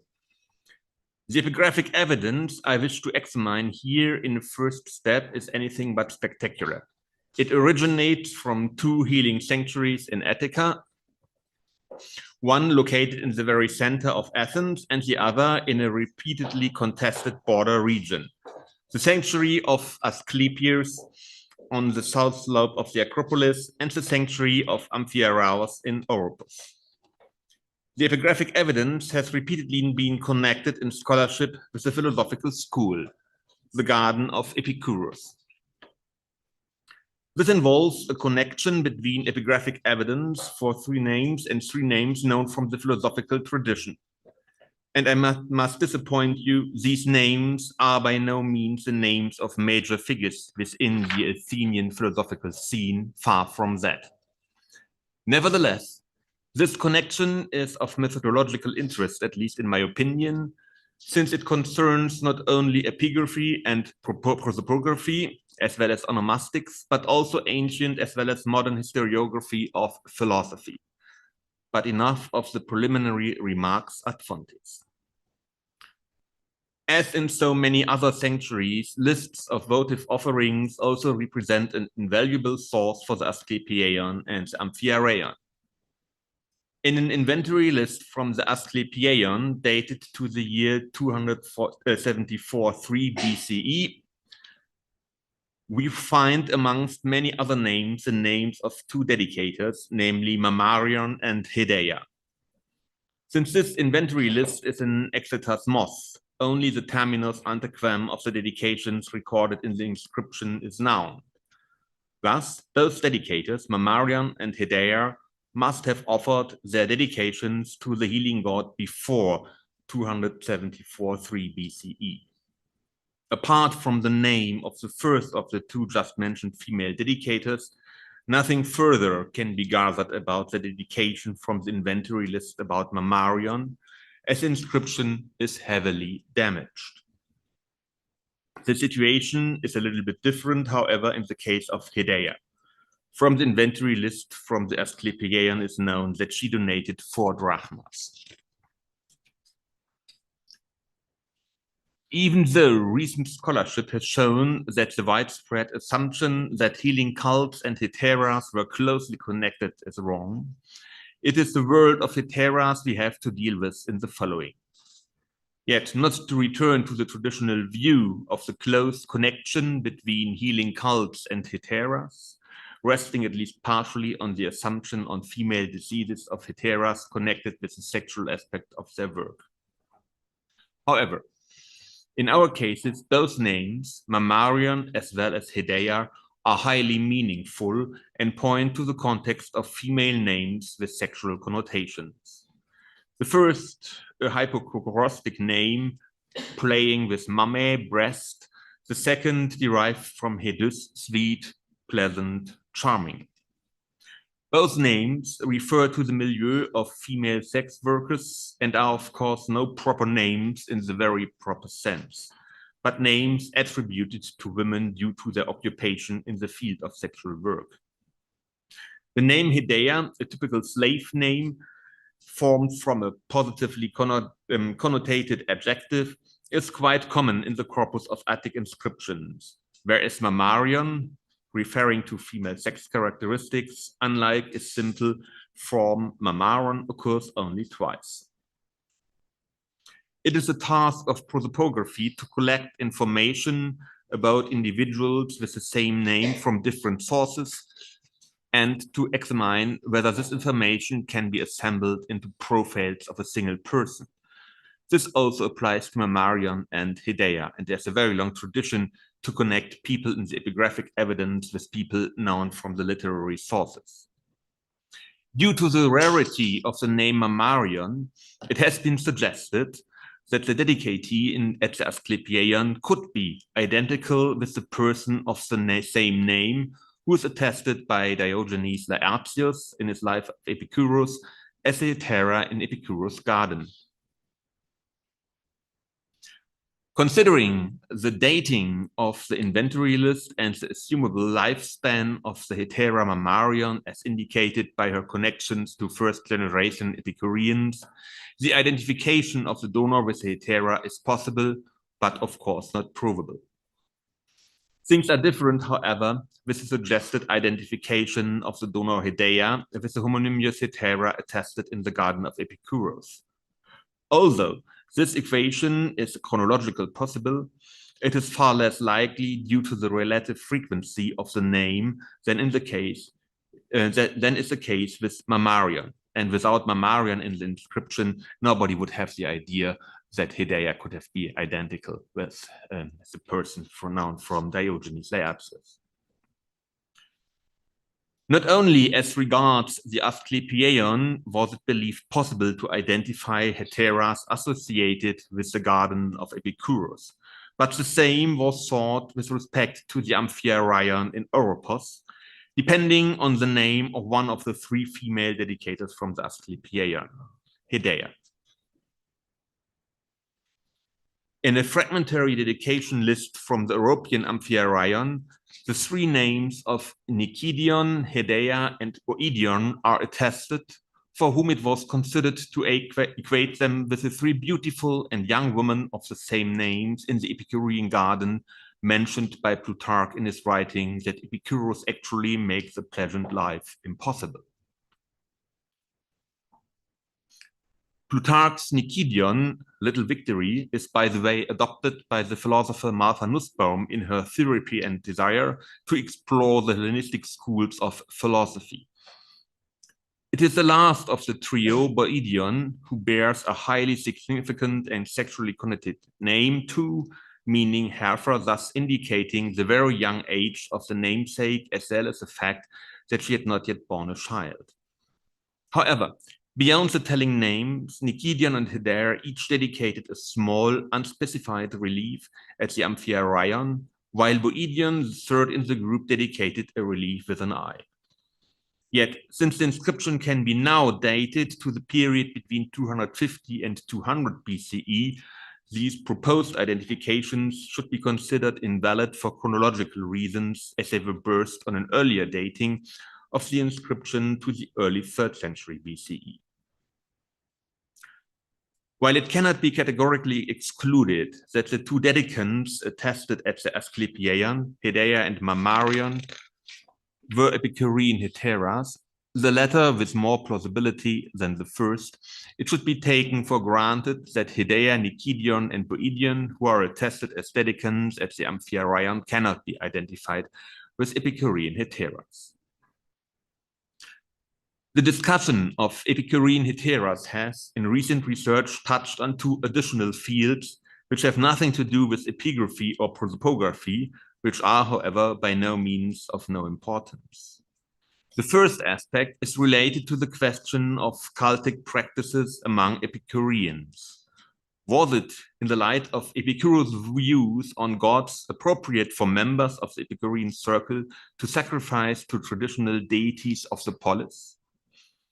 This question can be answered affirmatively, since, according to Epicurus' own statements, it does not contradict his views on the gods to make such dedications.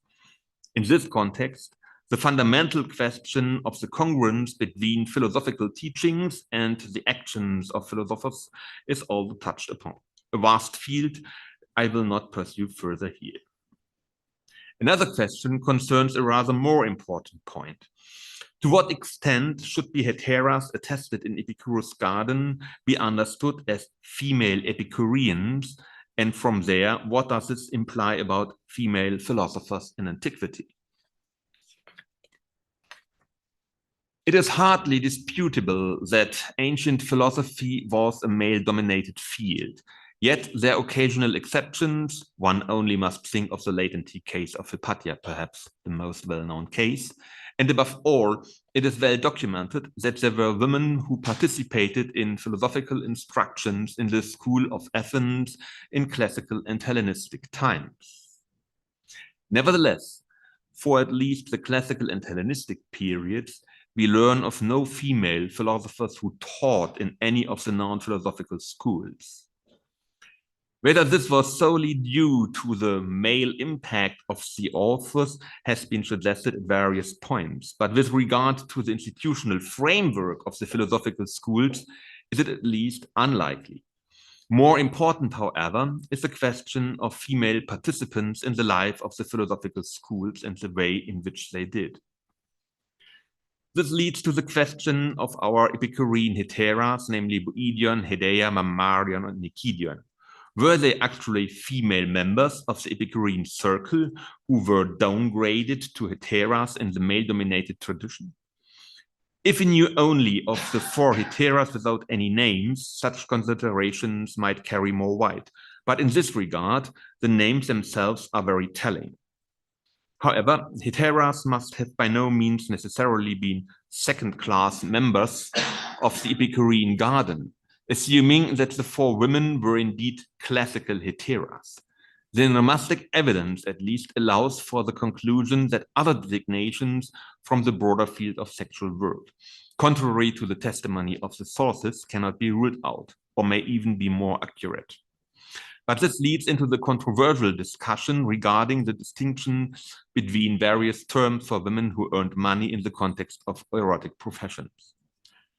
Only a few words in two inscriptions and literary texts have formed the starting point for considerations about four Epicurean heteras named Poidion, Hedea, Mammarion, and Nikidion.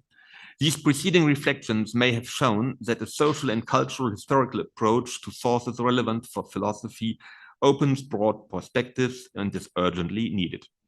Thank you very much for your attention.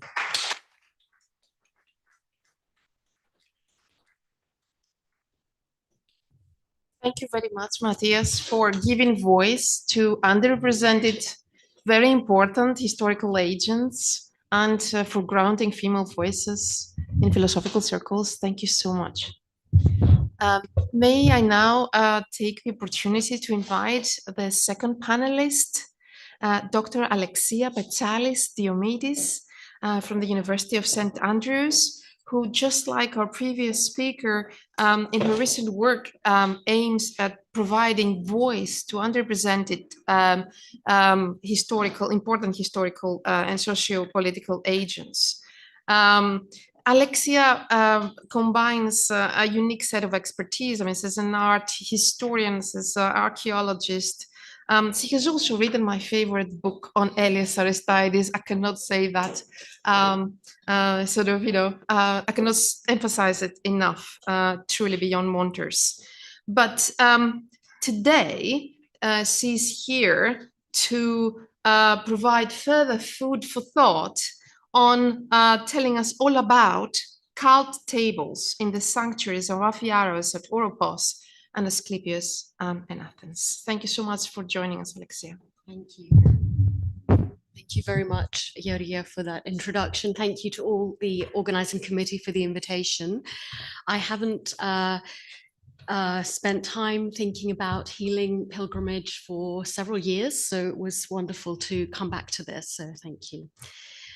The study of healing pilgrimage is dominated by analyses of votives, which are very specific to these cults. Anatomical votives have been mined for what they can tell us about the embodied experience of sickness, and especially the sense of bodily fragmentation by scholars such as Jessica Hughes and Ellen Adams.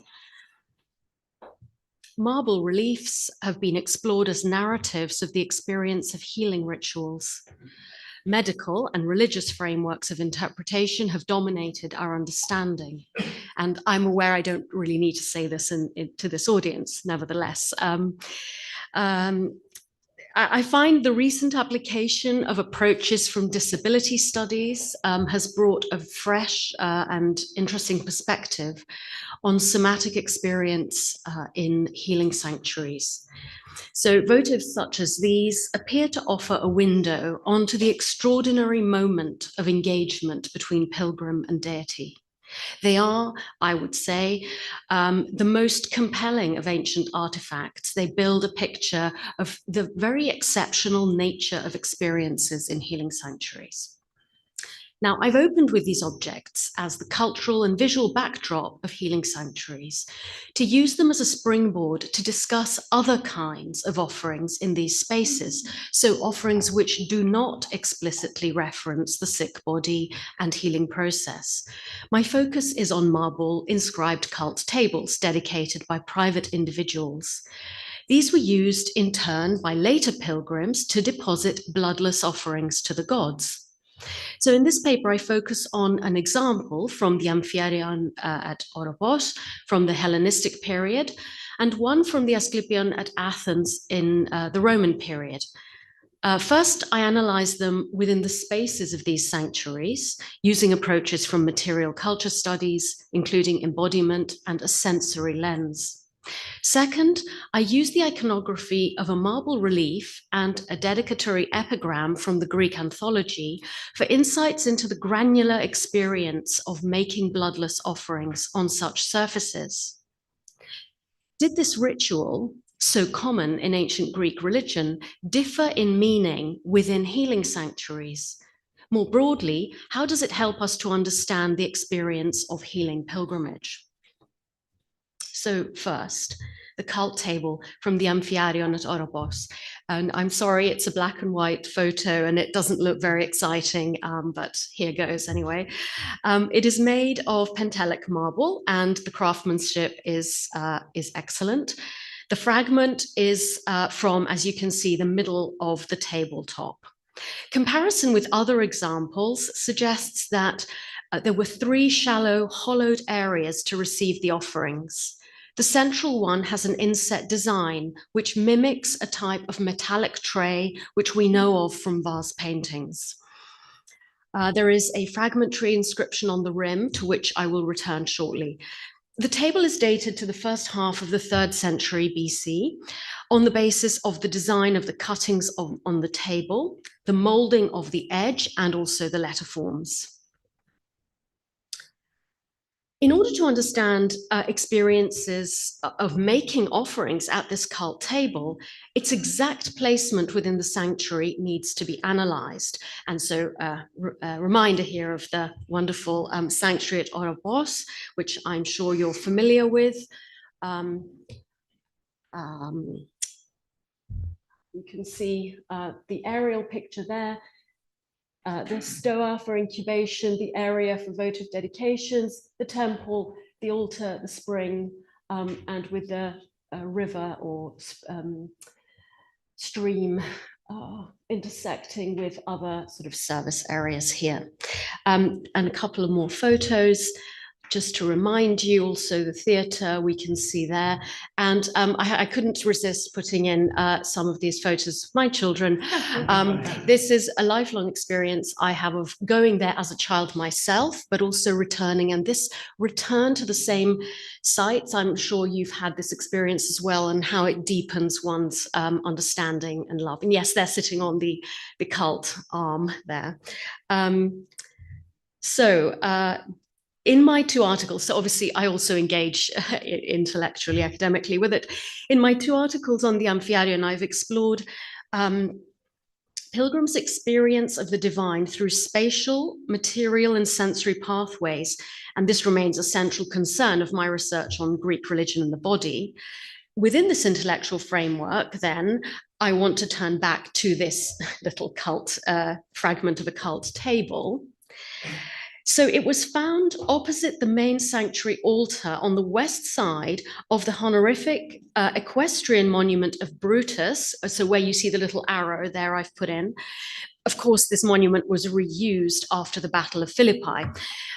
We need to consider, I think, 2 possibilities. The first is that the table was set up more or less where it was found, in the vicinity of votive and honorific statues opposite the main altar.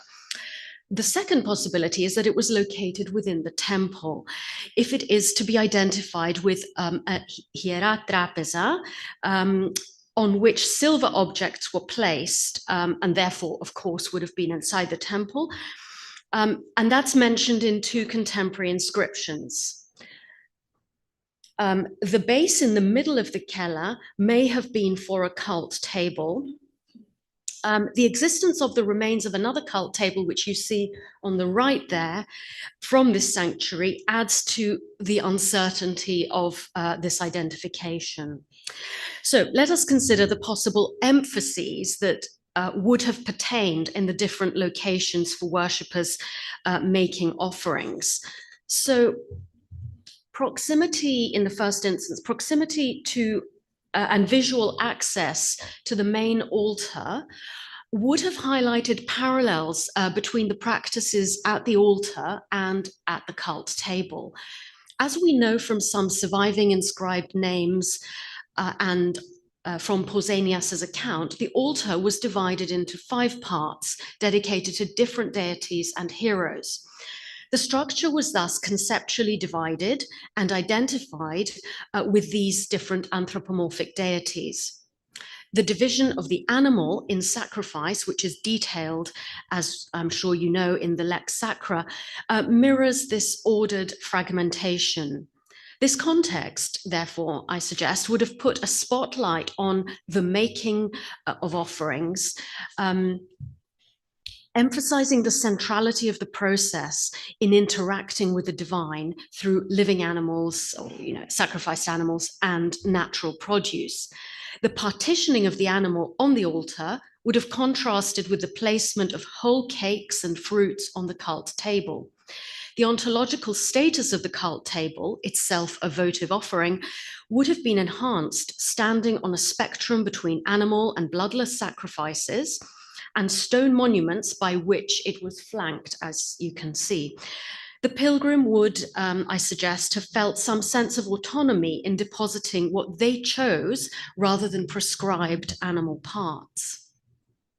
Conversely, if the cult table was located within the temple, the experience of placing offerings on it would have been subsumed into the votive economy of the interior. So that is of where precious metal items were kept. This emphasis would have set up a contrast between the crafted objects and the bloodless natural items, perhaps elevating them. But more importantly, the proximity to the acrolithic cult statue would have concretized the anthropomorphic recipient of the comestibles. The mental image of Amphiaraus feasting on a couch with a table laden with offerings in front of him, garnered from marble votive reliefs on display, perhaps, would have been activated at this highly charged moment of deposition. The meaning of the inscription would have also played a role here. Located on the rim and facing outwards, the letters are clearly legible with a height of 18 millimeters. It is, as I mentioned, fragmentary, and two interpretations have been put forward. Amphoterinos as a male name in the genitive, supported most recently by Petrakos and Heil in their publication. And this is an attractive hypothesis, not least because it makes prominent the name of the dedicant, as would be expected for a votive offering. Nevertheless, this is not an attested name, although Amphoteros and Amphoteris are. The other suggestion, put forward originally by Leonardos and more recently supported by Gill, is for a reading of mis, the ending of a male name of the dedicant, Amphoterin as a shortened or misspelt dual Amphoterin thein. Gill argued that this pair would have referred to Aphrodite and Panagia, who are mentioned by Pausanias as a pair worshipped at the altar. So I'm not an epigraphist and would welcome any thoughts on this. If the first suggestion is correct, it would have evoked the presence, even the physicality of the table's dedicant, perhaps now long dead, as each pilgrim placed the offering within the hollow bordered by the text. If the second suggestion is correct, the text would also have emphasized the presence of the goddesses coming to receive the offerings. I now turn to the remains of a cult table from the Asclepion at Athens, the exact find spot of which is unknown, so I'm not able to reconstruct any specific emphases here. As at the Amphiarion, it was not the only such cult table, and I show you here another example. Yes, another example of a cult table. In both sanctuaries, the choice of the table may have offered some sense of autonomy and self-determination in this intimate contact with the divine. So the front side of the tabletop is inscribed as follows: from an oracle of Ygea and Asclepios and a celestial snake, these statues of the gods, to whom it is also necessary to sacrifice wineless sacrifices on the 15th during a moonlit night about midnight, send a good taste to the good gods. The mention of the oracle of Ygea and Asclepios specifies that offerings on this table have been requested by the gods themselves. The Drakon, probably to be conceived as an entity separate from Asklepios, is also depicted on the marble tabletop in relief, and you can see it here on the tabletop. The agalmata, presumably of Asklepios in the year, would have stood nearby. The recipients were thus visible to the dedicant, and interestingly are specified as images rather than as real presences. Yet the mention of good taste, agathi yevsi, of the wineless sacrifices would have suggested the animation of these images, taking on embodied animal and human forms, capable of enjoying the sense of taste. The snake is shown coming to consume the offerings. Its coils, it actually would have encircled the perishable foods, as you can see, which would have been placed here. And bottom right, there is an oval protrusion, which likely depicted a petrified cake offering. A 4th century BC inscription from the Sanctuaries mentions initial offerings of popana, honey cakes, of course parodied by Aristophanes in the Plutos as honey cakes and bake meats. So in this context of healing, the entanglement of marble and organic, I suggest, conveyed the transformative powers of the gods, including for the pilgrim's ailing body. So now in the final part of the paper, I want to consider in more granular detail this act of depositing the foodstuffs to healing gods by individuals. And I use 2 pieces of ancient evidence. So this marble fragmentary, again, relief from the Athenian Asclepion, and a literary epigram. So in contrast to depictions of processions of pre-animal sacrifice, here we have the moment of the dedicant's hand picking up an item from the tray. You see the figure there? The hand is picking up an item. In order to put it on the altar. That is, we have the act of sacrifice itself. In fact, it is midway, as the surface of the altar is already entirely covered with piled up foodstuffs, and the hand of the second dedicant makes a gesture of offering over here. The active hands and bodies of the dedicants, affecting the crowding of small similar-shaped objects on the altar, contrast with the relaxed, languorous poses of the recipient deities, Asklepios and Aegea. This is how the act presumably was imagined, as being executed and received.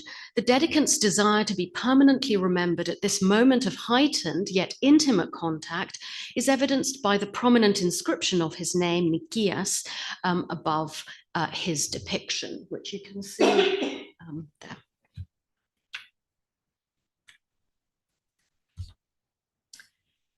A number of Hellenistic and Roman epigrams also evoke the act of dedication of bloodless offerings, including in thanks for healing.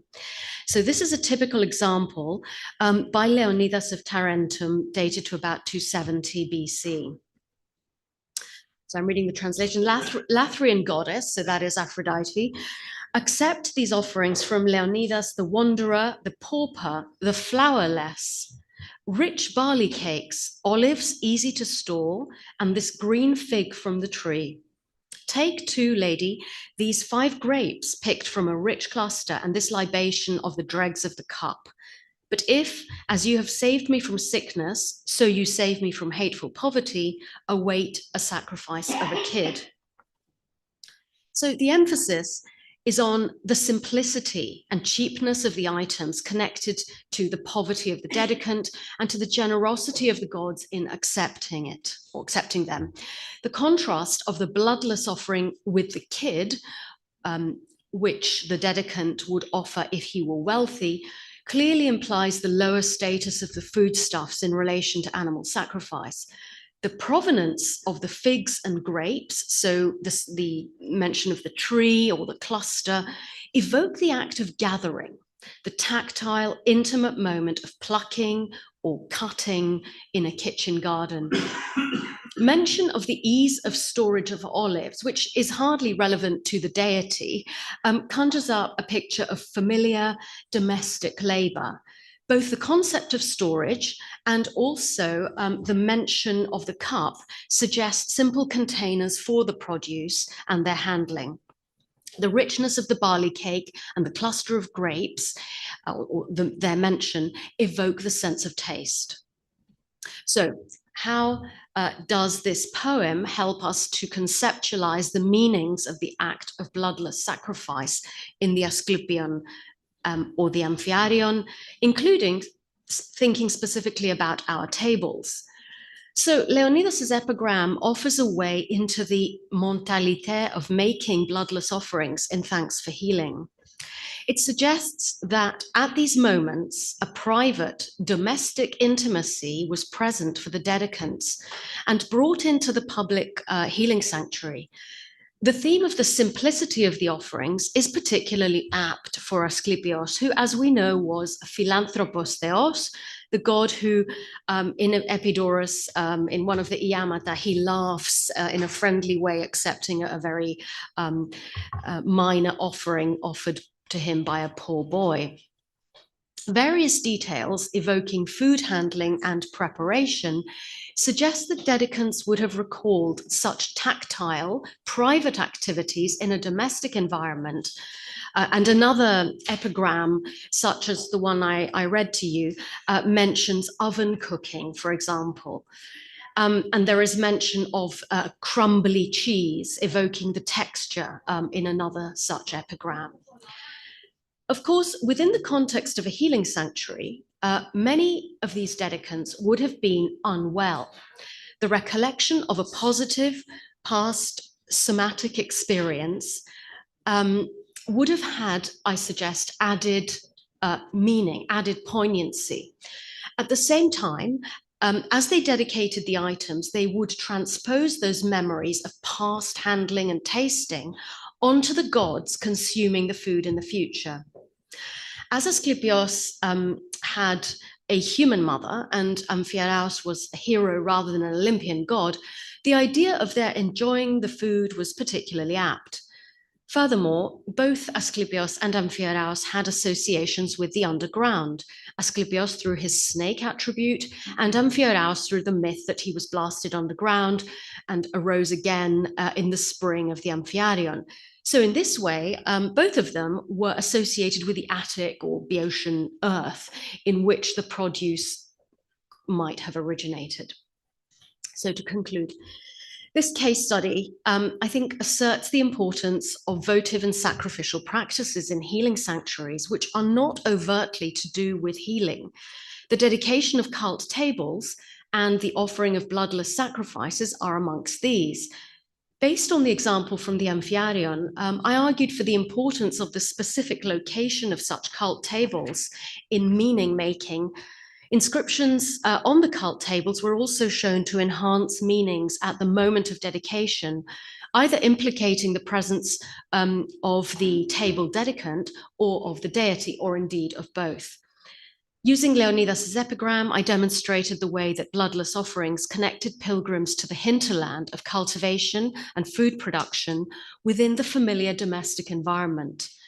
Using this and the iconography of a marble relief, I suggested that the moment of deposition should be read as highly charged, yet intimate, through the touching of familiar foodstuffs and recalling textures, smells, and tastes. In the context of a healing sanctuary where bodies were dysregulated and sick, this would have differed in its impact from similar practices at home itself or in other non-healing sanctuaries. So healing sanctuaries are both embedded in broader religious practices and, of course, exceptional in their focus on pilgrims' bodies. Thank you.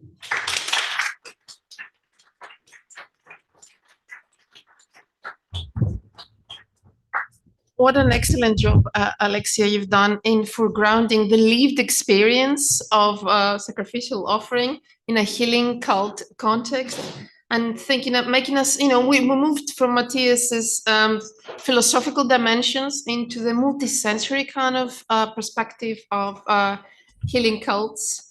May we now invite our third and most distinguished speaker, joining us from the US. It's quite early at your end, Andre, isn't it? Indeed, it's 10 a.m. It's okay. So Andrei Petrovich doesn't need any specific introduction. He is the pure genius that, along with Ivana Petrovich, have redefined the very concept of purity, and not just in epigraphical context, in medical contexts. He's worked on. I mean, am I right in thinking, Andrei, that you're thinking of working on the second volume of the that project? is correct, at the yes. moment? So some of it I will just briefly talk about today. Yeah. Excellent, excellent. Without further ado, I think everyone is really keen to hear your paper on purity, epigraphy, and epigraphy of healing. Thank you so much for joining us. Thank you. Thank you. Let me just share my screen. Okay. Can you? Okay, Georgia, can you just tell me whether you can see the screen? Do you see the PowerPoint presentation? Yes, perfect, perfect. Okay, excellent. Thank you. Well, thank you very much to Katya. Thank you so much, Georgia, for this wonderful, exuberant introduction. Thank you to Dr. Temis, to Evina, to the organizers for their very kind invitation. I genuinely regret not being able to be there with you today. I see also some friends, not only Georgia and Matthias, but some others too. So I really wish I were able to be with you on this wonderful occasion. So with my talk, as Georgia mentioned, I would like to paint a kind of a broad brush picture of the place of purity in the epigraphy of healing, and also to examine some intriguing overlaps in conceptualization of purity in such contexts, in the contexts of the healing sanctuaries. And we are going to visit locations which are distant from each other and temporally distant. And due to the nature of evidence, we will be in many places, but Attica is unfortunately not one of them, because of the nature of the evidence at our disposal. So we start with what is relatively close, and this is the precept on the purity of mind, a famous text from the Epidaurian Asclepieion, which is preserved in literary sources. And we are told that this text stood at the entrance to the sanctuary. Hagnon chrenaoiot hiodeos entos ionta emenai, and then hagnea destifronein hosia. He who goes inside the sweet-smelling temple must be pure. And then the surprising bit, purity is to think hosia, which we can translate as religiously correct thoughts if you want to be as vanilla as possible. Now, this text is an important witness to Greek concepts of inner purity in the context of healing sanctuaries, but its date and also implications have become somewhat of a controversy in recent scholarship.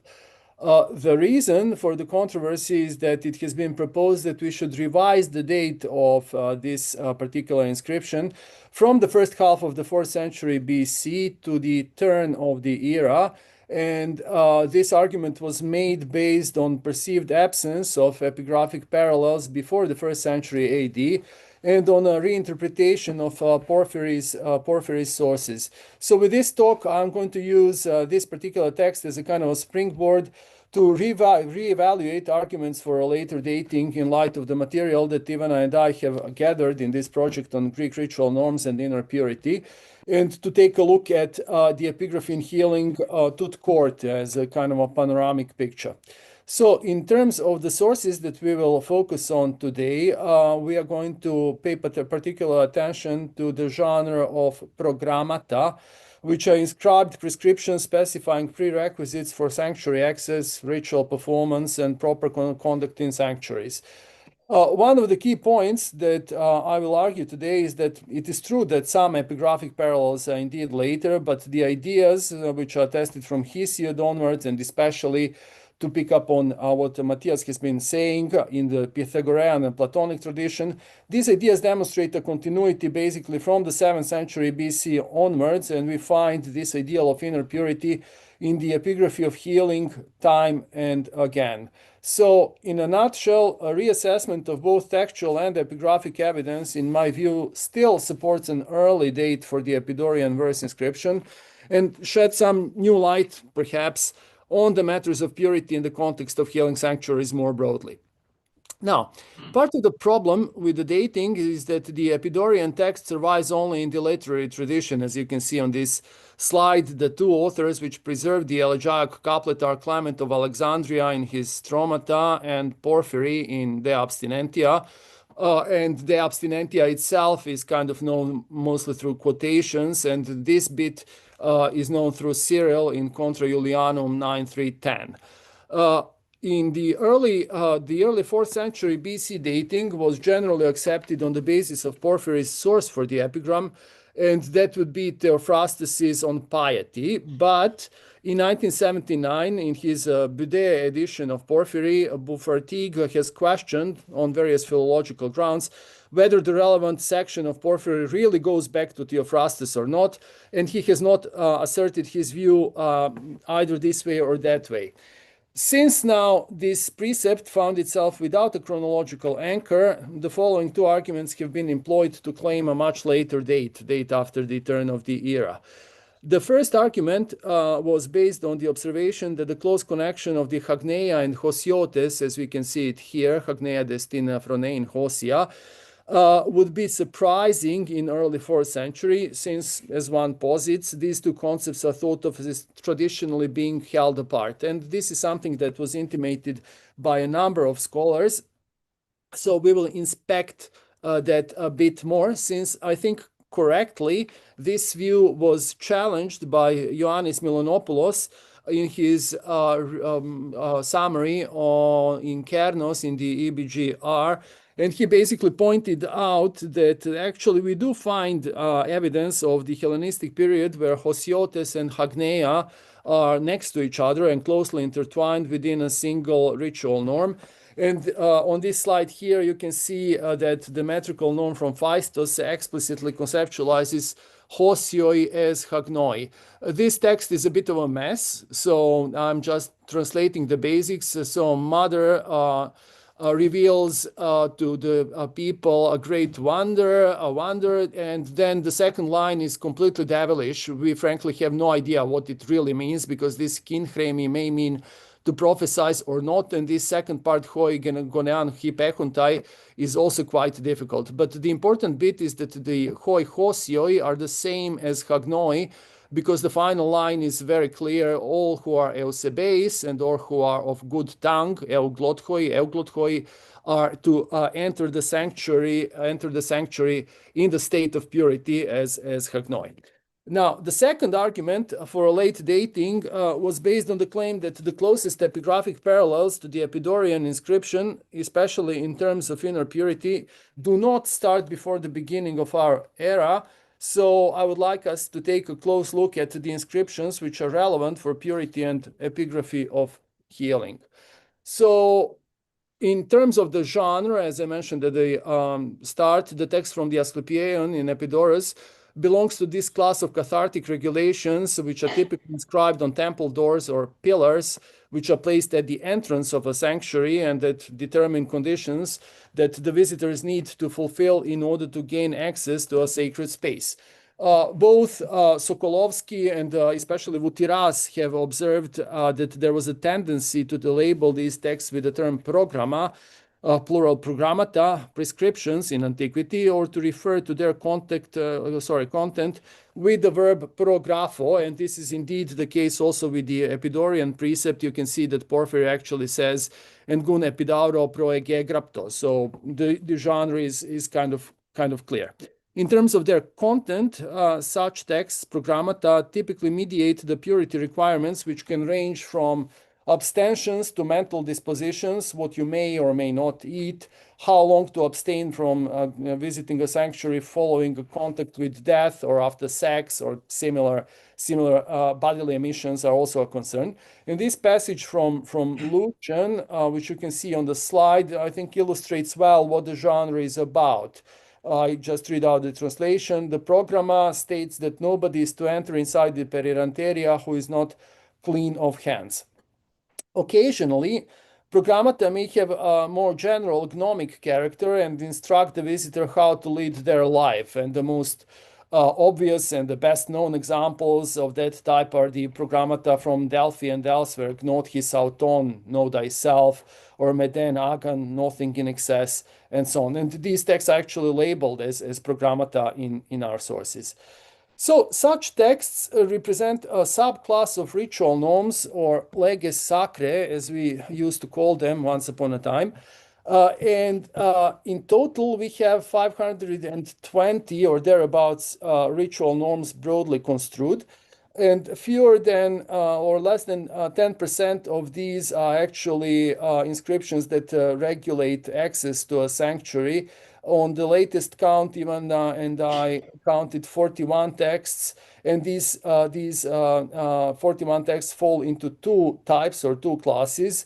Some texts include periods of abstention which are needed in order to get an auspicious entry to a sanctuary, and the others do not. So you have them either with periods of abstention specified or without such texts, but both of them do the same job. They tell you that you should enter pure from something or just in the state of purity.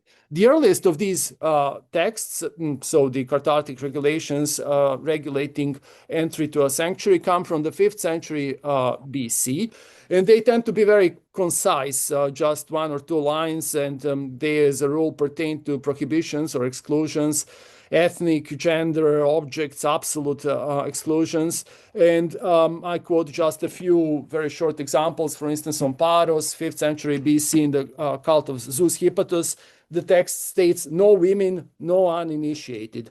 Or an entry from a precinct in Chios, unclear date, maybe 5th century BC, it just says sanctuary, nobody is to enter. And then there is another one of my favorites, which just says, get out, no further. So they really concentrate on these things. The earliest, more elaborate text containing precisely formulated periods of abstentions, that is Hagneiai, is the 4th century BC regulation for Metropolis in Ionia, which pertains to the cult of a mother goddess, Mater Galesia, who may or may not have a healing character in addition to her other functions. And I quote here just the translation. One is pure after the funeral, after 12 days, after intercourse with one's own wife, after 2 days, after intercourse with the courtesan, after 3 days. Do not drag out the suppliant standing at the altar, nor do anything unjust, because Mater Galesia will not be merciful to those who do unjust things. So you can see already this text combines cathartic concerns with morality, and in particular with the interest in just behavior, and amengside concerns relating to physical pollution, such as death and sex. And note that we've got here differentiation between licit and illicit sex. The text displays anxiety about metaphysical pollution, to borrow Robert Parker's term. It also explicitly prohibits that the suppliants be dragged away from the altars and doing anything unjust. And in case of transgression, the text threatens with agos, anger, stating that Mater Galesia will not be merciful to anyone who commits any unjust deeds. So just take a look at this formulation at the end of the text. So as I said, this is an early text, but already here we find the conflation of morality and purity and the threat of divine anger, and as in the case of transgression. And this nexus of morality and purity in the context of Greek cathartic regulations should not surprise. Both Robert Parker and Angelos Kaniotis observed that issues of morality become an object of ritual regulations from the 4th century BC onwards, and even I in volume 1 have argued that this nexus can be traced in literature all the way back to Hesiod. What is remarkable about healing cults and purity requirements is that there is good evidence that the state of purity is primarily defined as a purity of inner disposition, mind, soul, gnome, and as a kind of adoption of religiously correct thoughts. So healing in some sense is also faith healing. The relevant epigraphic evidence is admittedly not too rich, and this is what we have in terms of the programmata pertaining to cults of healing divinities or divinities who heal as well. And if I counted this correctly, just these 1, 2, 3, 4, 5, 6 out of 41 programmata have been associated with healing divinities. Sometimes the exact identity of a divinity is not certain, and the best that we can do is to guess that the cult belongs to either Asclepius or Serapis. This is the famous problem. If you have a text that is generically similar to another text, is it a Serapis? Is it Asclepius? Which one is it? And you can see in this list, for instance, the second example, LSS 82, Asclepius question mark, or LSS 119, Serapis or Asclepius. Again, 108, Serapis or Asclepius, because the overlaps are considerable in terms of the character of the text. Now, that said, the phrase from Epidaurus, phronein hosia, appears repeatedly in this evidence, as we will see, but the same phrase has a very long literary history, which others, including Ivan and myself, have partly charted out. By 5th century BC, the phrase is very well attested in literature, and it is also imbued with religious implications, while in the epigraphic evidence, it is first attested in the famous Delian Serapis aretalogy, which is a text dated to the early 2nd century BC. So let's just take a moment to look at the relevant section. This is from the opening of the hymn, the first 5 lines. Myriad and astonishing, much praised Serapis are your deeds. Some have been proclaimed throughout the divine battlements of Egypt, some throughout all Hellas. And of your bed partner Isis, saviors, this is important, Saoteres, saviors, you always attend on noblemen who in all respects think religiously correct thoughts in their mind. Hoi katapanta noi hosia phroneusin. So there is no question that this concept is epigraphically attested in the Hellenistic period at the latest, and presumably in the early Hellenistic period. Purity of mind and soul is also attested in a 2nd century BC inscription, which is a republication of an even older inscription. LSS 59 has been occasionally dated much later, but on very, very unclear grounds. Most of the scholars accept the dating of 116, 115 BC on the basis of onomastics and prosopography. And what makes this inscription particularly interesting is that it is a republication of an old broken stele. We know that from the text itself. Enter the sanctuary of Zeus Quintius and Athena Quintia with hands and soul pure. So to summarize the interim findings, there can be no question that the association of Hosiotes with Hagneia is attested well before the turn of the era, and we could see that on the basis of the Phaistos precept. And now we can see also that the language of the Epidaurian precept has close parallels also in the epigraphic texts of the 3rd and the 2nd century BC.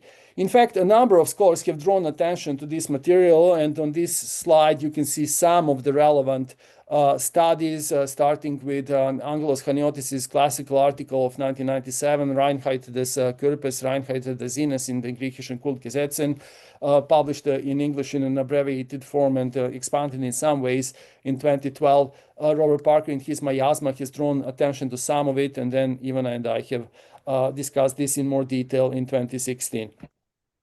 In the inscriptional evidence, the close association of inner disposition with purity is unequivocally attested from the Hellenistic period onwards. And here you have a list of all the inscriptions which are relevant in this context. And you can see that 9 out of 41 programmata mobilize this concept in a variety of ways. For obvious reasons, I cannot go into detail here, but this is just a kind of a summarizing view of the evidence at our disposal. I would like to pay attention to one inscription, however, which is extremely interesting in terms of the evidence for the healing cults and purity. And this is the inscription which comes from Serapeum, probably in Lindus, a 2nd century AD, possibly a republication. And it is worth examining in some detail because it demonstrates, I think, quite clear philosophical influences on the formulation of purity.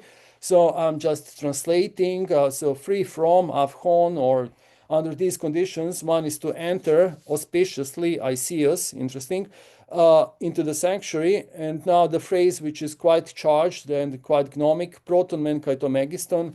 First, indeed, and the most important thing is regarding the hands and mind to be pure and to be sound, and that there be nothing terrible on their conscience. So, of course, we do not find conscience very often specified in these texts. So this is remarkable. But what is quite clear is this, and indicates philosophical influences as well, apart from the notion of conscience, is this formulation ta ektos, regarding the things external, and then you have a kind of a shopping list of a typical character. After lentils, 3 days; after consuming goat meat, 3 days; cheese, abortion, death, then customary intercourse, and so on. So that this is something that we are kind of well acquainted with.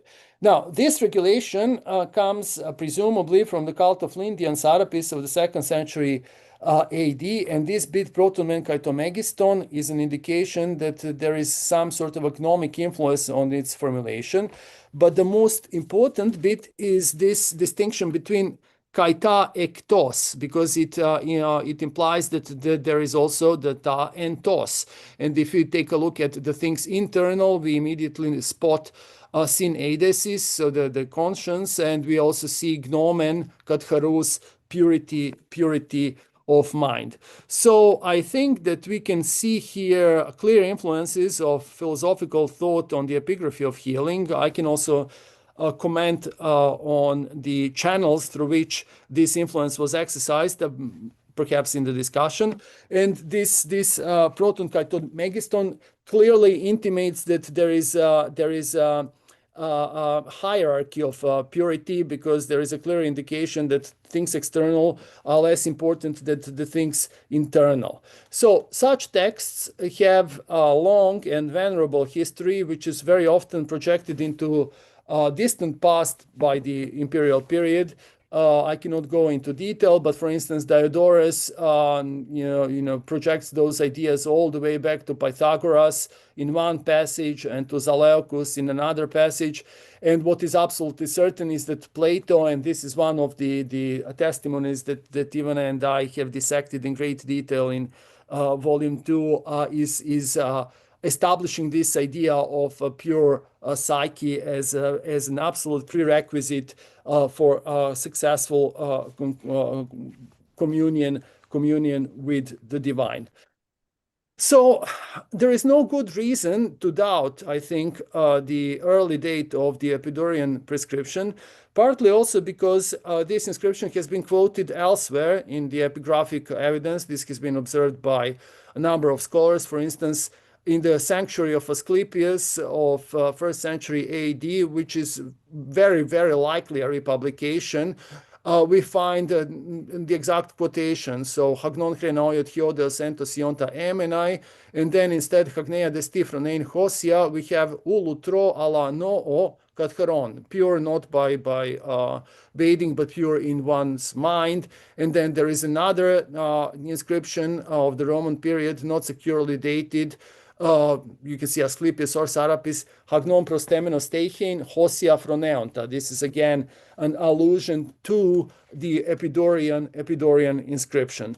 So any particular proximity to the divine and any expectation of a particularly large divine favor, be it that it is salvation, be it that it is healing, requests absolute physical and metaphysical purity. And for that reason, I think that we should maintain the early date of the Epidaurian precept as well.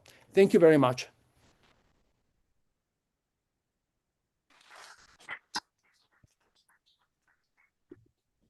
Thank you very much. Thank you very much, Andrei, for a fascinating comparative paper that cast its net much wider than Attica, and we just got a glimpse of prerequisites about a successful kind of application, a successful sort of collaboration with the divine in a healing context. So thank you very, very much. And may we now enter into a discussion. So the floor is open for questions. Should we start our discussion with the first paper? Matthias Hake, Female Epicureans in Attic Healing Sanctuaries, ? Do we have any questions for Matthias?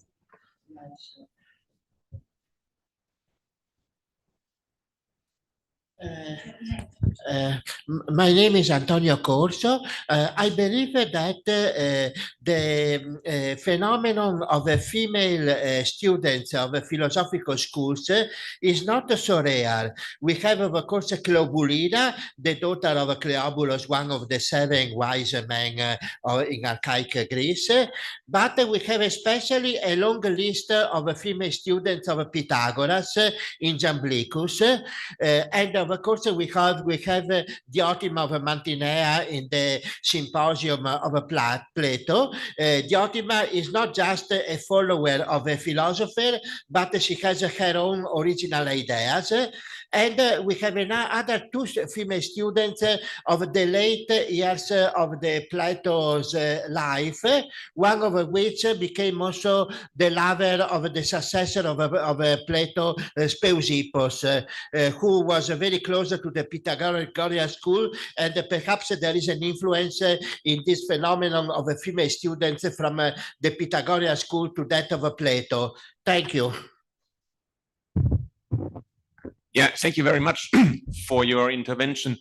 This is one of the huge problems, I think.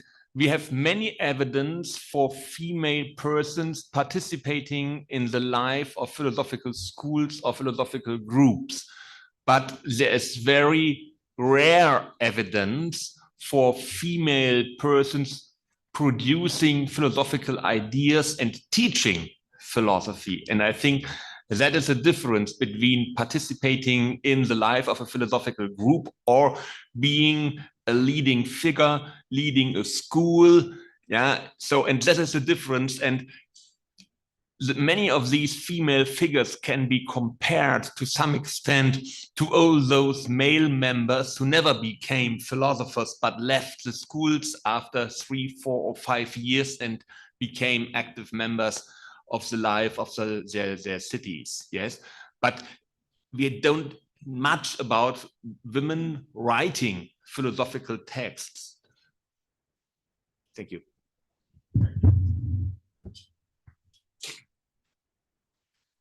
Do we have any more questions for Matthias? Thank you so much for the paper. I very much enjoyed it. I just wanted to note simply that a bit later on from the Asclepieion, we have a lot of dedications from philosophers, male philosophers, but it's a place where this was an appropriate dedication all in all. So they fit very well, whatever was their sort of role within philosophical school, if any.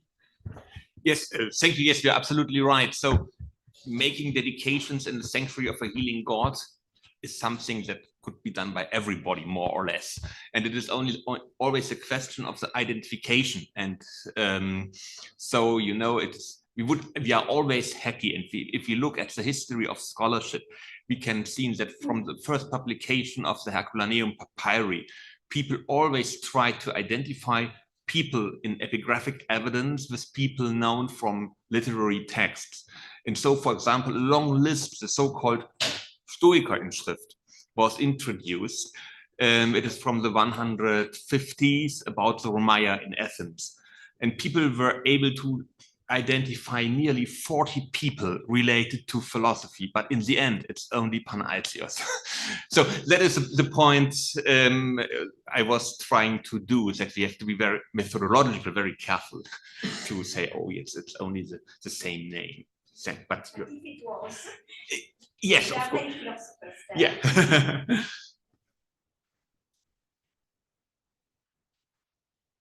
Do we have any more questions? There's maybe over there.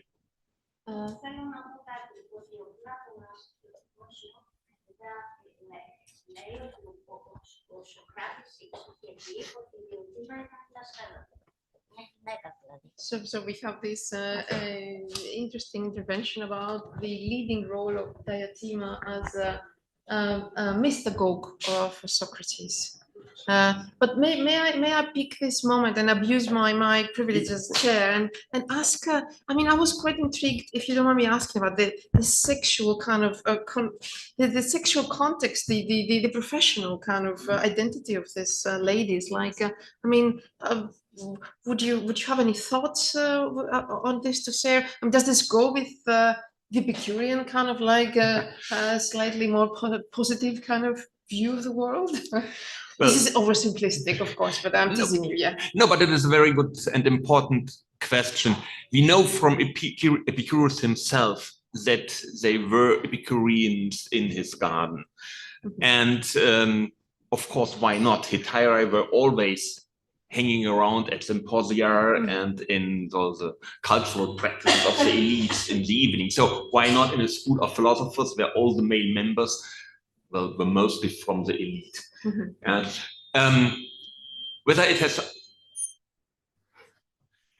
something especially to do with the Epicurean way of life, well, I would doubt, because we know also for other philosophical schools and for other philosophers, they had intercourse with Hetairai. So it was a general male practice of the members of the upper classes to meet at some time Hetairai. And so did philosophers as well, because we have always to be aware of the fact that writing texts about how to do a philosophical life has nothing to do how philosophers did their actual lives. There's a difference between theory and practice. And so I'm not astonished that there were female Hetairai in the garden of Epicurus.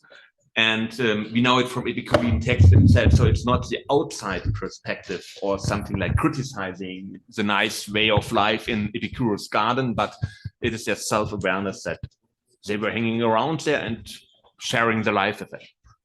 They clearly want to make a mark as big as male philosophers as well. Thank you so much. Thank you very, very much, Matthias.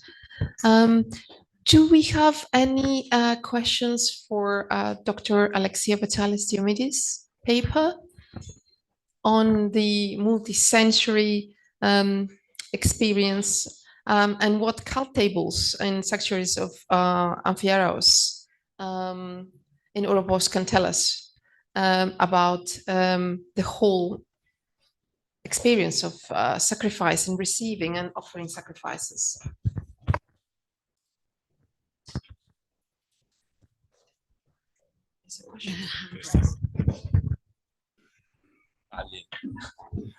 Luigi Lafasciano, thank you very much, first of all.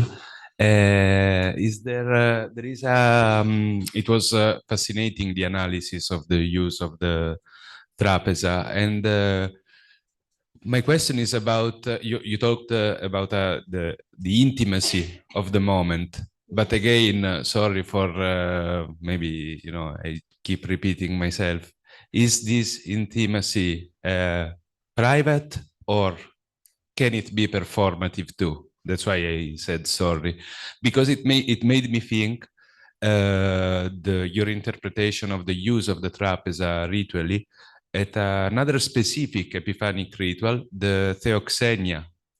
So the banquet in which the statue of the god is present and participates somehow to the banquet. It's not the same, of course, but what do you think about this possible relationship with between the two? Thank you. Yeah, thank you very much for the question. So the point about whether the intimate, quiet moment of depositing the bloodless offerings on this surface in the either visual proximity to of the cult image or very nearby, whether that's performative as well, or is that in conflict? I don't see those in conflict. What my imagination is that this was a known practiced act, precisely also in domestic contexts. It's the most common of Greek religious acts or offerings, but then performed in a public context. Who knows? It would depend on how many people were with the dedicant, if it was at a festival, at how crowded it was. I think all these features would have played a part in how private that moment was, what the need of the person was in approaching the god. But I don't see effectively the bigger point, the performativity versus the meaningfulness and intimacy. I don't see those as in conflict. I think they can coexist.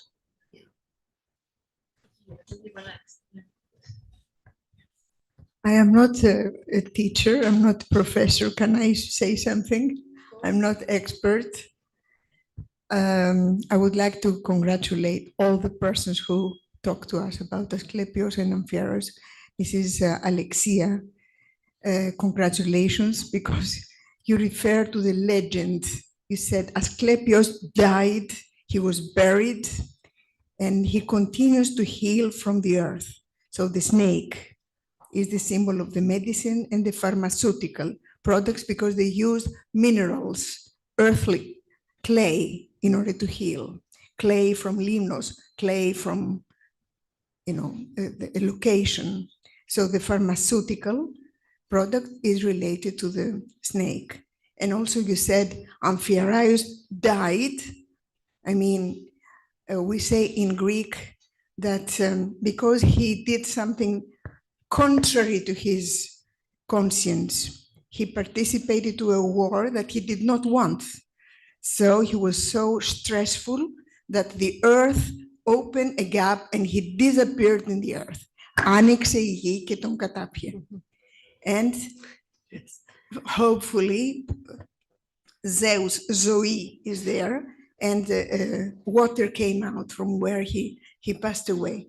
So Mr. Lambrinoudakis said once in Epidaurus that offerings were put on graves at the top of the hill where they worshipped Apollo Maleates. They found leftovers of dinners on a grave of a grandfather, which means people used to go to the burial of grandfather, grandmother, and prayed and recalled the dead, the soul of the dead, because there is no death, there is sleeping situation. So all these offerings, or individual or socially gathered, philia, we see philia developed in these places of healing, because it's healing to be next to somebody, to share. And this intellectual and spiritual convergence. Thank you very much. I do apologize. I just wanted to say thank to all the persons who participated. Intervention. We have Athanasia and then Andrei. Okay, I had two questions. The first one was already answered about Philoxenia. So my second question is, and sorry for repeating the same things, is about the use of cult tables for bloodless offerings. I'm absolutely persuaded, and your talk was wonderful, that there were a lot of bloodless offerings, but the structure, the material structure of the cult table does not prohibit the offering of meat. So if we exclude them, is it because of other reasons? The number, the dimensions, the location far from the altar? Because for me, the epigram itself is not sufficient evidence to completely separate bloodless and blood offerings. This wasn't so, I mean, we find them together in many, many rituals. And also in Theoxenia, I think we don't explicitly, I can't remember evidence about Theoxenia excluding excluding meat, either raw or cooked. Yes, I think that's probably right. And certainly cooked meats and cooked food, together with obviously cakes that I mentioned, in containers, I think there is evidence for them being placed on the cult table. You're right. So I was using that a little bit loosely. But I think where we do have specifications, it is for these honey cakes, suggesting that it's not meats. But to be honest, in terms of what I was really trying to argue, I don't mind at all if there's meat on the table. It's about if they've been, this is food that they have a familiarity of eating cooked meats. Different if it's not cooked. That I think would bring in a different element. Yeah. Does distinguish the two categories of food, highlighting the expensive nature of the one, the cost, or I think it was that the poor offering and the wealthy offering. Yes, if the person could have afforded a kid a goat, yeah. Thank you. Could we possibly take Andrei's question? I apologize. He's been waiting patiently. No, thank you so much. No, let me just see how I lowered my hand. Thank you very much, Alexia. This was a very enjoyable. I was just wondering whether you could tell us a bit more about this striking phrase in nice taste, geosis, from the inscription, because I do not recall seeing it much around. Have you looked into that? How common is that? And my second question is, do you make anything out of the fact that it is 5 grapes, not 4, not 7? Should we care at all? Perhaps not. Thank you. Repeat the last question. The last part. Does it matter that there are 5 and I didn't hear what you said? Yes. So does it matter that it is specified that there are 5? Is there any meaning to it, or is it random number? What do you make out of it? 5 different deities or sets of 5 deities on the altar. grapes. Oh, sorry. Okay, so I can answer very quickly. I haven't looked into the occurrence of the term Yefsis, and I will do. I'm very struck by it as conveying the sort of tongue-mouth experience of the deity. So I will look into that. I have no idea about the 5 grapes either. What I like about that is that it is so specific. I'm not, and to me, that's the moment of sort of cutting off 5 grapes. It's a very kind of tangible and specific idea of consuming a number of grapes that we're all familiar with. I don't have any ideas of it being a mystical meaning or anything like that. Okay, thank you so much. I mean, the reason I ask about geoid is that I was immediately thinking about, Paul and his letters and geo in that context. So I went in a completely different direction. So and because I don't know, I cannot recall any similar usages in the material that I do know. I just wanted to see whether there is any more. Thank you. You're welcome. Thank you very much. Thank you very much. May I? Yeah. Well, the marble slab that you showed us was obviously standing on marble feet, like the ones that you showed from another table. And it's a sort of monumental construction. The table that was appearing on the relief was a metal table. And actually, the tray on which the fruit were was something, it was a very light construction, like a wooden tray or a basket or something, or a metal tray. Do you think that this difference in materials perhaps indicates different occasions? I mean, a sort of official act and a private act? Thank you very much. So I think the point there about so you said a metal table because of the markings on the side, is that right? That indicated in the relief, in the fragmentary relief, you say it's a metal table. Is that because of the... That's the support yeah. of the surface, Mm-hmm. and it has very narrow feet. Very fine yes. feet. So thank you very much. I was looking at that as I have to admit, rushing to write my paper at the end of the semester. Thank you. Yes, I think that's a really interesting point. And I was thinking, as I was looking at these two marble tables, about the possibility of more portable and less monumental ones, and ones that could be set up ad hoc, perhaps in a particular area of the sanctuary, which probably would enhance the idea of a more private encounter. So yes, I think that must be right. And that the monumental cult tables have much greater similarity with the altars. Yeah. May I remind something? The cult table that we exhibit in in our museum, that it served as for offerings of Theasos. It's a big dimensions, marble one. And it served. I don't know if I help about the official or maybe some team offerings or whatever. It's a difference of 1 meter versus 2 meters. Yes. Yes. Yeah.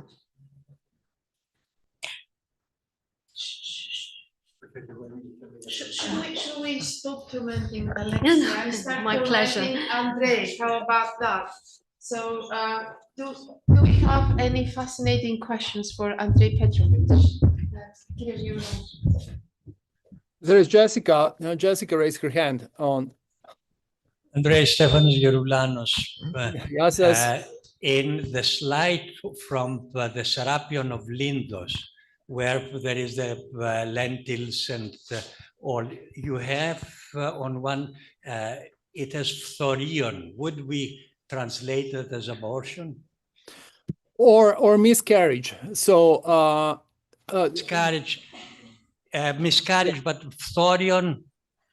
Yeah. So we have, I think, 4 or 5 inscriptions which deal explicitly with, the what is another phrase? I know that it's ek and throsko. So ekthrosmos or some such thing, where it is clearly loss of a fetus.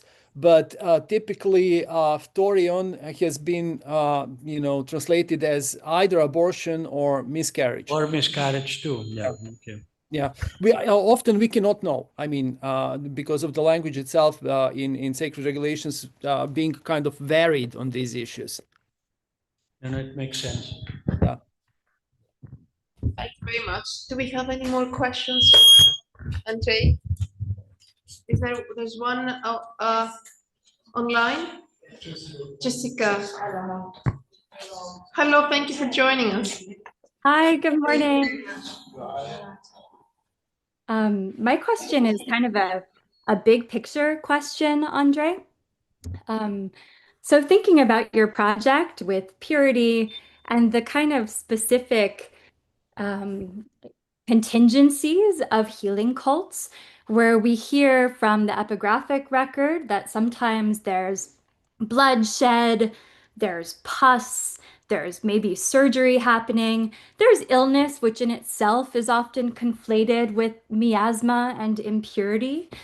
How do you kind of reconcile the bodily problematic impure capacities of what healing cults do with the need for purity in these sanctuaries, and maybe here your kind of red thread about purity being something inner, a mentality, is redemptive in that regard. I don't know, what do you think? Well, you have highlighted a really important issue, and this is how do we reconcile bodily emissions and the pollution that emerges from them with the context of healing sanctuaries. A general answer would be that this redefinition of purity as a mental process in the epigraphic evidence closely connected to the healing sanctuaries is basically an attempt to say what is actually the most important thing, and it does two things simultaneously. On the one hand, it elevates the purity of inner disposition above just bodily emissions and the pus and the gore and everything else that happens. So in that way, you can circumvent the requirements for no blood in a sanctuary, or anyone who is bleeding is not supposed to be in a sanctuary,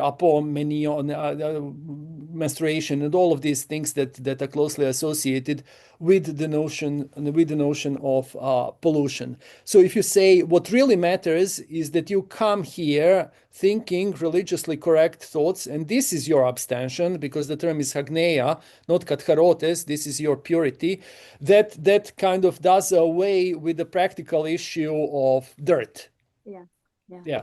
And but this is, of course, not the only type of a cult which stipulates inner disposition as the primary target of purity, because I have shown you also that a little bit from the Delian aritology. There it is in the context of soteria.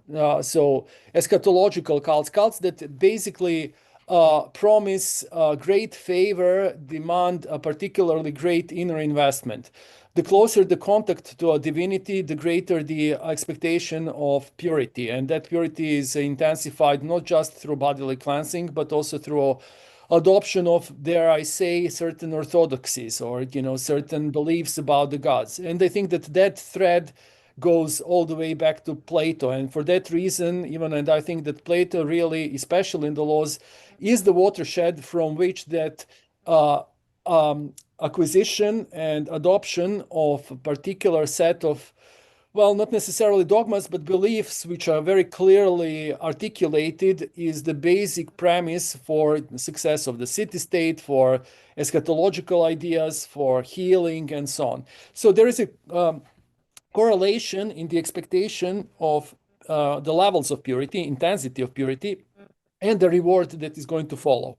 But in the context of distinctly healing cults, you're right. By making that move, you can list all these things, like in Serapeum in Lindos, abstain from lentils, abstain from cheese, abstain from goat. But to proton kai to megiston, the first and the most important thing is to believe. And of course, that ties into all these stories from Epidavros with Yamata, the Apistos, all these people who are mocking the rituals and so on. So if you do adopt that kind of an attitude, perhaps the God is not going to be capable of healing you. But if you invest your thoughts in the process and truly believe in the healing power of a divinity and come with the correct mental attitude, you might very well be successful. And this is one of the lessons from the Yamata, from Epidavros as well. I mean, I could go on about that, but this would be the gist of it. Yeah, thank you. I mean, these cults in particular, the incubation ones, are sites of spillage of fluid and blood and things that otherwise might be considered problematic. And well, not just those sites. And I was looking recently at the inscriptions which deal with, bodily evacuations.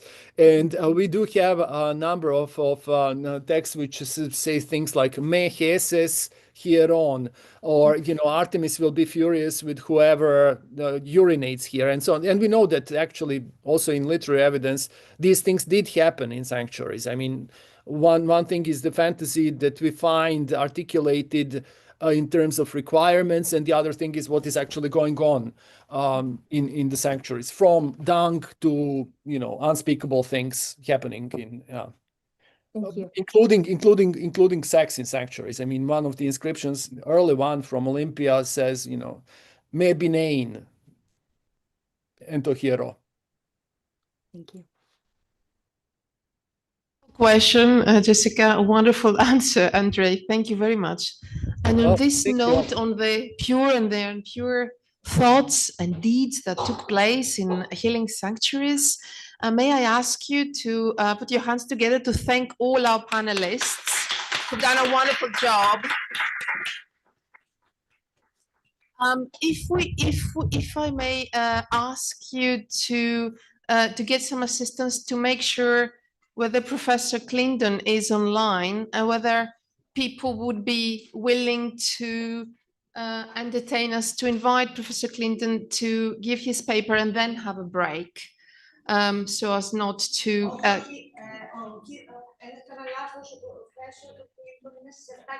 Okay, in that case, I think after thanking our panelists heartily for all their wonderful contributions, let us have a well-deserved break. Thank you.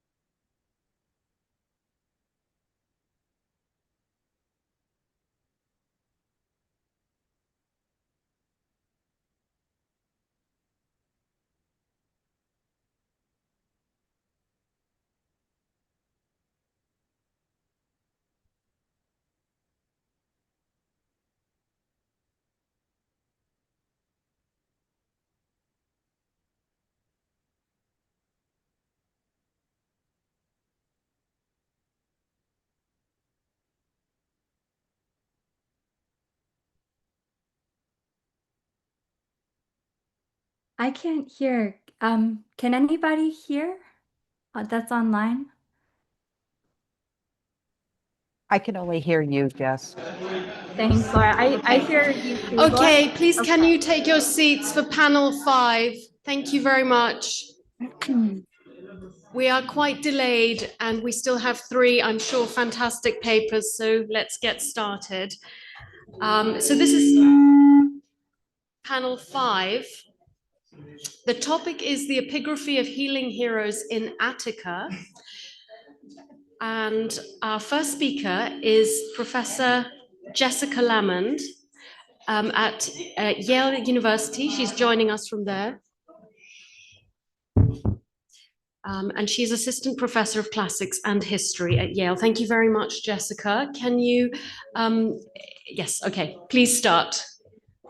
Okay, thank you all so much for this invitation. I too wish I could be there in Athens with you, but I'm really excited about this conference and I've learned so much already. And with that, I'll get started. Athens around 420 BCE. Resilient, the polis was experiencing reprieve from the campaigns of the Archidamian War, respite from devastating plague, new rosters of statesmen honing their sharp tongues before the assembly, and, inter alia, new religious and building activity tied to a particular type of deity and form of healthcare, the healing hero and his healing shrine.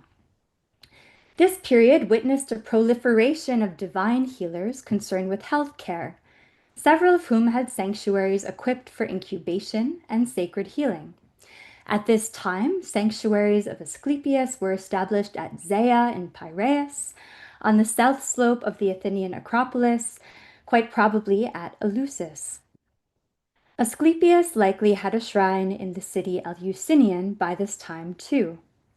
The incubation sanctuary of Amphiaraus at Oropos was established from around 420 BCE and shows clear evidence of healing activity, while the Athenian cult of Aminos began to function as a healing shrine no later than the early 4th century BCE and hosted Asclepius by this time. The hieros ietros, or the physician hero, fits within and adds to this flurry of healing activity too. Indeed, amidst the hubbub of Attic healing activity, less well understood is the role of so-called minor Attic healing heroes, figures like Aminos, Aristomachos, and the subject of my paper today, the hieros ietros. This study has 2 aims, the first of which is to examine the hieros ietros in classical Attica, including attestations in a shrine in central Athens, and also, by way of earlier epigraphic attestation, at Eleusis during the 5th century BCE. It then asks a bigger historical question. Should we understand, or can we understand, the hieros ietros as an early forerunner of this blitz of healing cult activity? or as yet another contemporary instantiation of it? The answer seems to hinge upon the dating of one 5th century inscription from Eleusis. First, let us examine what is known of the Hieros Eitros in central Athens. While the date of the foundation is uncertain, it served as an urban landmark by the mid-4th century, and quite possibly for decades prior. Demosthenes on the false embassy oration of 343 BCE makes reference to the shrine of the Hieros Eitros as a familiar topographical landmark. This is the first certain reference to the shrine of the Hieros Eitros in central Athens, and taking Demosthenes at his word and working back to the time in which Aeschines' father was living and working in the city, the precinct may have been present by, say, the late 5th or early 4th century BCE. There is an older reference to the physician hero in a 5th century inscription found in the Athenian Agora, IGI cubed 393, but most scholars understand this to be a duplicate copy of a building account originally set up in Eleusis, and suggest that it refers to the hero's shrine at Eleusis rather than in central Athens. We'll return to this inscription shortly. But first, the shrine of the Hieros Eitros in central Athens seems to have been located northeast of the classical Agora, near the modern Platia Karamanou, between Monastiraki and Ammonia, on or near Athinas Street, where conglomerate wall foundations were unearthed and have been associated with this precinct. This sighting is supported in a general way by the find spots of 2 long and important inscriptions that inventory the sacred property of the Hieros Eitros. In his 1985 article, The Cult of the Hero Doctor, Sterling Dow suggested that the cult was of small or medium size. The older of the 2 inscriptions, IG2 cubed 1154, is a decree accounting for a katharesis, or cleaning up procedure, within the precinct of the Hieros Eitros. The stele records the melting down and recasting of silver dedications belonging to the Hieros Eitros, followed by an inventory of those dedications and their original dedicants. Recovered in 1873, the Hymeton marble stele had a cutting for a small sculpted statue on its top. The inscription dates from around 220 BCE on the basis of Thrasiphone's known archonship. Many of the to-be recycled dedications were small tupoi models, but there were also silver coins, tetradrachms, drachmas, anatomical votives, and a fiale mentioned in this inventory. The aim of this inscription was to record the collection and melting down of these accumulated dedications and the formation with them of a new silver oinakue, a wine pitcher, weighing 183.5 drachmas for use in cult ritual, presumably. We could think of banquets, for example. Executed with the agency of the boule and introduced to the boule by the cult's priest, this list of melted down dedications and their donors would, as it stood in the sanctuary, stand in for the original dedicants and preserve in stone the memory of the original donors, as well as the financial and material accounts and undertakings of the commissioners. The record of dedications that were to be recycled paints a picture of a shrine laden with small but valuable offerings of precious metal, and reveals that some individuals visited the shrine frequently. One Callistion is cited as having dedicated 9 different models, these tupoi, and must have been a regular consultant of the Hieros Eitros in the years prior to 220 BCE. We see too, unsurprisingly, that women were utilizing the sanctuary and offering dedications, and also that some offerings and visits to the shrine address concerns of the family and the oikos. The cult had an architecton, a director of works, or someone in charge of sanctuary construction and the arrangement of offerings, who was clearly in contact with or reported to the boule. A second similar inscription is known from the later 2nd century BCE, IG 2 squared 840. Later and more fragmentary than IG 2 cubed 1154, this decree of the council records another procedure for melting down 6 time-worn ritual vessels belonging to the Hieros Iatros, and from them the fashioning of new ones, at least 4, at a cost of 640 drachmas. On this later stele, the cult of the physician hero is referred to as the one in the city, an ostu, surely in contrast to the shrine at Eleusis. Here too we see the Athenian state in control of this katharesis, or cleaning out, and the procedure in some ways shows the sustained activity of the cult more than a century after the earlier decree. Yet the instructions that the new cult objects be placed in the metroon could suggest that the cult was somewhat in decline at the time. Also dating from around this same period, the 3rd or 2nd century BCE, and potentially from the same precinct of the Hieros Iatros, is a fragmentary marble anatomical votive offering. The relief depicts an eye with eyelid and eyebrow ridge and preserves the inscription Hero Iatro for the Hieros Iatros on the votive's upper frame. The dedication was recovered in 1947 in the southwestern region of the Athenian Agora excavations, in a residential and industrial area in a reused late Roman context.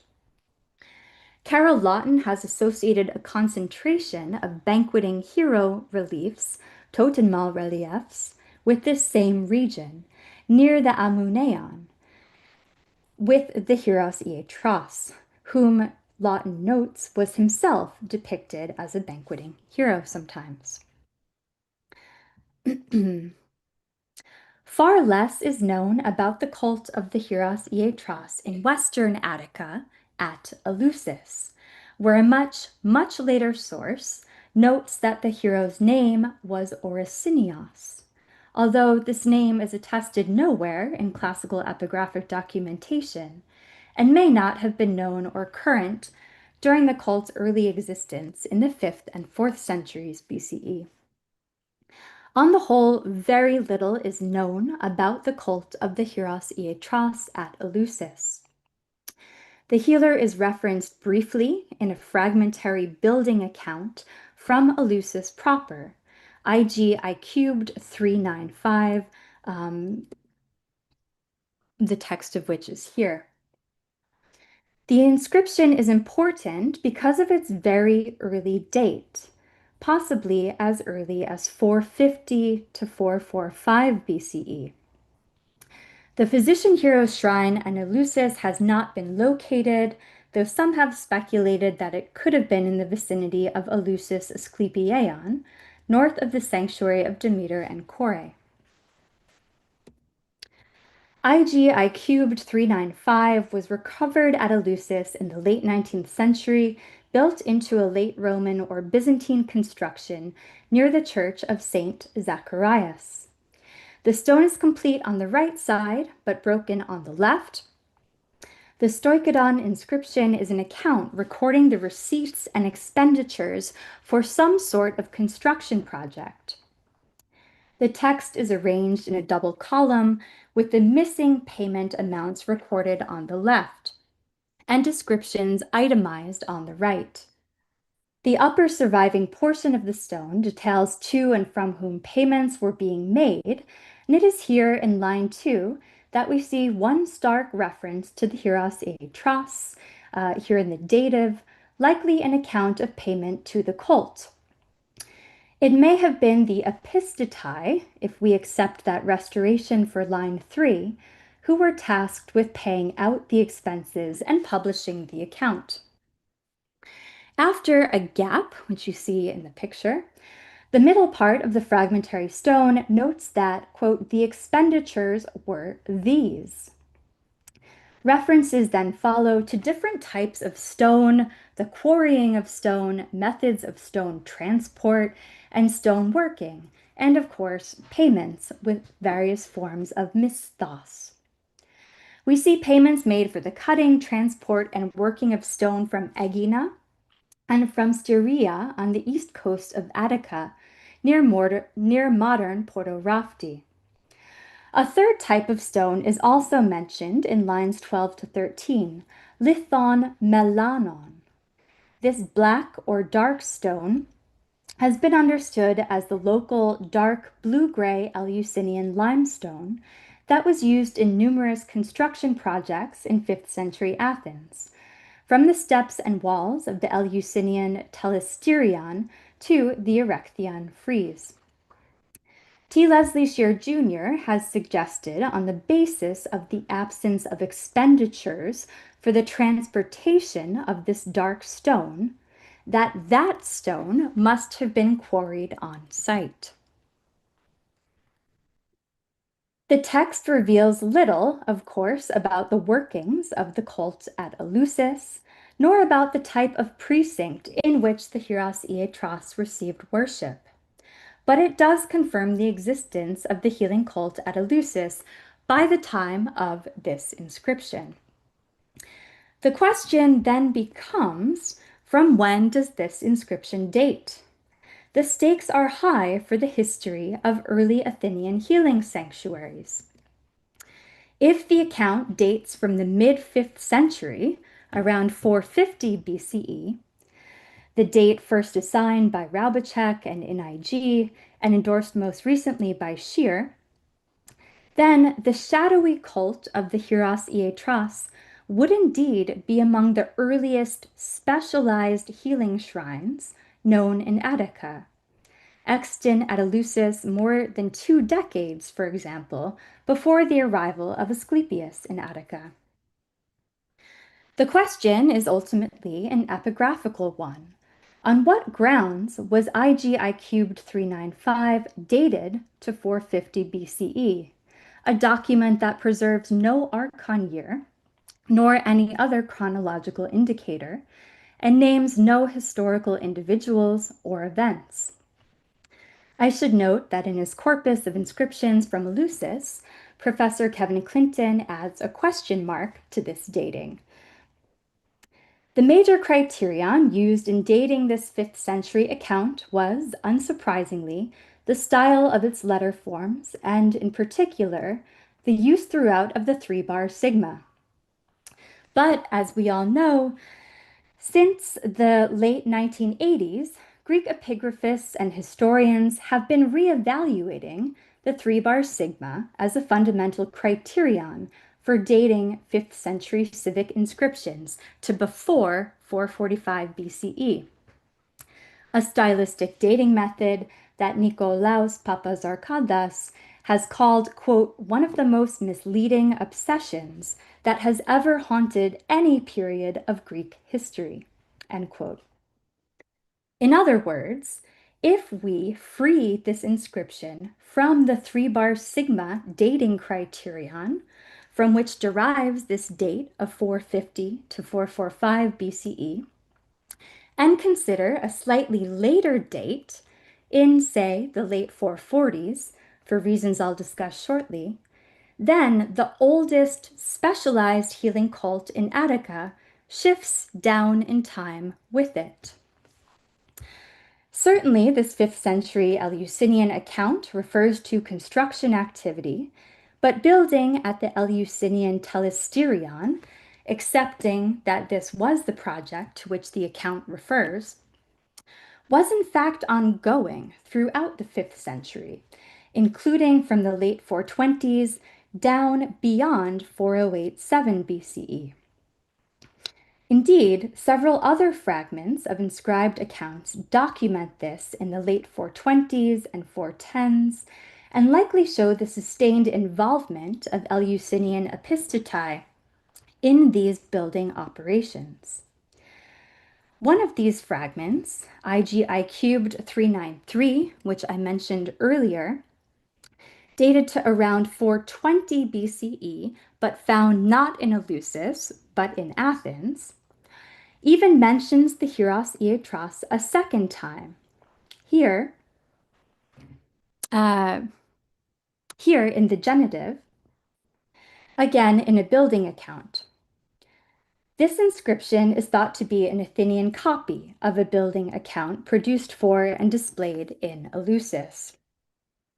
A date for our first Hieros Iatros inscription, IGI cubed 395, around this time would bring it into conversation with these other Eleusinian building accounts. Historically, accepting a date around 420 BCE would also situate a large-scale construction project which involved the quarrying, shipping, and working of stone, and the allocation of resources to a period of respite following the Archidamian War, and a time when other healing cults were also being established in Attica.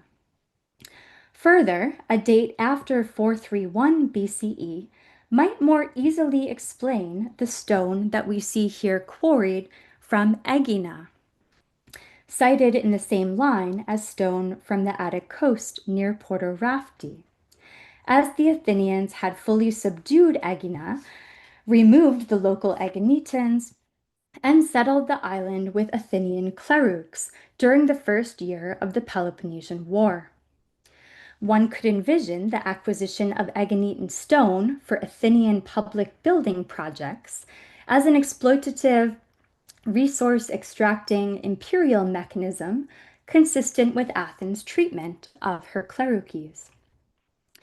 And so, to conclude, there certainly was a cult of the Hieros Iatros in 5th century Attica, seemingly at Eleusis, and another in central Athens by at least the early 4th century BCE. Both are known to us primarily through the epigraphical record. Yet the case for a cult of the Hieros Iatros at Eleusis as early as 450 BCE may be a somewhat uncertain one. I have tried to show that the chronology of the inscription on which the cult's early date hinges is neither straightforward nor obvious. If the early date is correct, then the Hieros Iatros would indeed be the first cult known to specialize in healing in Attica. We might then infer that smaller, deme-based shrines, such as this, offered healing options before the wholesale establishment of larger sanctuaries like those of Asclepius in the later 5th century. If, however, the date of 450 BCE is suspect, resting as it does primarily on the appearance of letter forms and the presence of the 3-bar sigma in particular, then it is possible that this cult was active in Eleusis several decades later, perhaps toward the last quarter of the 5th century, when other healing cults were also taking root in Attica. The cult of the Hieros Iatros would, in this instance, be another example of Athens' establishment of cults that addressed issues of health during the Peloponnesian War in and around 420 BCE. Finally, I'll end with the observation that as we are dealing with the cult in both Eleusis and in Athens, and state-officiated payments to the Hieros Iatros already by the 5th century BCE, one wonders if there could have been Eleusinian gene involved in the cult's establishment or management. Thank you very much.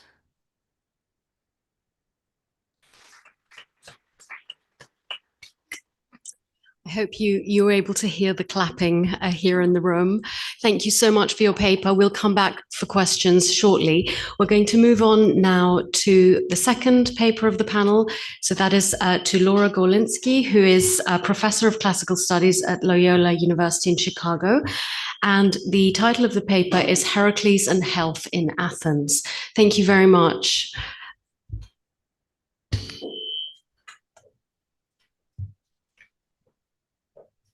Okay, so thanks very much for making the Zoom option possible. I did get up at 2 o'clock this morning so I could enjoy all the papers from the beginning, and I'm very glad I did. So my interest in Heracles and his role in health began when I was working on a loom weight inscribed with the name Heracles, which I came across as part of a larger project on textile tools at the excavations of the Athenian Agora. And I sought to make better sense of its possible original uses, better sense of its possible original uses and meanings. In this paper today, I will describe this object and its inscription, make an argument for its association with the sanctuary of Heracles Alexakakos in the deme of Milete, and then outline the ramifications of that attribution, namely, how we might better understand an ancient worshipper's choice to appeal to this particular hero with this particular offering. This inscribed loom weight was discovered during excavations by the American School of Classical Studies at Athens, at the Pnyx, and is now in storage in the Stowe of Attalus Museum of the Athenian Agora. I thank John Camp, former director of the excavations, for permission to work on objects in the Agora collection, as well as members of the excavation staff for new cleaning, photography, and drawings. The weight was uncovered in 1930 and published in 1943 by Gladys Davidson and Dorothy Burr Thompson as part of the Small Finds from the Pnyx volume. It was found in a dumped fill that provided packing material for the building project that expanded the Pnyx in the third quarter of the 4th century BCE. The material in the fill seems to have come from the surrounding area, some perhaps from houses demolished for the expansion. But in addition to domestic debris, other material in the fill is indicative of ceramic workshops and even sanctuaries. The wear on the material suggests that most of it had already lain around a while before its use in the Pnyx fill. The shape and decoration of the weight, taken together with its inscription, argue for a date in the last half of the 5th century BCE, around 420. The loom weight is pyramidal in shape, 5.6 centimeters high, made of pink-orange Attic clay, with traces of black gloss on top and sides. It is intact, but chipped at the edges and along one face, likely after it had become part of the Pnyx fill. The wear that is most important is that around and in the hole. This wear indicates that the loom weight was indeed used on a loom and was not produced specially for the dedication. Its weight is 76.13 grams, which according to the experiments of textile scholars Linda Martinson, Marie-Louise Nosh, and Eva Anderson-Strand, was best suited for the weaving of lightweight garments using very thin threads. What stands out about this loom weight from the others in the fill is that it was inscribed with the name Heracles on one side. The letters were inscribed after firing on one of the sides without the hole in 2 lines, taking their left margin as the bottom of the weight, 4 letters per line. The text features some old Attic letter forms, Heta for rough breathing, Lambda with the bottom crook, mixed with Ionic, Eta for the long vowel sound, and it uses the 4-bar sigma. Although the Ionic alphabet was not formally adopted by the city-state of Athens until 403 BCE, the appearance of Ionic forms is already frequent by mid-century in non-official writing, and Eta for the long vowel sound regularly appears even in state documents. The name takes up most of the surface with letter heights ranging from 0.75 centimeters with the Eta to 0.95 with the Lambda. Because of the slope of the pyramidal weight, no letters after the alpha of the first line could have fit unless the writer shrunk the letter height, and a word break at this point has the additional benefit for a reader of occurring between syllables. I have not found evidence for Heracles as a human name in this period, so the most reasonable interpretation is that it refers to the hero god who is receiving this as an offering. We would prefer to find a name in the dative case to prove a dedicatory function or a genitive for ownership, but the nominative case is perfectly acceptable. This little text has puzzled scholars since its discovery in 1930. Textile work is primarily associated with women in the Greek world, and dedicating a loom weight to Heracles did not fit the pattern, at least as believed at the time, of textile tools going to female deities. It has still been considered very unusual to find such a feminine item dedicated to such a masculine deity.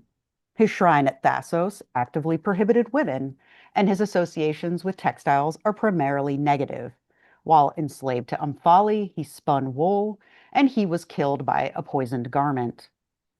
As Davidson and Thompson pointed out in their original publication, the propriety of dedicating a loom weight to Heracles is most dubious, end quote. However, in the almost a century since then, new discoveries and understandings of the roles of Heracles can help make better sense of it. First, I argue that we should continue to interpret this object as a dedication, despite its ambiguous secondary context. The inscription is especially unusual because it was added after firing. This is quite different from the most common Greek loom weight markings, which typically are stamps or small letters or shapes impressed at the time of production. And this is just one of many, many examples in the Agora collection to show you what normally we would find on a loom weight if there are letters. Based on my calculations, only about 1% of Athenian loom weights bear writing post-production. And this is just made up of, from the Pnyx, the Kerameikos, just the published loom weights, and from the Agora I had access to anything that was cataloged. So the total is about 1,000.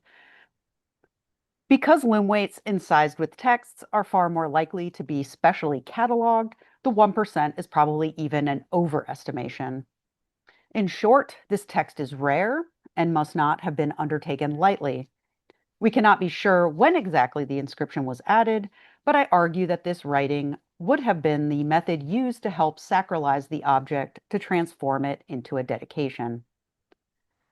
The form of the loom weight and the placement of the inscription invite us to consider how it would have been set up and viewed in a sanctuary.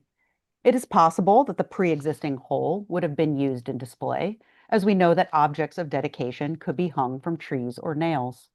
If it were set upon something, it could have rested on its bottom in the position that matched its use, or on its side, providing a horizontal view of the inscription. If it were upright and hanging or resting, the verticality of the inscription would not have been as awkward as it seems to those of us now who are primarily horizontal readers. However, vertical inscriptions on stone dedications or vases overwhelmingly run from top to bottom, which is not the direction we see on this weight. So it's unlikely that this is the view intended by the inscriber. The most likely original location of its dedication was the shrine of Heracles Alexikakos in the deme of Melite. This epithet, as we've heard several times already today, is known primarily from written sources, such as the Politai record Agora I-1749. The location of the shrine has been plausibly identified by Jerry Lalonde along the Hill of the Muses, associated with a larger sanctuary to Zeus Malikios, and it is only a few hundred meters away from the Pnyx. Dr. Takeuchi and also Dr. Martin has already introduced us to this cult earlier today, so I will just emphasize that according to the scholiast on Aristophanes' frogs, at least its popularity, if not its creation, increased after the plague. And that date fits well with the date that had been proposed for the loom weight around 420 BCE. Why this loom weight might have been a fitting dedication to Heracles Alexikakos still needs further explanation. A loom weight does not obviously correlate to concerns about disease or health, especially as opposed to something like a body part votive. Insight comes from a look at material from pre-Roman Italy and Sicily, which brings in a broader view of the roles of Heracles in the Hellenic and Italic worlds.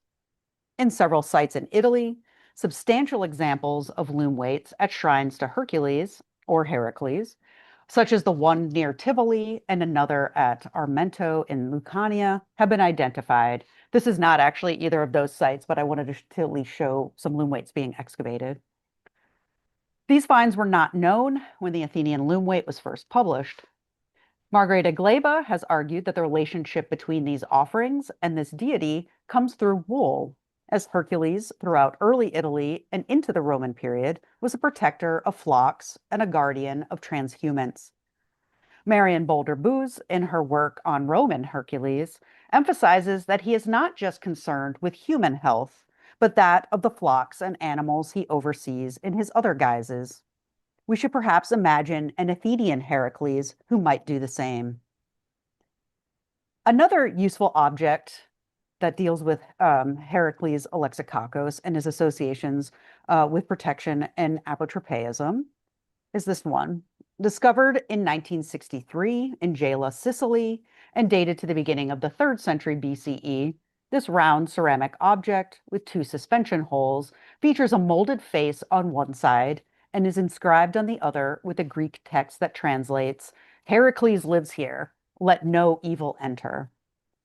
This inscription can be associated with a series of related texts, iambic magical incantations, primarily Roman in date, that call on Heracles to protect the entrances of houses. It was found dumped in a secondary context with ceramics and figurines, which are likely to have originated in a house in the vicinity. I have not seen the object in person, but as far as I can tell from images, the inscription was pressed into the wet clay before firing. So this is a purpose-made object whose ritual function is with it from the beginning, in contrast to the Athenian Heracles loom weight. It is typically referred to as an osculum in scholarship, highlighting its ritual function. But more recently, textile scholars have come to agree on the identification of these smaller, rounded, molded terracottas as loom weights. Fernando Mayo, in his 2017 article, The Osculum Misunderstanding, shows that the naming of nearly identical objects as either an osculum or a loom weight depends not on form or morphology, but on who is doing the publishing. And here, if you can't tell these apart, it's because they are so similar. So the one at the top is the one that's inscribed with the Heracles incantation on the back. And the 2 below are objects that have been found elsewhere and identified as loom weights based on their contexts, and for no other reason than who was looking at it at which time. Recognizing this object as a loom weight provides yet another link between Heracles and textile tools, and this one additionally includes an explicit reference to warding off bad things. Returning back to the city of Athens, a marble dedication to Heracles offers an example that connects him to family concerns. This inscribed offering, IG2 squared 4613, was found on the south slope of the Acropolis and is thought to have originally been set up in the Asclepion and is dated to the end of the 4th century, primarily on letter forms.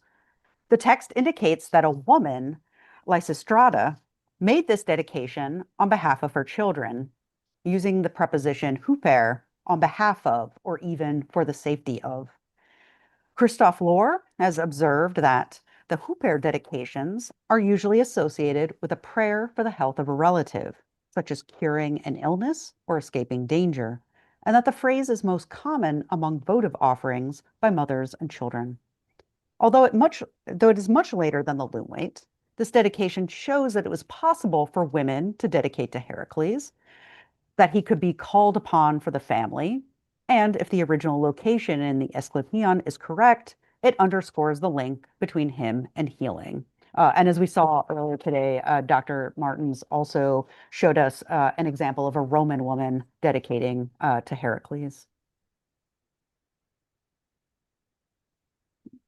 So who might have been the dedicator of this loom weight?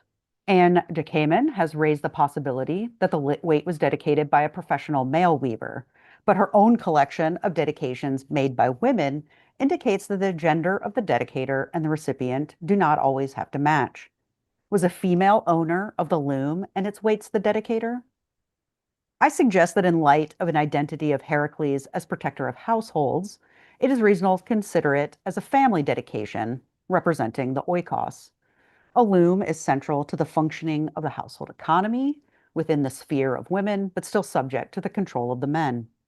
The scenario brings familial cooperation into the dedicatory process. To summarize, this loom weight was produced by a potter in the mid-5th century BCE and then used as part of a set on a loom in a house in Athens near the city center. Sometime around 420, it was either no longer needed or its need as a dedication outweighed its function. The act of inscribing turned it from a household object into a gift, a step that was not necessary but significant. It was then deposited in the Heracles Alexikakos shrine, where the dedicator may have paid attention to the visibility of the inscription when setting it up. Within about 70 years, the object would find itself desacralized and available for use in a construction project. There it hid until the 1930s, when it was excavated. In his guise as Alexikakos, the one who wards off malevolence, Heracles oversaw good health, and his shrine was proximate to Zeus Malikios, who was associated with the protection of individuals and their households. A loom weight as a symbol of a prosperous household economy is not so out of place as a dedication here as it first seems. This loom weight, along with the other scattered finds, help us to imagine the role this sanctuary might have played in the lives of Athenians with these concerns, while providing insight into personal piety, private family interests, and gendered dedicatory practices.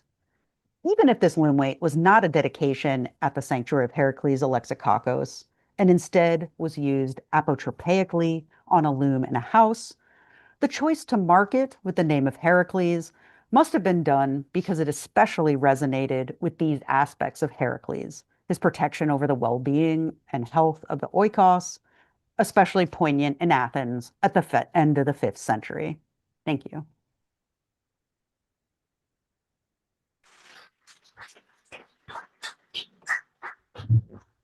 Thank you very much for that fantastic paper. It's another second one.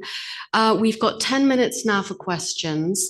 We'll start with Professor Lamond. I'd like to take the opportunity to ask, if I may, are you there, Jessica? Yeah, thanks. Hi. Okay, so my question is, why do you think it was permitted for these items to be melted down? I'm really struck by that because, and I'm contrasting it with the inscription that I've written about in the Amphiarion from the Hellenistic period, where it is very specifically only damaged pieces that are allowed to be melted down. There is a real concern not to melt down things that are in good shape, and for obvious reasons we can imagine, of preserving the votives and increasing trust of dedicants. So I was wondering if you had any thoughts as to why it was permissible to have these melted down and how it would impact later pilgrims who might be concerned that their pieces could be sort of destroyed quite soon. Thank you. Yeah, thanks. One, I would say that this procedure, this katharesis cleaning up procedure, is actually attested elsewhere, and we know it primarily in Athens because of the democratic penchant for accountability. That means that I think there were, as you point out, concerns about taking the gods' property, melting them down, creating something new. But they had a great solution for it, which was this entire process of gathering everything up. On the stele that I showed, they inscribe the name of every single dedicator, of every single tupos, the weight of the tupoi that were melted down, and they record that on stone to kind of stand in for the dedications that have now entered this new form, this silver oinakue. And so I think the silver oinakue functioned in tandem with the stele that preserved every single dedicant and every object that was recycled into a new one. And as I mentioned, there's not only Callistian, but there are several other individuals whose dedications weren't even collectively grouped. They were spelled out one by one and repeated such that you can see, oh, this guy, Callistian, he made 9 dedications, and 9 of his dedications are now part of this work. So we do know in other sanctuaries that this was a problem, right? Votive objects accumulated. The architecton must have been pulling his hair out with all of these votives. So we know in Corinth at the Asclepieion there, for example, that all of the anatomical votives of ceramic had to be buried in big pits to clean out the sanctuary. So I think this cleaning out of sanctuaries was actually a very pragmatic, routine thing that cults had to deal with. But it's in this very interesting context in Athens in the 3rd century, and then again in the next century, that we can see how they had to contact the boule. The priest was involved in this. Witnesses were appointed either from the Council of the Areopagus or the broader boule to oversee that this was all proceeding properly. And so I think you're right. There must have been great concerns about the religiosity of what was happening. But they knew that, and they kind of covered their bases by these elaborate procedures that thankfully, because of the epigraphic record in Athens, we can see in fine-grained detail. Questions? Further questions?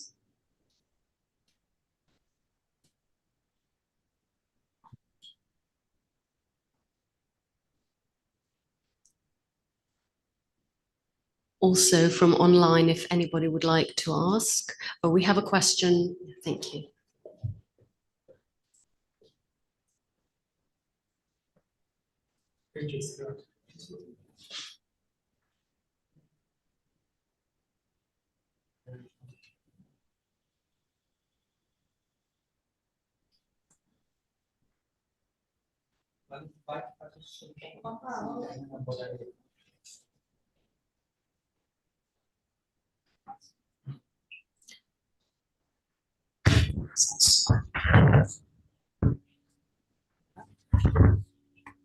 Hey Jessica, your neighbour from Rhode Island, Graham Oliver.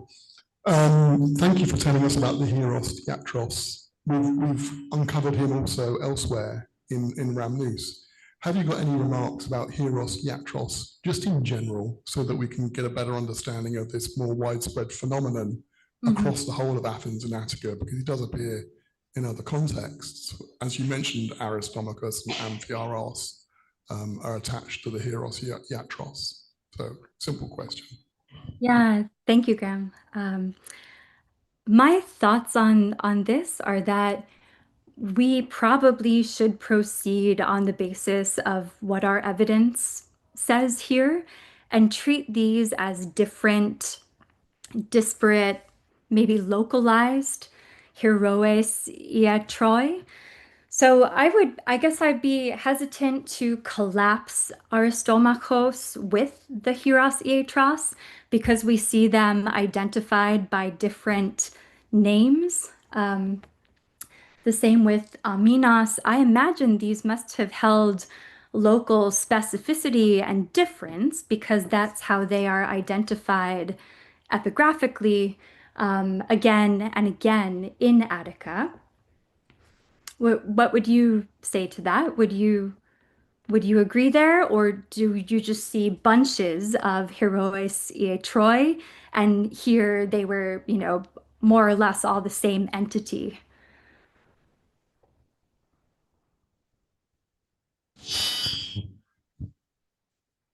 Yeah, I just think there's a trend, obviously, with Hieros Iatros. The dating might be different in different places. But yeah, I agree with you. I think we need to take them one by one locally, but we have several appearing. But that might just be aligned with the appearance of Asclepius or Amphiarios or other healing identities religiously. Thanks. That's how I was. I think we need to move on to the questions for the second paper. Sorry, do you want to come in? No, that's okay. Okay, so Professor Gorlinsky, may I again just take the opportunity to ask one question? I'm thinking about this loom weight in use, if it was in use in a domestic context, perhaps prior to dedication, or or leaving aside the dedication aspect. So it's being given an identity, and it's in the nominative, as you've said. I'm very interested in that. And it seems to me it's in contrast to those faces that you showed us, which are all identical. This is a Heracles. I mean, there might have been another deity or hero, hanging next to Heracles. And this idea of the use, where was it important that a certain loom weight had, could be immediately identified as different to another one? Does it suggest that was important in the usage? And also, could the story of Heracles spinning wool, which is obviously negative, let's say, or sort of loaded in the myth, could it actually be being used in a positive kind of way or in a humorous way, that this is associating him with a textile production? Thank you. Yeah, thanks. Everyone always asks me about Omphale. Can you hear me? Yeah, okay. Yeah, everyone always asks about Omphale when I talk about this. And part of the problem is that the story as we know it later, it's really hard to push it back far enough to be sure about how the 5th century Athenians would have been thinking about that story. But in addition to that, possibly being positive or at least humorous, there's also a story of Heracles's dog finding red dye. So there are actually a few weird random connections of Heracles elsewhere. And as far as its use as possibly a set, it's really hard to tell, even with the Jayla material, if someone's loom would have all the Medusa faces or just, just one or two, because we have so few identifiable sets here. And that was one thing that bothered me too, is the idea of like, well, what happens when you decide to take this weight off the loom? But we have better evidence now from Contra Agnesi in Sicily, which is roughly contemporary, that shows people, they do have a set of weights and they're of different time periods. So it's clear, like you could have an heirloom loom weight on there right next to something else, or as something would break and move. So that doesn't quite answer your question about making it special or choosing that one, or what it would look like if it were on the loom that way. But we are getting better evidence of like how this would work practically, to make that choice and what that means for the loom, the weights left behind. Yeah.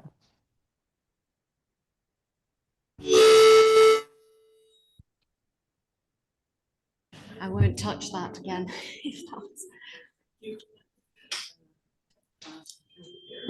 Okay. I would like to offer some piece of evidence for the iconography of Hercules as awarding the evil deity from the 4th century. I know the Macedonian finds. I have published some of them, but I'm sure there is a small group of seals, glass seals, where the hero appears fighting the lion, which is standing upright. And these have been interpreted like this. I myself have published the whole group of pendants, glass pendants, with the face you showed us on the ceramic finds, only in much better detail, I might say. And And they are worn by, you know, we find them in graves of the 4th century, around the middle of the 4th century. And if I take it a bit further, the handles of the so-called the Reni crater are decorated with such medallions. And these medallions have been reproduced in clay on the volute handles of the volute craters of the Athenian volute craters in pottery. So maybe this is an indirect reference to Iraklis Alexikakos. Thank you. Yeah, thank you. I knew about some of the gems, but I hadn't made that connection to pottery. I appreciate that. Thank you.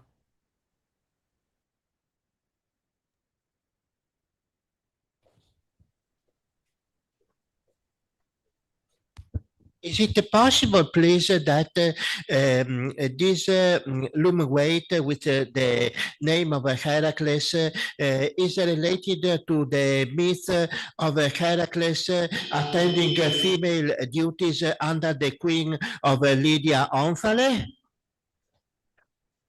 Oh, yeah. So it's possible. I have looked into that.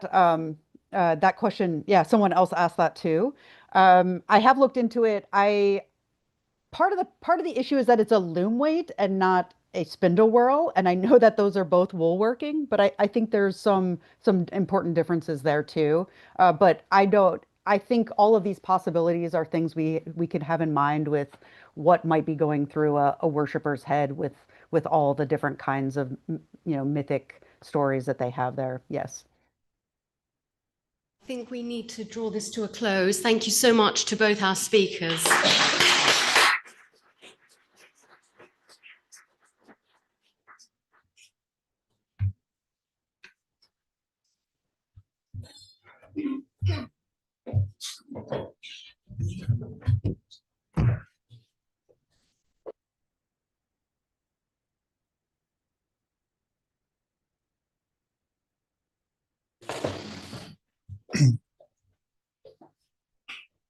It's last but not least, perhaps save the best till last. We think of Attica and Athens and religion, and we think of inscriptions. We should think of Kevin Clinton.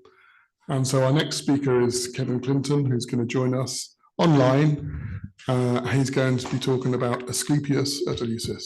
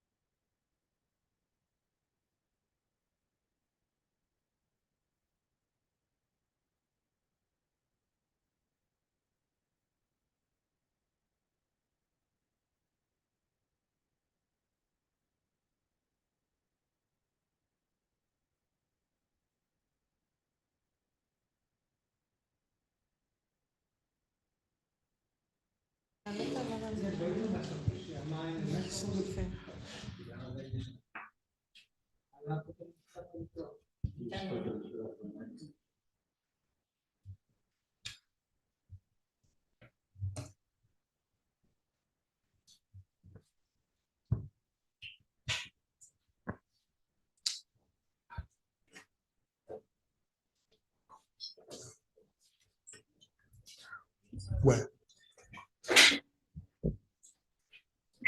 Kevin, can you hear us? This is Athens calling.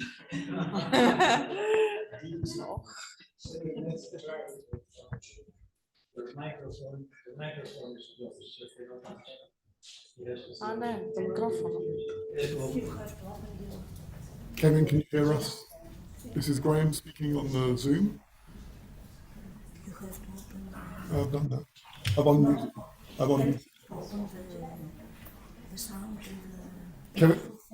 Kevin, you need to unmute yourself and put the video on if you can hear us.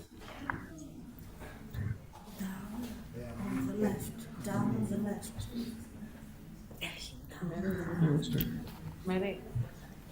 The lower left of your screen, Kevin, to unmute.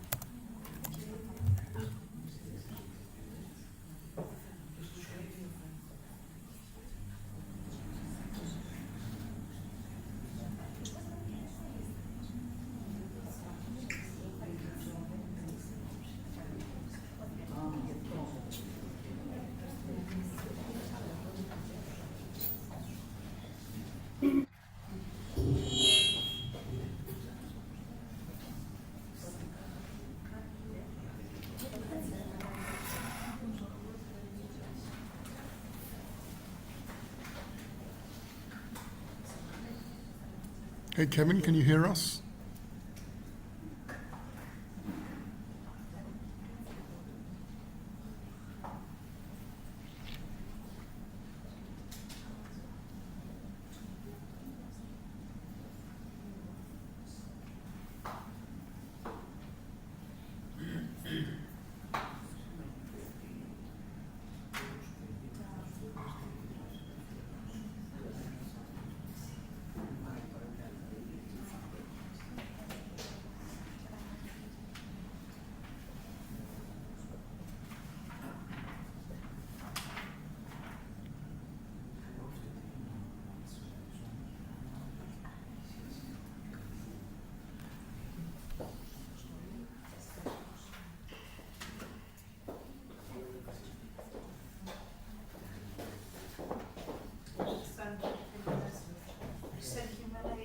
Mm.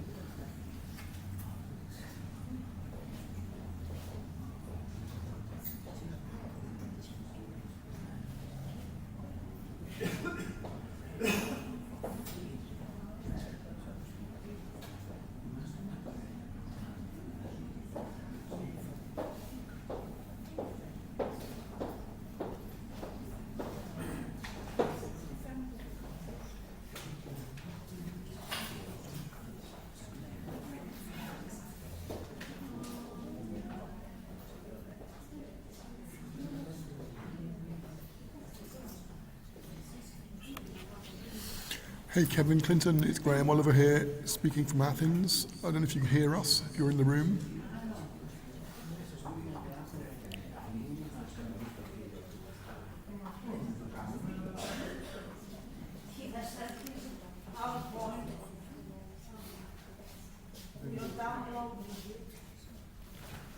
Kevin, we've just received your PowerPoint and it's being downloaded now, so just give us a few minutes.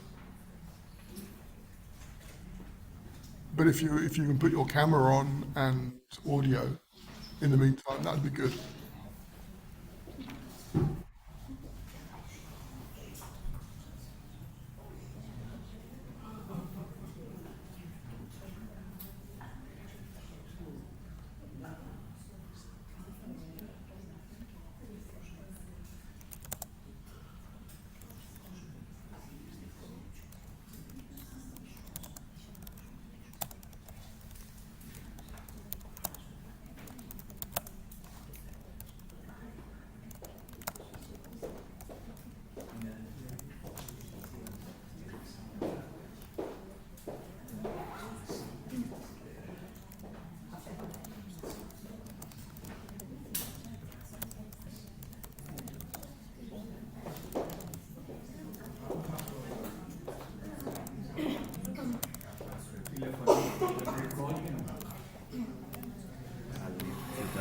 PowerPoint of his.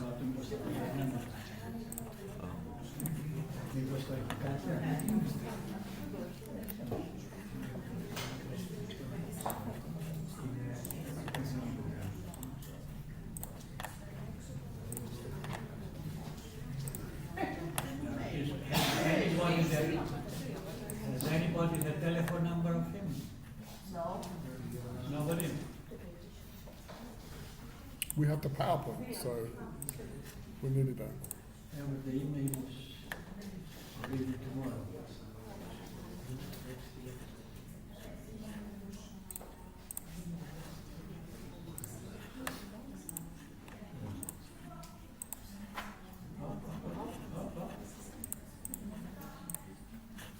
So here's the PowerPoint, if that works.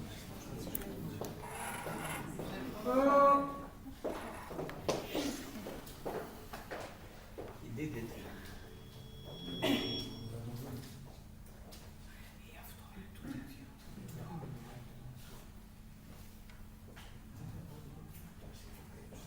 I hit escape to Can you come back so we can see the speakers, please?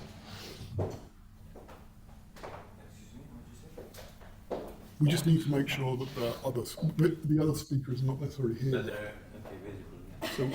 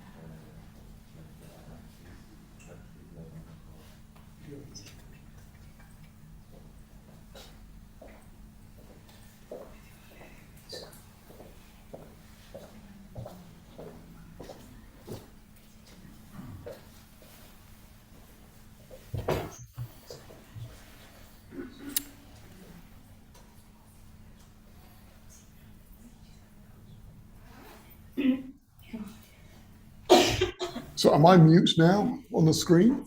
You're not muted.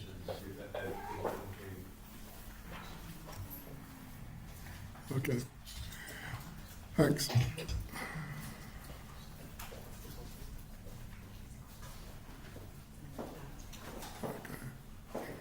Kevin, I don't know if you can hear us. This is Athens. We have your PowerPoint up and we're just waiting for you to appear.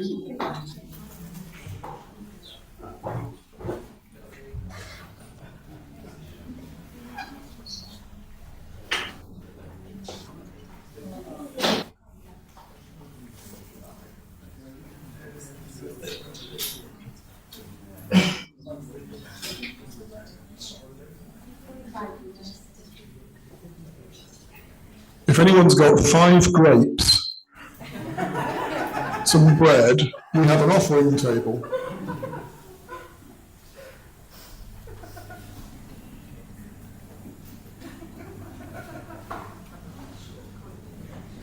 There's a click on Dave Kevin unmuted the microphone, but we cannot see more.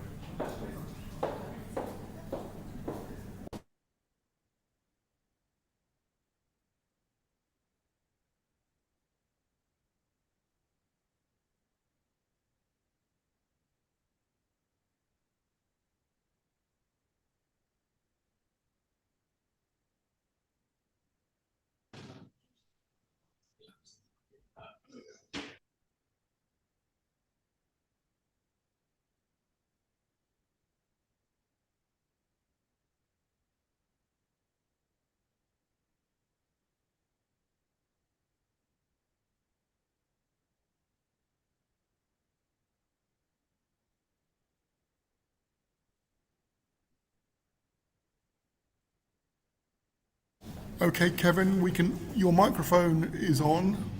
So your microphone is on, I think, and you can speak. And it's over to you, Kevin, if you can hear us.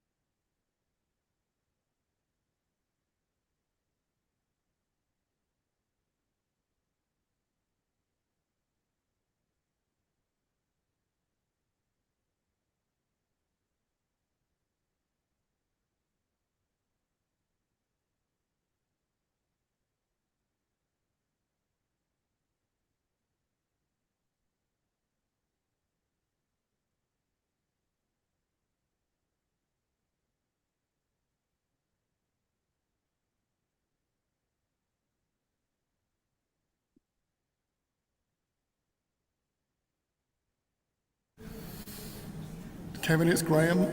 I'm hosting the session. If you can start your talk, that'd be great.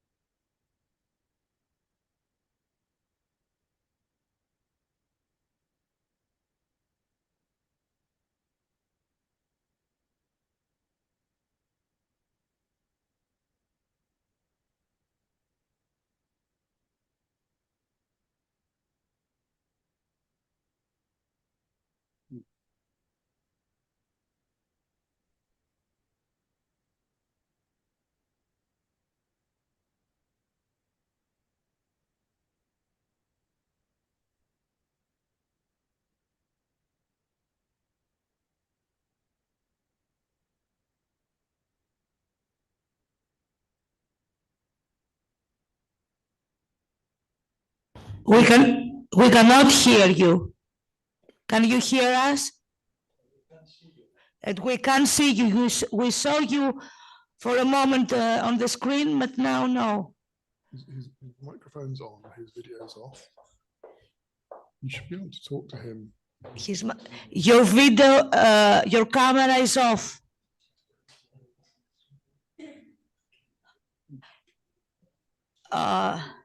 You have to be connected to the Zoom through your microphone and cam and video. Can you get out and get into again, saying use the microphone of your computer and camera? The audio is working. The audio is working, your video is not. We can't hear him. I don't know if you can hear me. No.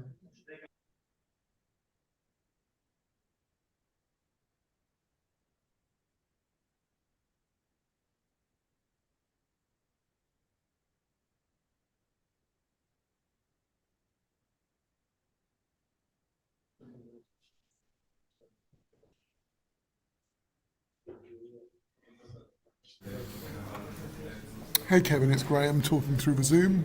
We're having technical problems, obviously. We're not sure whether it's your end. Your microphone is off, your microphone is on, your camera is off. Your PowerPoint is showing here. We've loaded that up.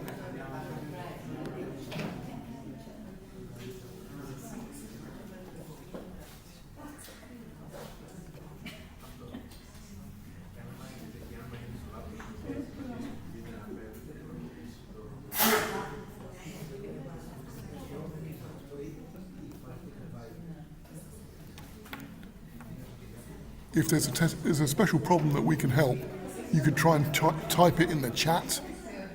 We can see the chat here if you want to use that to send a message this end. If you can identify what the problem is, maybe someone here can help.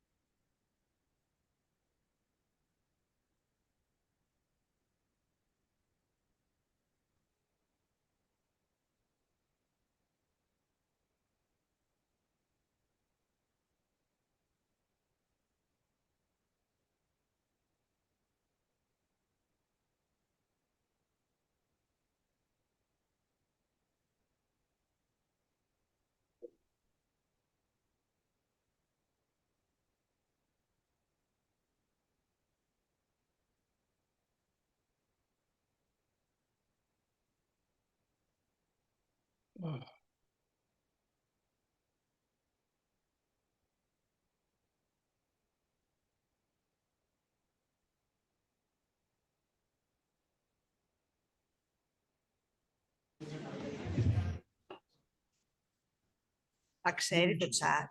The question that you asked? Yes. You're going to be the first question. You answer that question. For the... Because we're going to have the... Because we need to try and bring things together. I just propose to do it while doing the web reception because it's very, yeah, it was a question for update. Yeah. This, you know, we need to have a conversation. Yeah. We have two topics. That's what he said. But whilst kept it. Okay. I've written it down. Yeah? I wrote it down earlier on. So I wrote it down I remember somewhere. the question. Yeah, I do too. I forget where it is. They're in yellow, the questions. And so, It's okay. What am I waiting? To see what here? Just in case he comes up, you know, just Okay, yes. so Because of the... he might be on the chat, but just to check on the participants.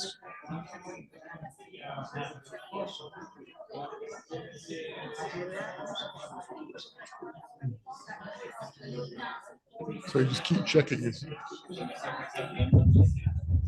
Okay. Excuse me.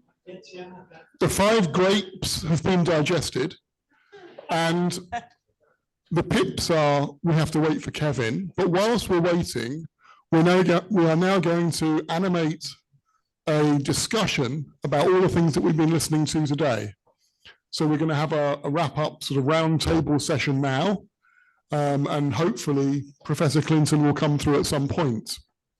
So not to waste too much time while we've got so much healing going on in the room.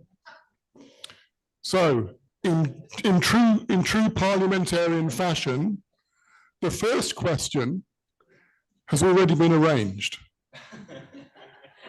And I now invite Luigi to ask the first question to get our discussion going. It's a big question. And when we've tired of that one, we'll move on. Luigi.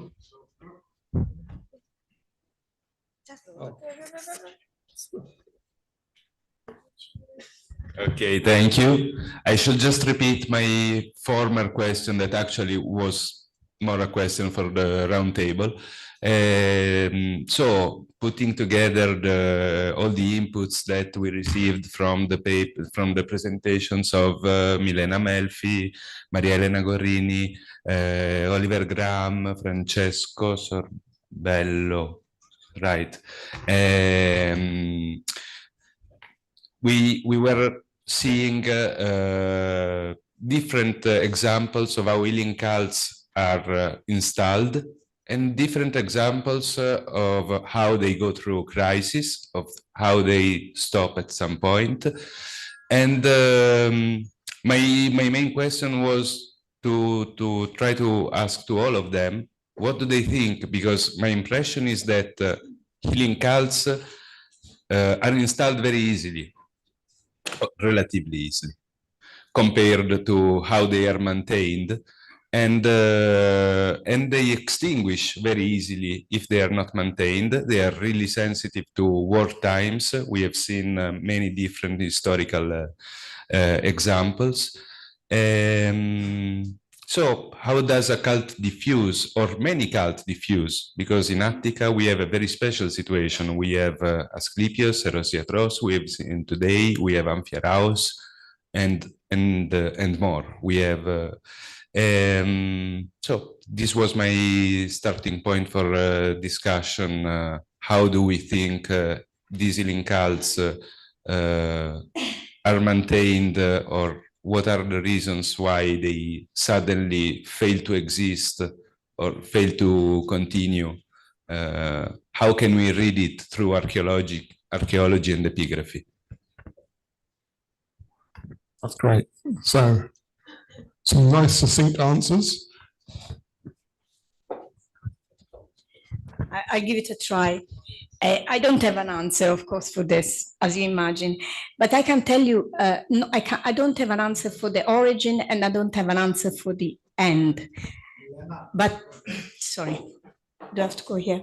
Okay, I don't have an answer for the beginning or for the end, but the maintenance, I think, is a very important point, and I think it came very clear also from what we've said today. So this is something I've been researching recently and so on. The point is that I think the Asclepieion in itself, not the other healing cults, but an Asclepieion is a special place because it's a place where, as Alexia was mentioning before, disabled people, people with very serious health issues, various social classes together, from kings to slaves to heterae and so on, all converge together. So it has to be, first of all, a protected place, a place which is safe, where you can leave people who are weak and disabled.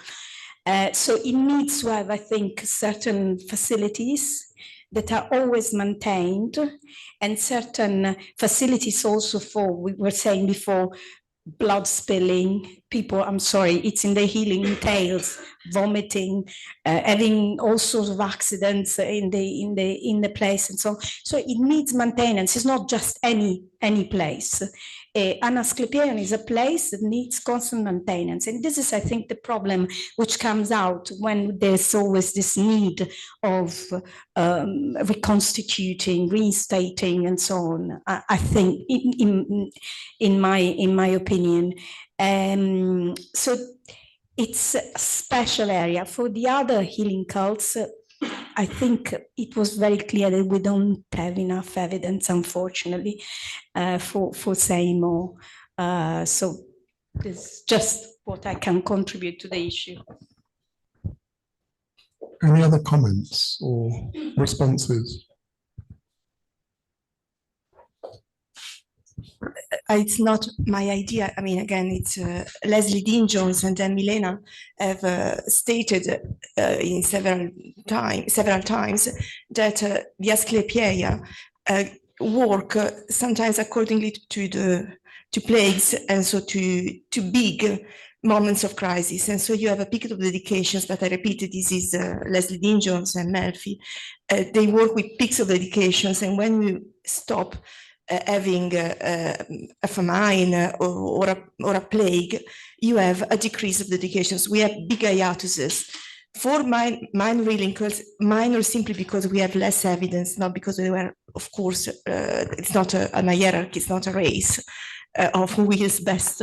Amphiaraos is a special case, Amphiaraos Atoropos, because it does emulate very, very close by Asclepius. The other ones, in terms of space and in terms of time, are definitely, in this case, minor because the space is limited.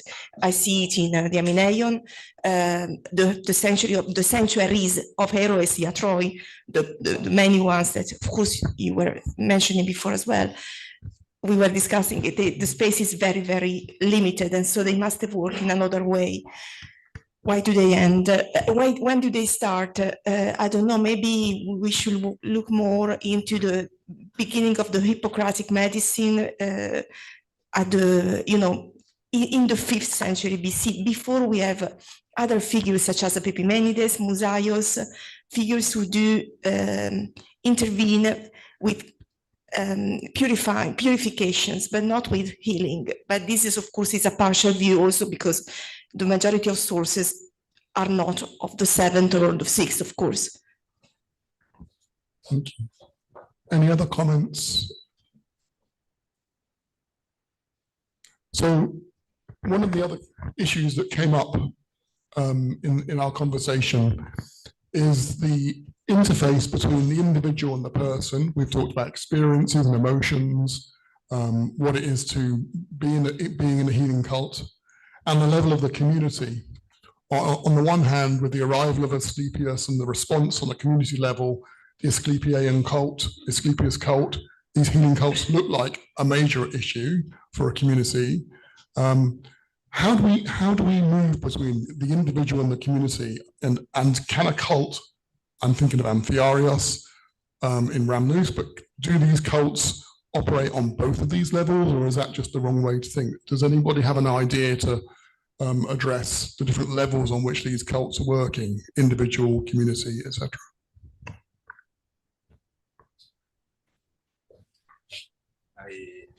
I don't have ideas, but what I can tell from my limited, of course, compared to others here, experience in studying the cult of Asclepius or Amphiaraos, or even their evolution into Christian times. So the healing cults, the therapy and the cultic approach to therapy. I don't feel at ease with this very classic distinction that we keep doing between personal religion and first polis religion, or in general community religion, because for sure there is. I mean, we need it to explain to ourselves the difference between some cult practiced in households and at shrines, for sure. But in the case of healing cults, maybe it's because of the distortion. You know, everyone chooses a lens and tries to read it through this lens. My accent on performance, performativity, maybe makes it more difficult for me to perceive other or interpret other evidence in a more balanced way. But I struggle to cope with this difference projected onto antiquity. So that's, I don't have an answer, just a more problematic issue with this. So these things are multivalent simultaneously, maybe. Maybe.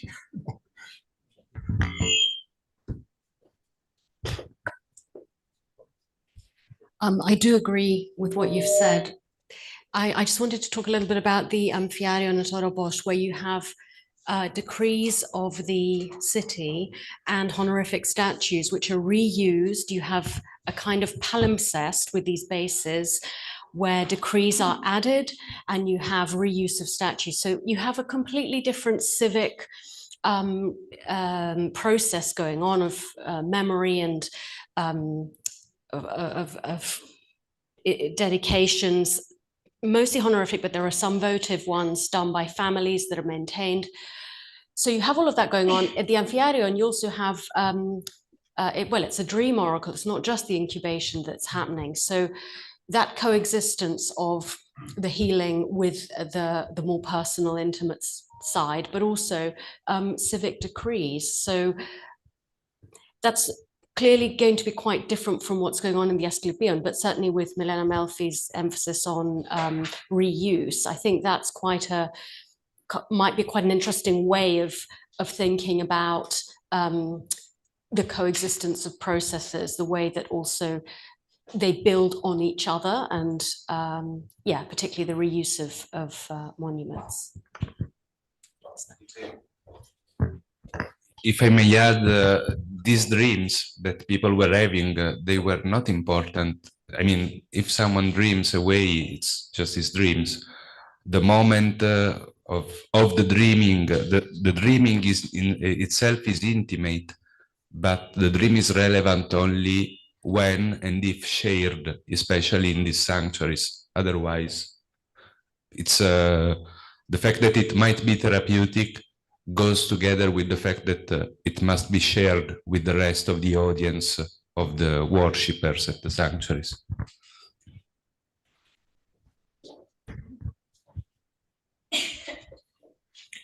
Does anybody have a question they want to raise, a general issue they want to raise?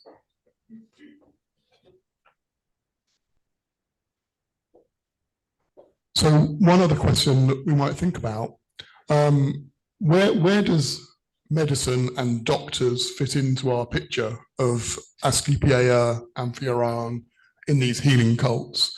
We have a lot of studies, Sam Amar and these other people who've done work on public doctors. Public doctors are often receiving honorary decrees. we see them being set up in the Asclepieion in Athens, for instance. I'm thinking a little bit about areas that we haven't really looked at much during the day here, and that's one of the issues. Does anybody think that's something that we could discuss, or the editors of the publication might want, or something like this?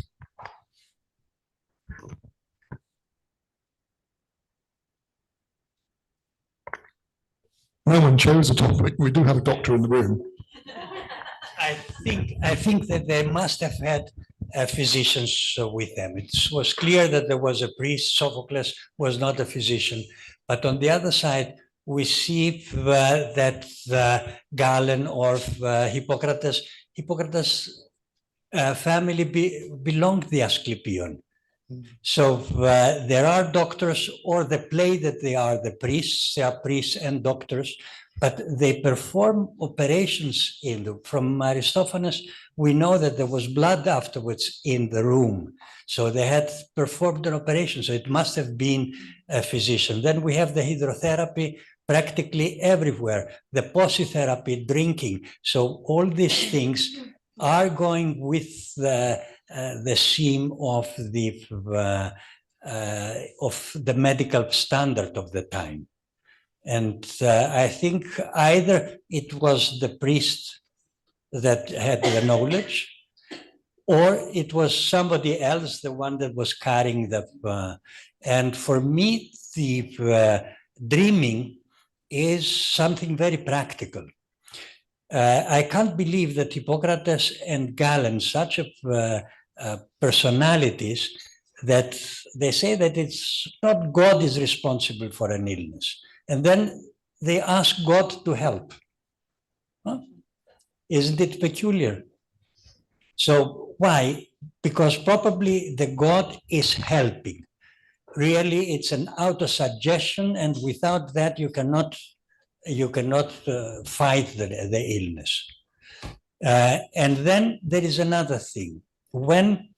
It's really a lie that they go there and they tell them the God will come and it is the physician or the priest. Why do they do that? And especially Hippocrates or Galen. And I believe because they couldn't have a clear diagnosis and a clear therapy. And it was very, very long. I made a study in Zurich for all the patients that died in the first day that came into the hospital. We had 500 patients and the correct diagnosis was at the university hospital, 60% on the first day. So probably their probability to have a right diagnosis was much smaller. Now, why the God? Because when it didn't work, the therapy, that then they could say, oh, the God could not have a mistake. Go and sleep again. And they would use a second therapy or a third one. And they use the auto-suggestion because this is strong, and they have the possibility of retelling to the patient what to do. I think there was practically not in the small Asclepia, probably not. Probably there it was a Quaker, a priest that had some iatrosophia that would apply. But in the big ones, they had the proper medicine, I think.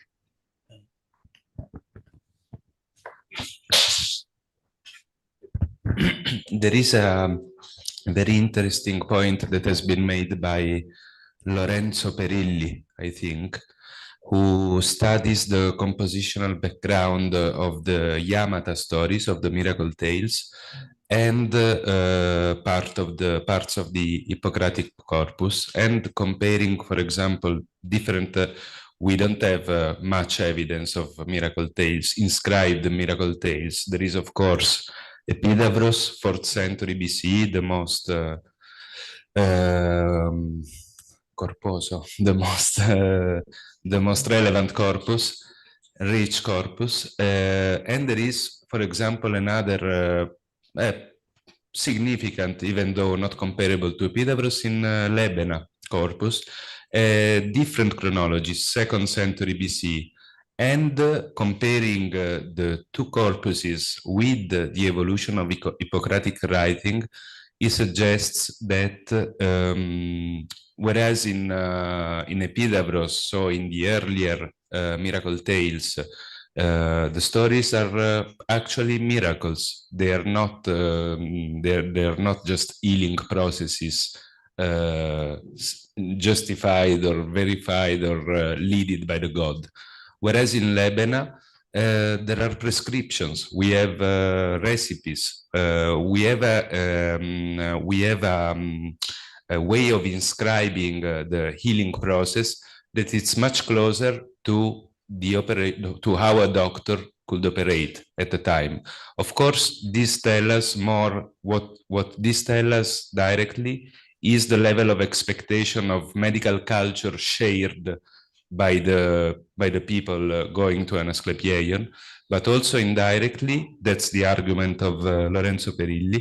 It tells us that also based on evidence such as the famous story of Hippocrates.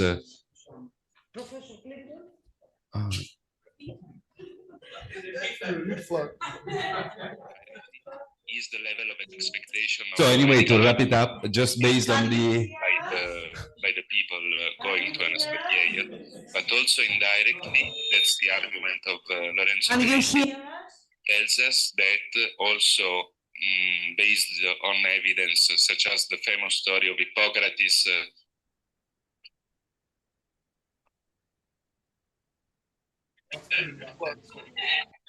You must do, because that's coming back from the States. So anyway, to wrap it up, just based on the... Yeah.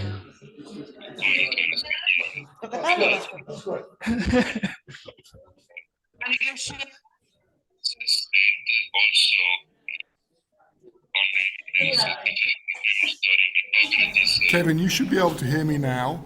We're in the room. Can you put your thumb up if you can hear me?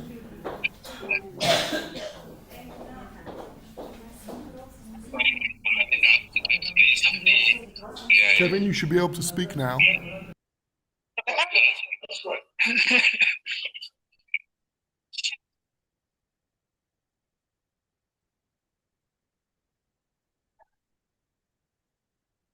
Kevin, you should be able to hear me now.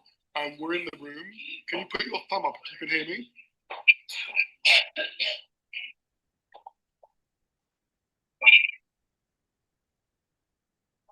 Kevin, you should be able to speak now.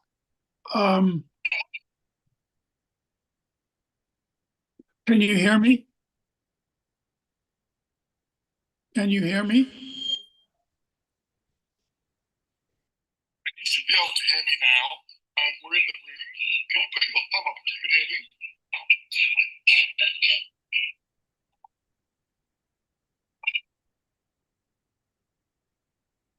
You should be able to speak now.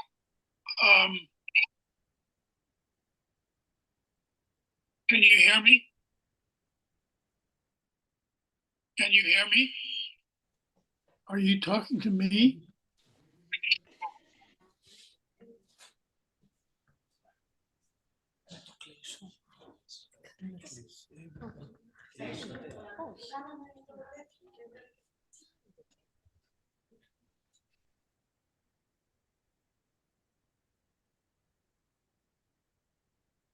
Are you talking to me, Kevin? Can you hear me? Are you talking to me?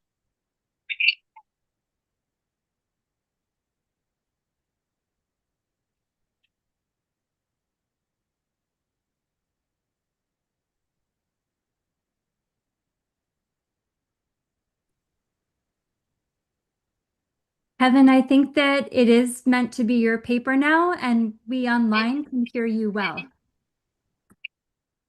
Can you hear me? Okay, let's give it a try then. I was told it was going to be, yeah, half an hour from now. Kevin, I think that it is meant to be your paper now, and we online can hear you well. Okay, well, I'm trying to find, okay, let's give it a try I was told it was going to be, yeah, half an hour from now. Evan, I think that it is meant to I be. am trying to get my slides on the screen,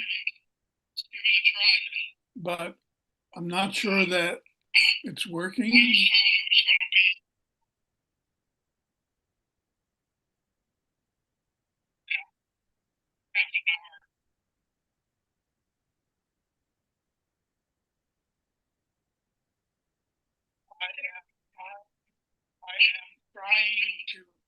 I am trying to get my slides on the screen,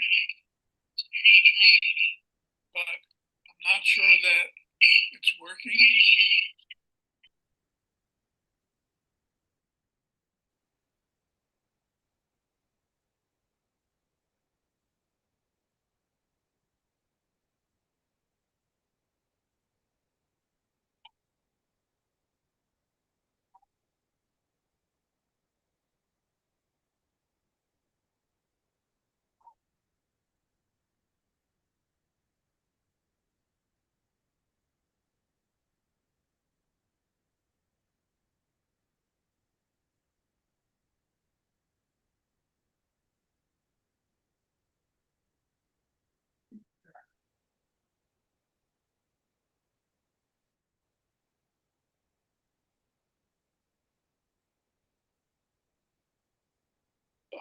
Can you see this slide?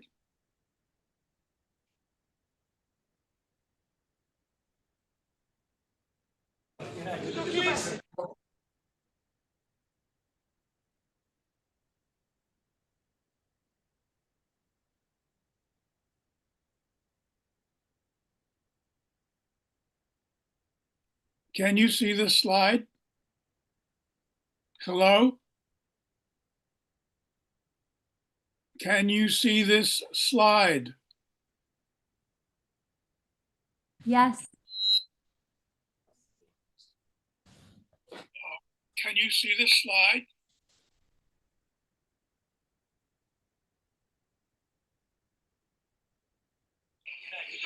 The story of Eleusis, the story of Asclepius at Eleusis begins in Athens.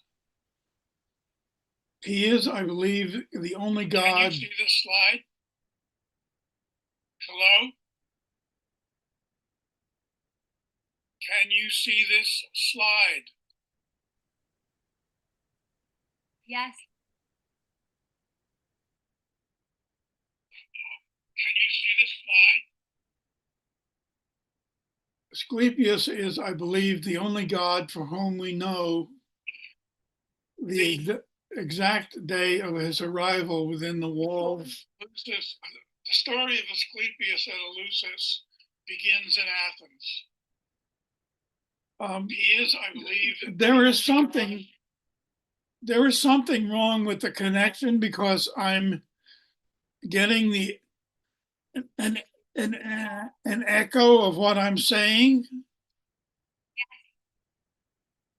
There is something wrong with the connection. I can't go on listening to myself a few seconds later. We know the exact day of his arrival within the walls. The story of Asclepius at Eleusis begins in Athens. Hi, Ken. It's Graham here. You need to turn off your YouTube. Your YouTube is still feeding through, so you're hearing yourself twice. So if you turn off the YouTube tab that you've been using for the streaming and just leave the Zoom on. I can't go on. That's why you're hearing us twice. Myself a few seconds later. Exact day of his arrival within the walls. Oh, man.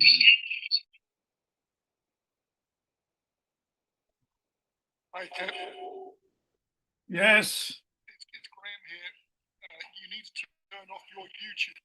Okay, I'm trying to do that. is still feeding through, so you're hearing yourself twice. If you turn off the YouTube tab, I'm trying to do that. and just leave the Zoom on. That's why you're hearing us twice.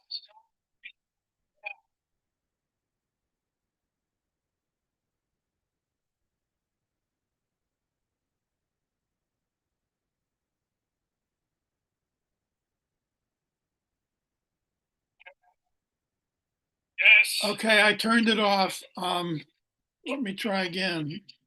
Okay, I'm trying to do that.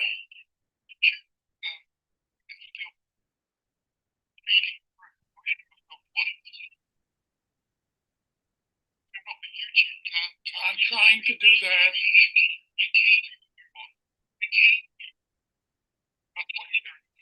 that. The YouTube is off.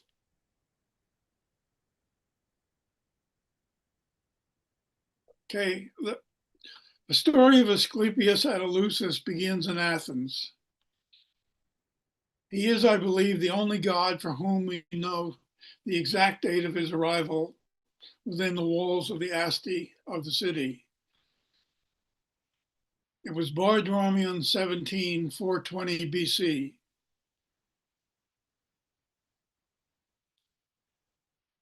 The goddess Tuke kindly provided that his arrival would be reasonably well attested epigraphically. The day of the month, Boedromion 17, the third day of the festival of the Mysteria, which started on Boedromion 15, was given to us by Philostratus, narrating an event early in the 3rd century AD. Now it was the day of the Epidoria. At the Epidoria, after the announcement, the prorasis, and the ritual hither the victims on Boedromion 16, it is customary for the Athenians, even now, to pre-initiate Muain at a second sacrifice.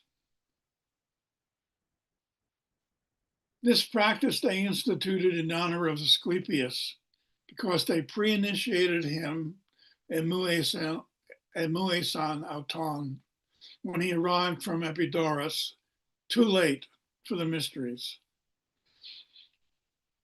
This, of course, had to be a pre-initiation, muesis, as the initiation proper took place in the Telesterion several days later, on the 21st. We learn the year of the arrival of Asclepius, 420 BC, from a chronicle on stone, perhaps the most important inscription ever found in the sanctuary of Asclepius, inscribed by a man named Telemachus, who established a sanctuary on the south slope of the Acropolis.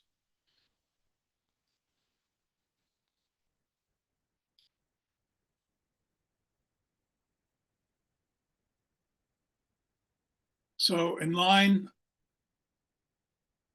9, we learned about the journey of Asclepius from Zea to the Eleusinian.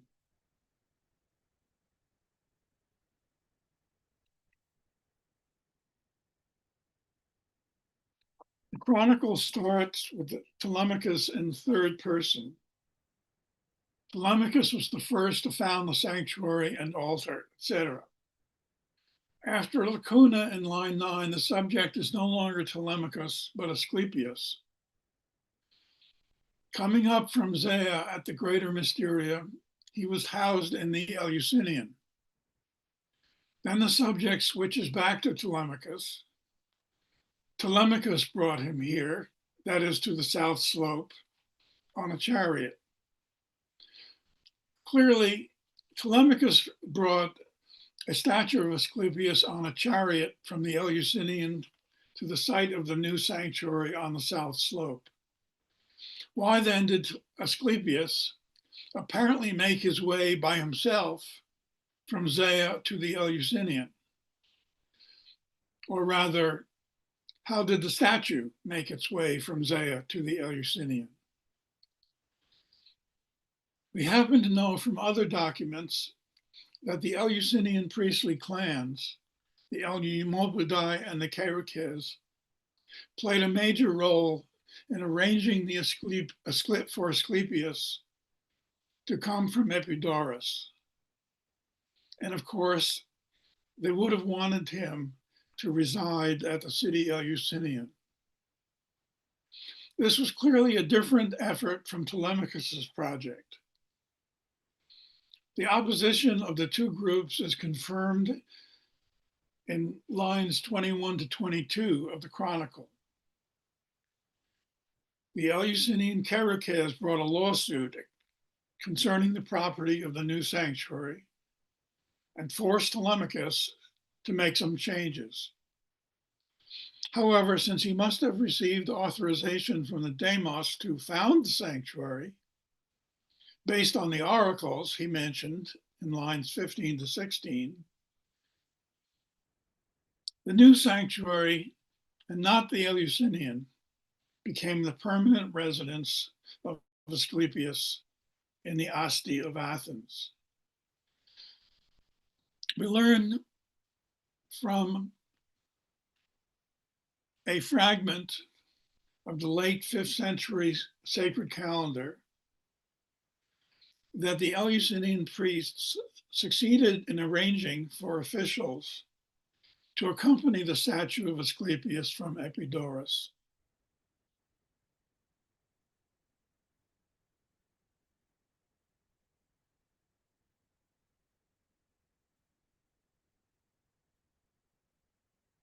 The festival is mentioned in line 5 as a date. And we see after the name of the festival, large reimbursements were given to the priestess of Demeter at Eleusis and to 4 hieromnemones, their servants, and 1 or more furoi. The hieromnemones and the furoi are Epidaurian officials, not Athenian.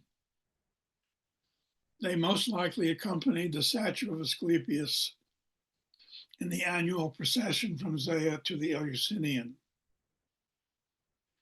Thus, this law, inscribed sometime in the period 410 to 405, was recording an annual commemoration of the original arrival of Asclepius in Attica. It was customary for a high-ranking foreign visitor to a Greek city to receive a formal reception, either at the city gates or at a boundary of the city's territory. And citizens would turn out en masse to greet the esteemed visitor. This naturally happened also for Asclepius. In his case, the official welcomer was Sophocles, according to a notice in Etymologium Magnum. Socrates, quote, received Hopodexitor, Asclepius, in his house, and for this reason, therefore, was called receiver, Dexion, consistent with a couple of references in Plutarch to the reception. Sophocles' home may have been near a city gate. At the reception, the great poet composed and presumably sang a paean in honor of Asclepius. It was still being sung in the early 3rd century AD, when a text of it was inscribed on the Serapean monument, part of which was discovered in the Agora excavations. This reception, which Telemachus did not mention, must have taken place as the statue was on its way to the Eleusinian. It was at the Eleusinian that the muesis, or pre-initiation of Asclepius, which Philostratus told us took place on this day, would have been performed. According to a law of around 460 BC, a person's muesis had to take place either at Eleusis in the outer court of the sanctuary or at the city Eleusinian. After undergoing the muesis, which was a purification ceremony, during which the candidate was veiled, the candidate then became officially a mustes, hence the name mustes, blinded. The Lovatelli urn gives us an idea of the ceremony which occurred, which was imitated in mystery cults in Italy. Sometime before the third quarter of the 4th century, we learned from the Aristotelian Athenaia Politea that the procession from Zea, which escorted Asclepius to the Eleusinian, is now being administered by the Archon.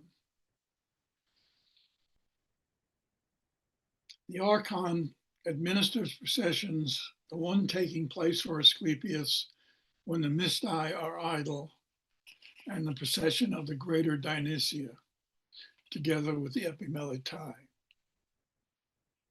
Thus, the procession for Asclepius was no longer being administered by the clan of the Eumolpida.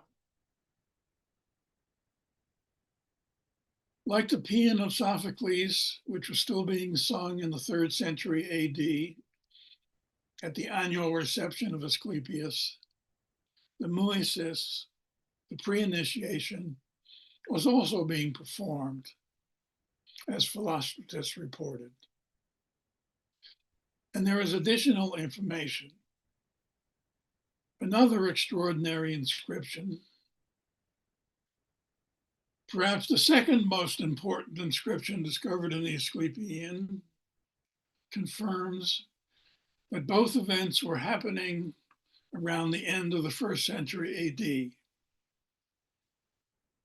The dedicator, Demetrius, son of Chares of Gargatos, was probably a priest of Asclepius Soter for life. According to his relatives, whose dates are known, he held this priesthood around the end of the 1st century. The editor,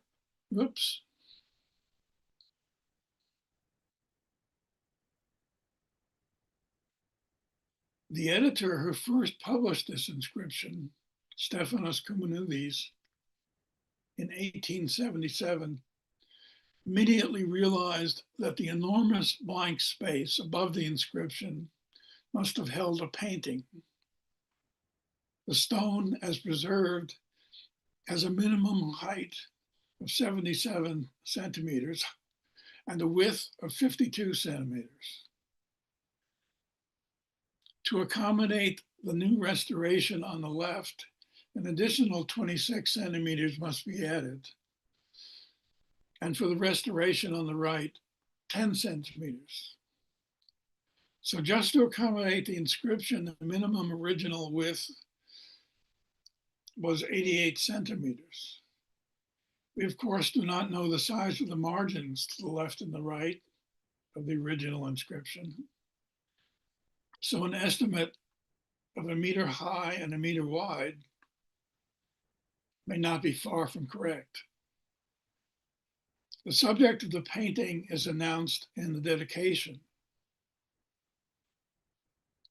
The subjects were the reception and muesis of Asclepius, presumably in paint on separate levels. The reception would have included Asclepius and Dexion, the receiver, on one level, the muesis of Asclepius, his head covered with a veil, in the company of an officiating Eleusinian priest, as on the Lovatelli urn. Perhaps an examination of the surface of the stone by X-ray fluorescence at some point might reveal some of the original painting. The inscription tells us a bit more about the reception in Muesis. First, they involved an expense that was paid for by the priest of Asclepius for the reception, presumably in order to hire a singer of Sophocles' paean, plus incidentals, such as libations and sacrifice. There would be no charge for the muesis, which was carried out by a member of the Mompadaiokerikes, in this case, probably by the Hierophant or Dadukos. As a result of the muesis, Asclepius became a mustes. But a mustes could not be registered to participate in the main initiation without paying a fee, which in the 5th century was 5 obols for a male, 3 obols for a female. In the 1st century AD, probably several drachmas. In addition, a sacrifice was required. In the 4th century, the attested victim was a sheep, a ewe. This may be what Philostratus meant by a second sacrifice on this day. But we do know that there was a sacrifice in the city Asclepieion on this occasion as well. The priest of Asclepius would have paid the expense of the fee and the sacrifice to allow Asclepius to advance to the main initiation at Eleusis. And this presumably is what happened at every commemorative event. The second piece of information that this document provides is that the original inscription was erased, as you can see at the bottom of the marble block. This should mean that the monument was dedicated by a previous priest of Asclepius. Demetrius, the current priest, evidently wished it to be known that he is now paying the expense of the god's reception in Muesis, and therefore he had the original inscription erased. And so the god's statue would have been part of the great march of the Mistai, led by Iacchos to Eleusis on the 20th of Boedromia in 420 BC. At Eleusis, Asclepius would have completed his initiation in the Telesterion. And presumably, the commemorative events, the muesis in the city Eleusinian, the main initiation in the Telesterion, would have happened as commemorations.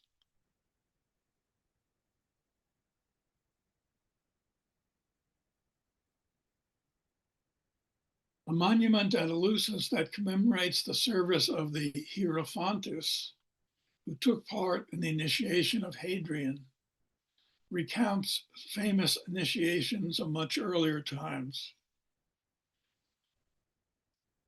She says, line 5, I did not initiate the sons of Lacedaemonian Leda, nor the one who invented, let's see if I can go back here.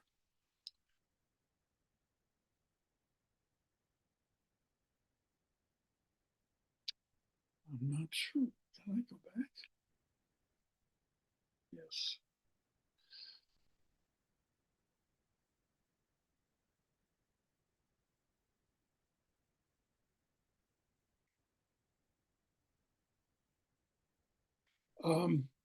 Nor the one who invented disease-stopping cures, nor the one who with toil accomplished 12 labors for Eurystheus, mighty Heracles.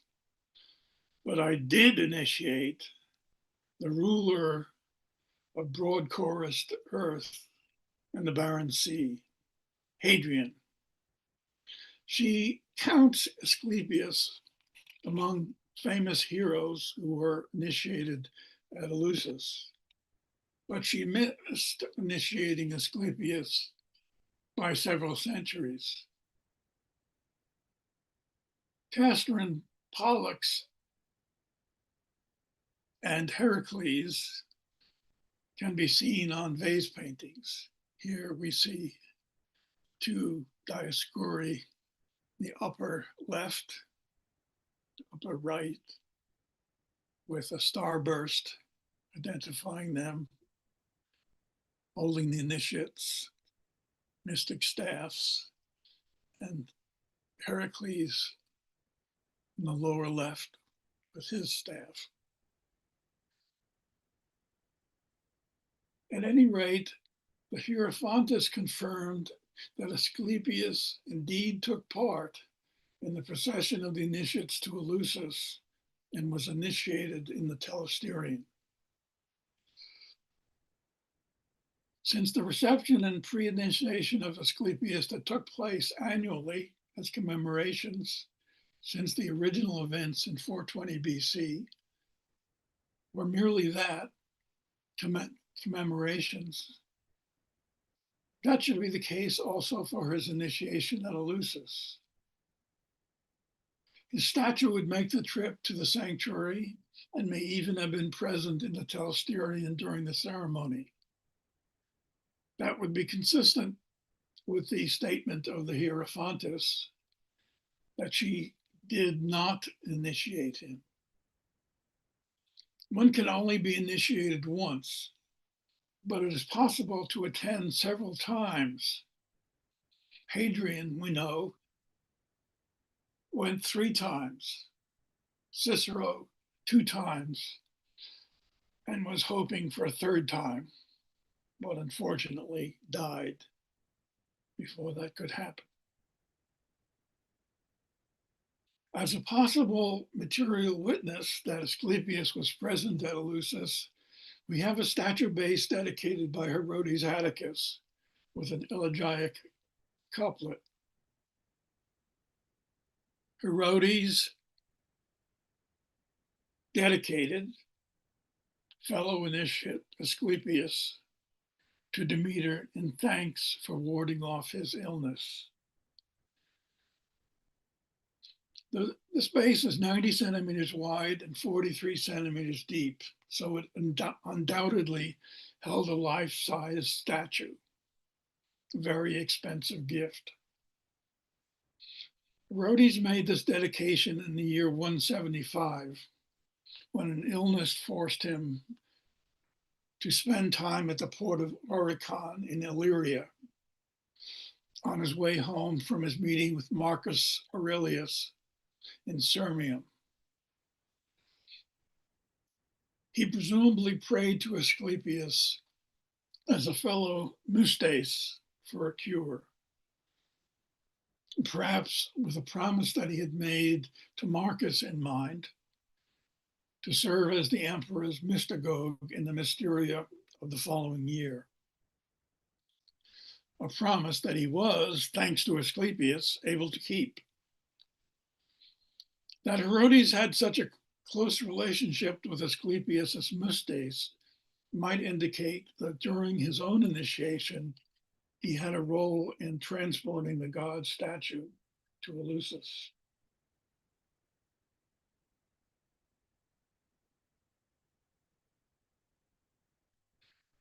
The Eleusis Museum happens to house a famous statue of Asclepius. It was created approximately in the 3rd quarter of the 4th century, perhaps even around the middle of the century. And it became the originator of a new type of Asclepius statue, the Eleusis type.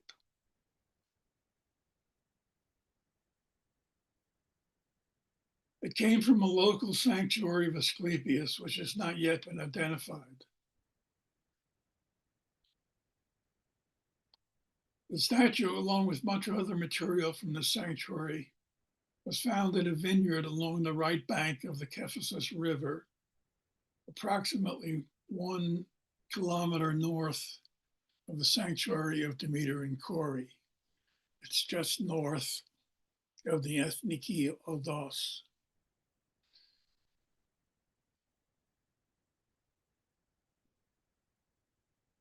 The sanctuary has not been found in the vineyard,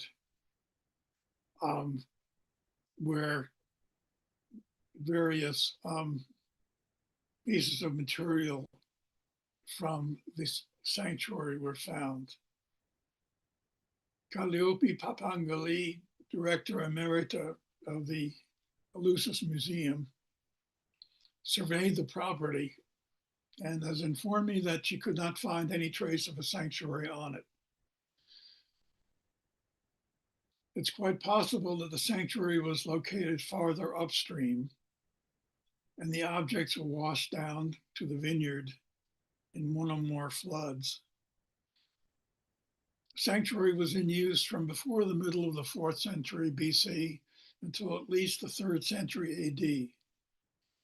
The earliest find, an inscription, must antedate the mid-4th century according to its text.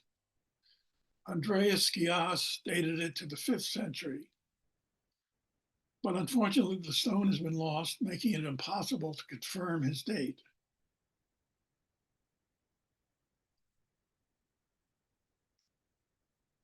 I'm sorry, this statue of Asclepius was dedicated by Epicrates, son of Pamphilus of the Deme Leuconoion.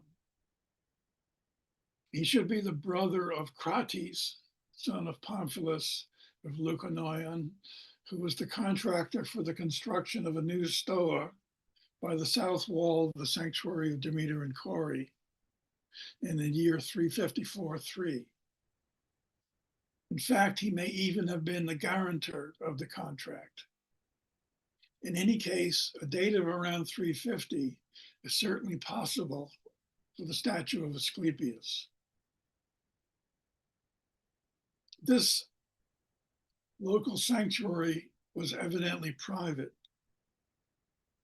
There is no indication in the records of the sanctuary of Demeter and Kore that it was administered by the state. According to a document recently published, it was evidently managed by a group of ergiones dedicated to Asclepius and Hygeia. And for a period, at least in the 3rd century, they allowed it to be used by Theosotai, devoted to Asclepius and Hygeia. Not surprisingly, as the family connection of the dedicator of the statue would lead us to expect, there were also unofficial connections with the sanctuary of Demeter and Kore. During the reign of Claudius, a Zacharias of Asclepius was the son of the current Hierophant. Discovery of this important Attic sanctuary of Asclepius should allow us to shed light on its precise relationship to the Eleusinian project of 420 BC to bring Asclepius to Athens and associate him closely with the Mysteria. To return to the sanctuary of Demeter and Kore, there is another prominent find that adds to the story of Asclepius at Eleusis. It's the statue of Antinous, the Bithynian, beloved friend of Hadrian, in the Eleusis Museum. In 1860, it was uncovered by Lenormant in an excavation inside and to the left of the Greater Propylaea, where it had been thrown into the stairs leading to the cistern.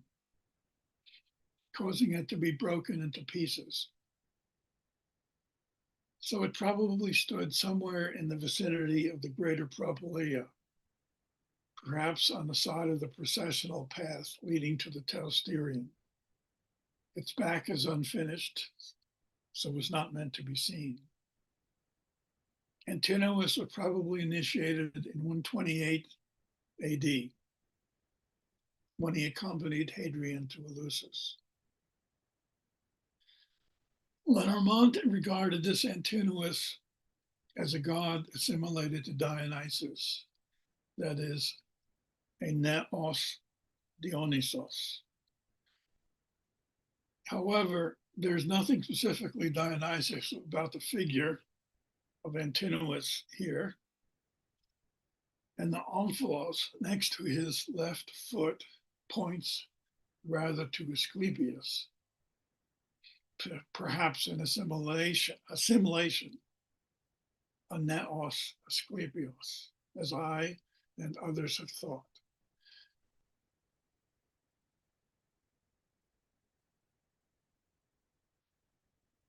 Oops.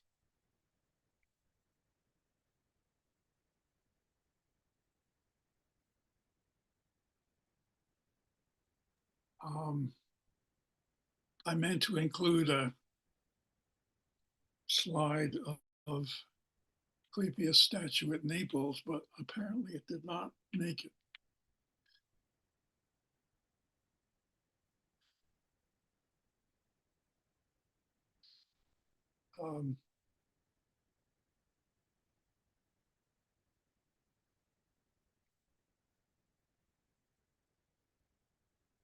Strange. There's also a relief from the Athenian, Asclepian showing Asclepius sitting on top of an omphalos, which apparently also, for some reason, did not get included among the slides.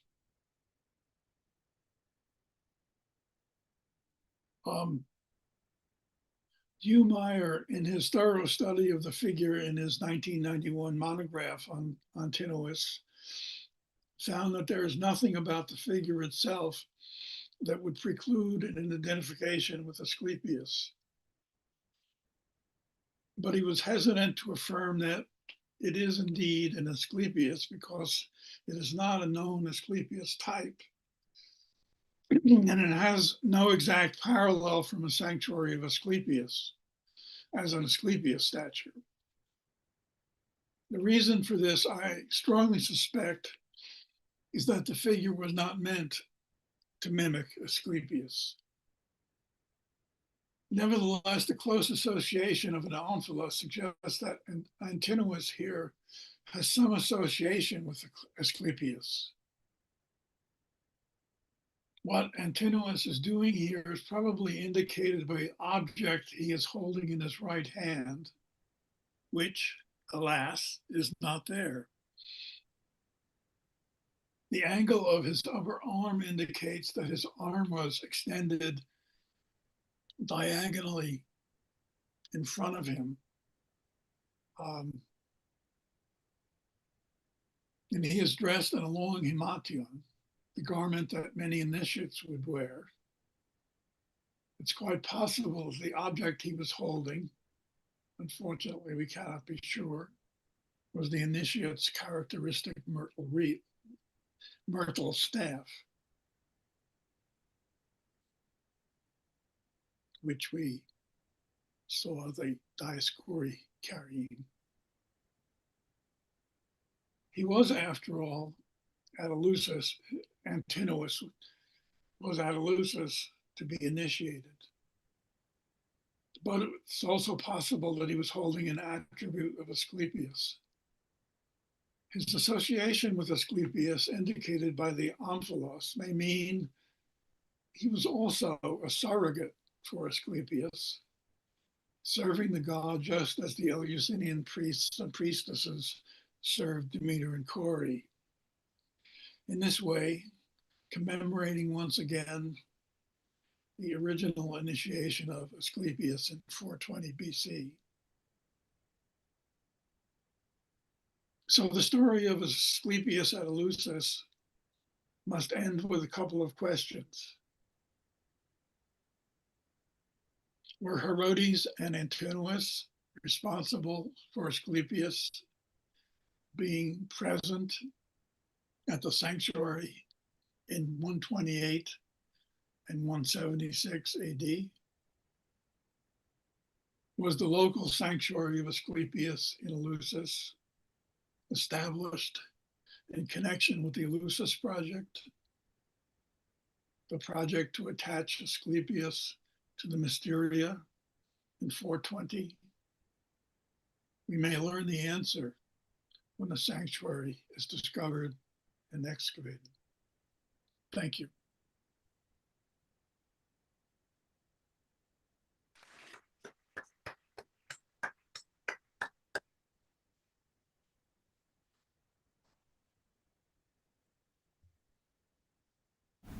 Thank you, Kevin.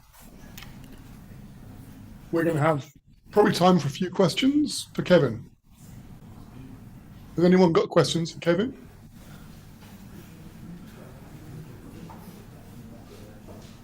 Jessica.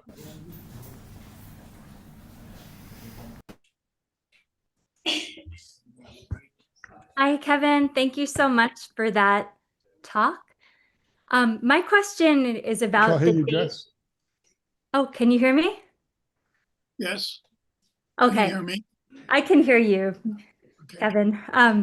My question, Kevin, is about the date of foundation and this bigger question of the mechanisms by which Asclepius gets to Eleusis and why and by whom. Those are my questions too. You mentioned this inscription that was dated by Skias to the 5th century.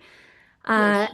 And I'm curious to hear your opinion on that. I know we don't have it anymore, but what is your read on it? And does it seem that early to you based on the transcription we have? No, the transcription can only indicate a date earlier than the mid-4th century because Omicron is used there for Omicron Upsilon. And that is the older Attic alphabet. And that particular feature goes out of style after the mid-4th century. Okay. Thank you. Sure.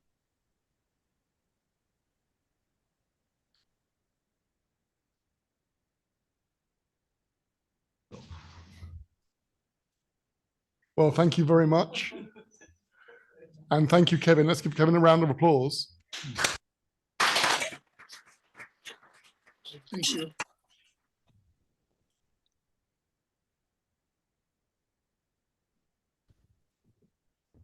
Okay. I have to thank everybody who came here today, our speakers, for their papers, that they were very, very interesting. I have to tell you that the whole conference will have proceedings of this. So we are going to have at least 6 months to prepare these proceedings, at least. And we hope that everybody will contribute to this work. But before this, I have to tell you that we're going to have an appendix with inscriptions for Asclepius, of the inscriptions that are in the Epigraphic Museum for Asclepius, Aegea, and all the other deities. So we're going to have an idea because Kevin Clinton talked to us about Stephanos Komanoudis, that he was the person the archaeologist and the secretary of the Archaeological Society who excavated Asclepius in 1876. And he published them immediately, 1876 and 1877. We have not to compare with what happens now because it's dramatical, but we have to think that there were some, we are here today because some people like him and others of that time were excavating and they were saving the inscriptions and all the antiquities, of course. But here we are Epigraphical Museum, so we talk about inscriptions. Thank you very much. And I hope that we will see you soon back in the Epigraphical Museum. Thank you very much.